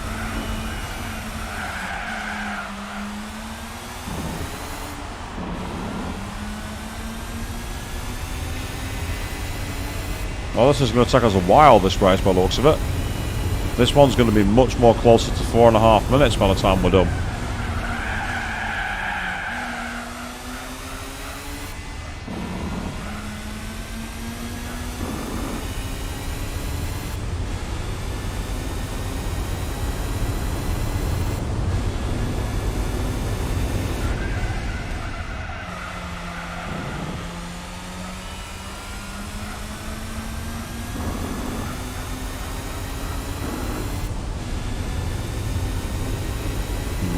Much faster.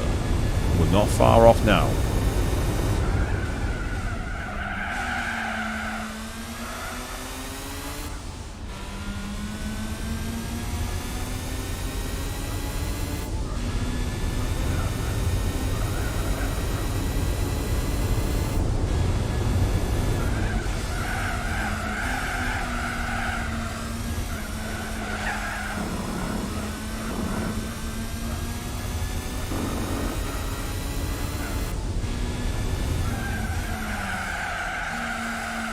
Very wide line. But I think we're going to be clear. So that's not too bad.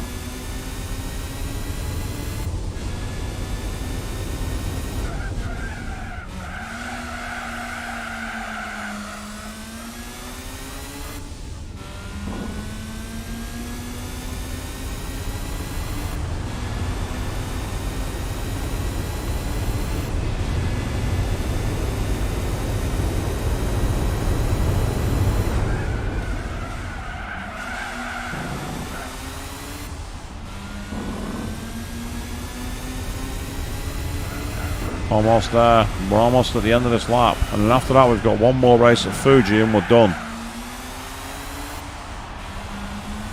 We're deep into overtime, people. But it's all good.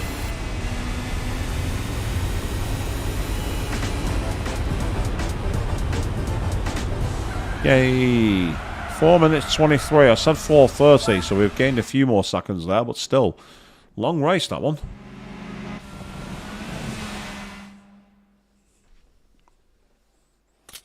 Yes, you came first in the Altezza race. Technically it wasn't an Altezza, but I'll take it. It's fine.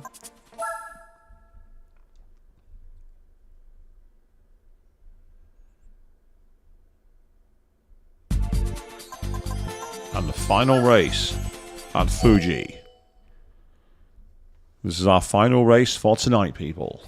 And the question is, what are we to unlock? What secrets remain? It's Fuji Speedway 2005. So it's the Grand Prix layout.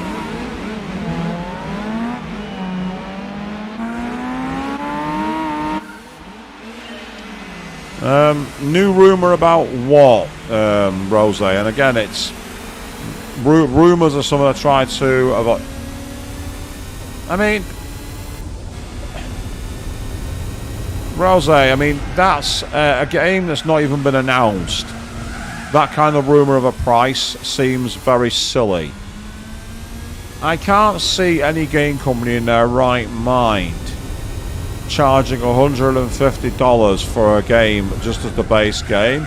I know that many games developers charge the $100 to $110 for the base game and then try and get to that level through DLC at a later time. But a game company putting out a game at that price from the off is asking for failure. I just can't see it. There's no way that anyone is going to walk into a store and pay 115 to 120 British pounds for a game. The only time you'd do that is if you were going to get a very insane, ridiculous pre-order version. You know, those that have all the statues and everything else. You say there's no way that's real. Well, where have you heard that one from, Rose? Where's that source for that? Is it another one of these my friend of a friend of a friend's got an uncle who works for them kind of rumours? Is that where it's come from?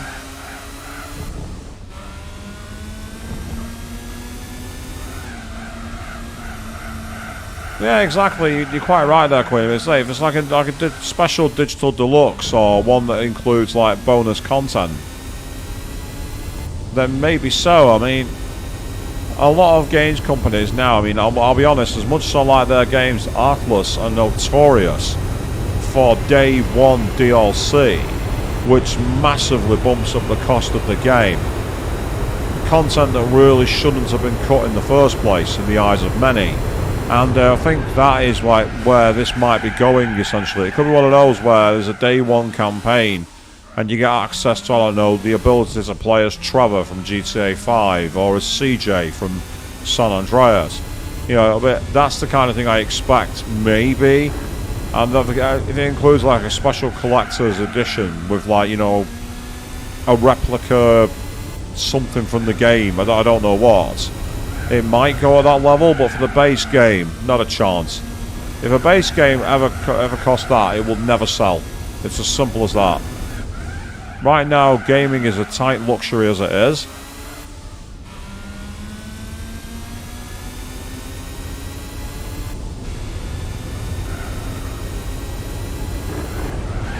Yeah, exactly. You say, I don't think it was that price for the base game either. I can't see it. I really can't. I know that hype for the game is high because it's been anticipated for so long. But here's the thing. When something gets overhyped, it often underdelivers.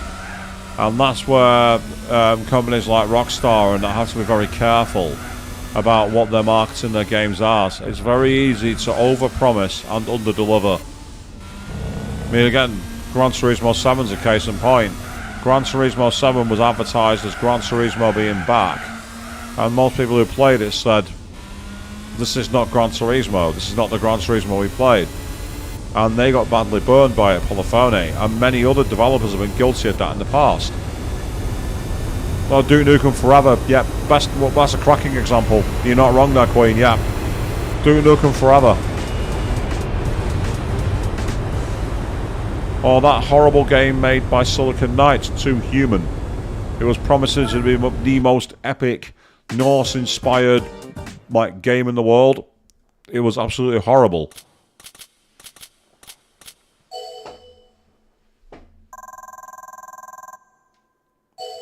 So now we're going to find out what car we've got. I think it's going to be the Altezza touring car. That's what I'm expecting it to be.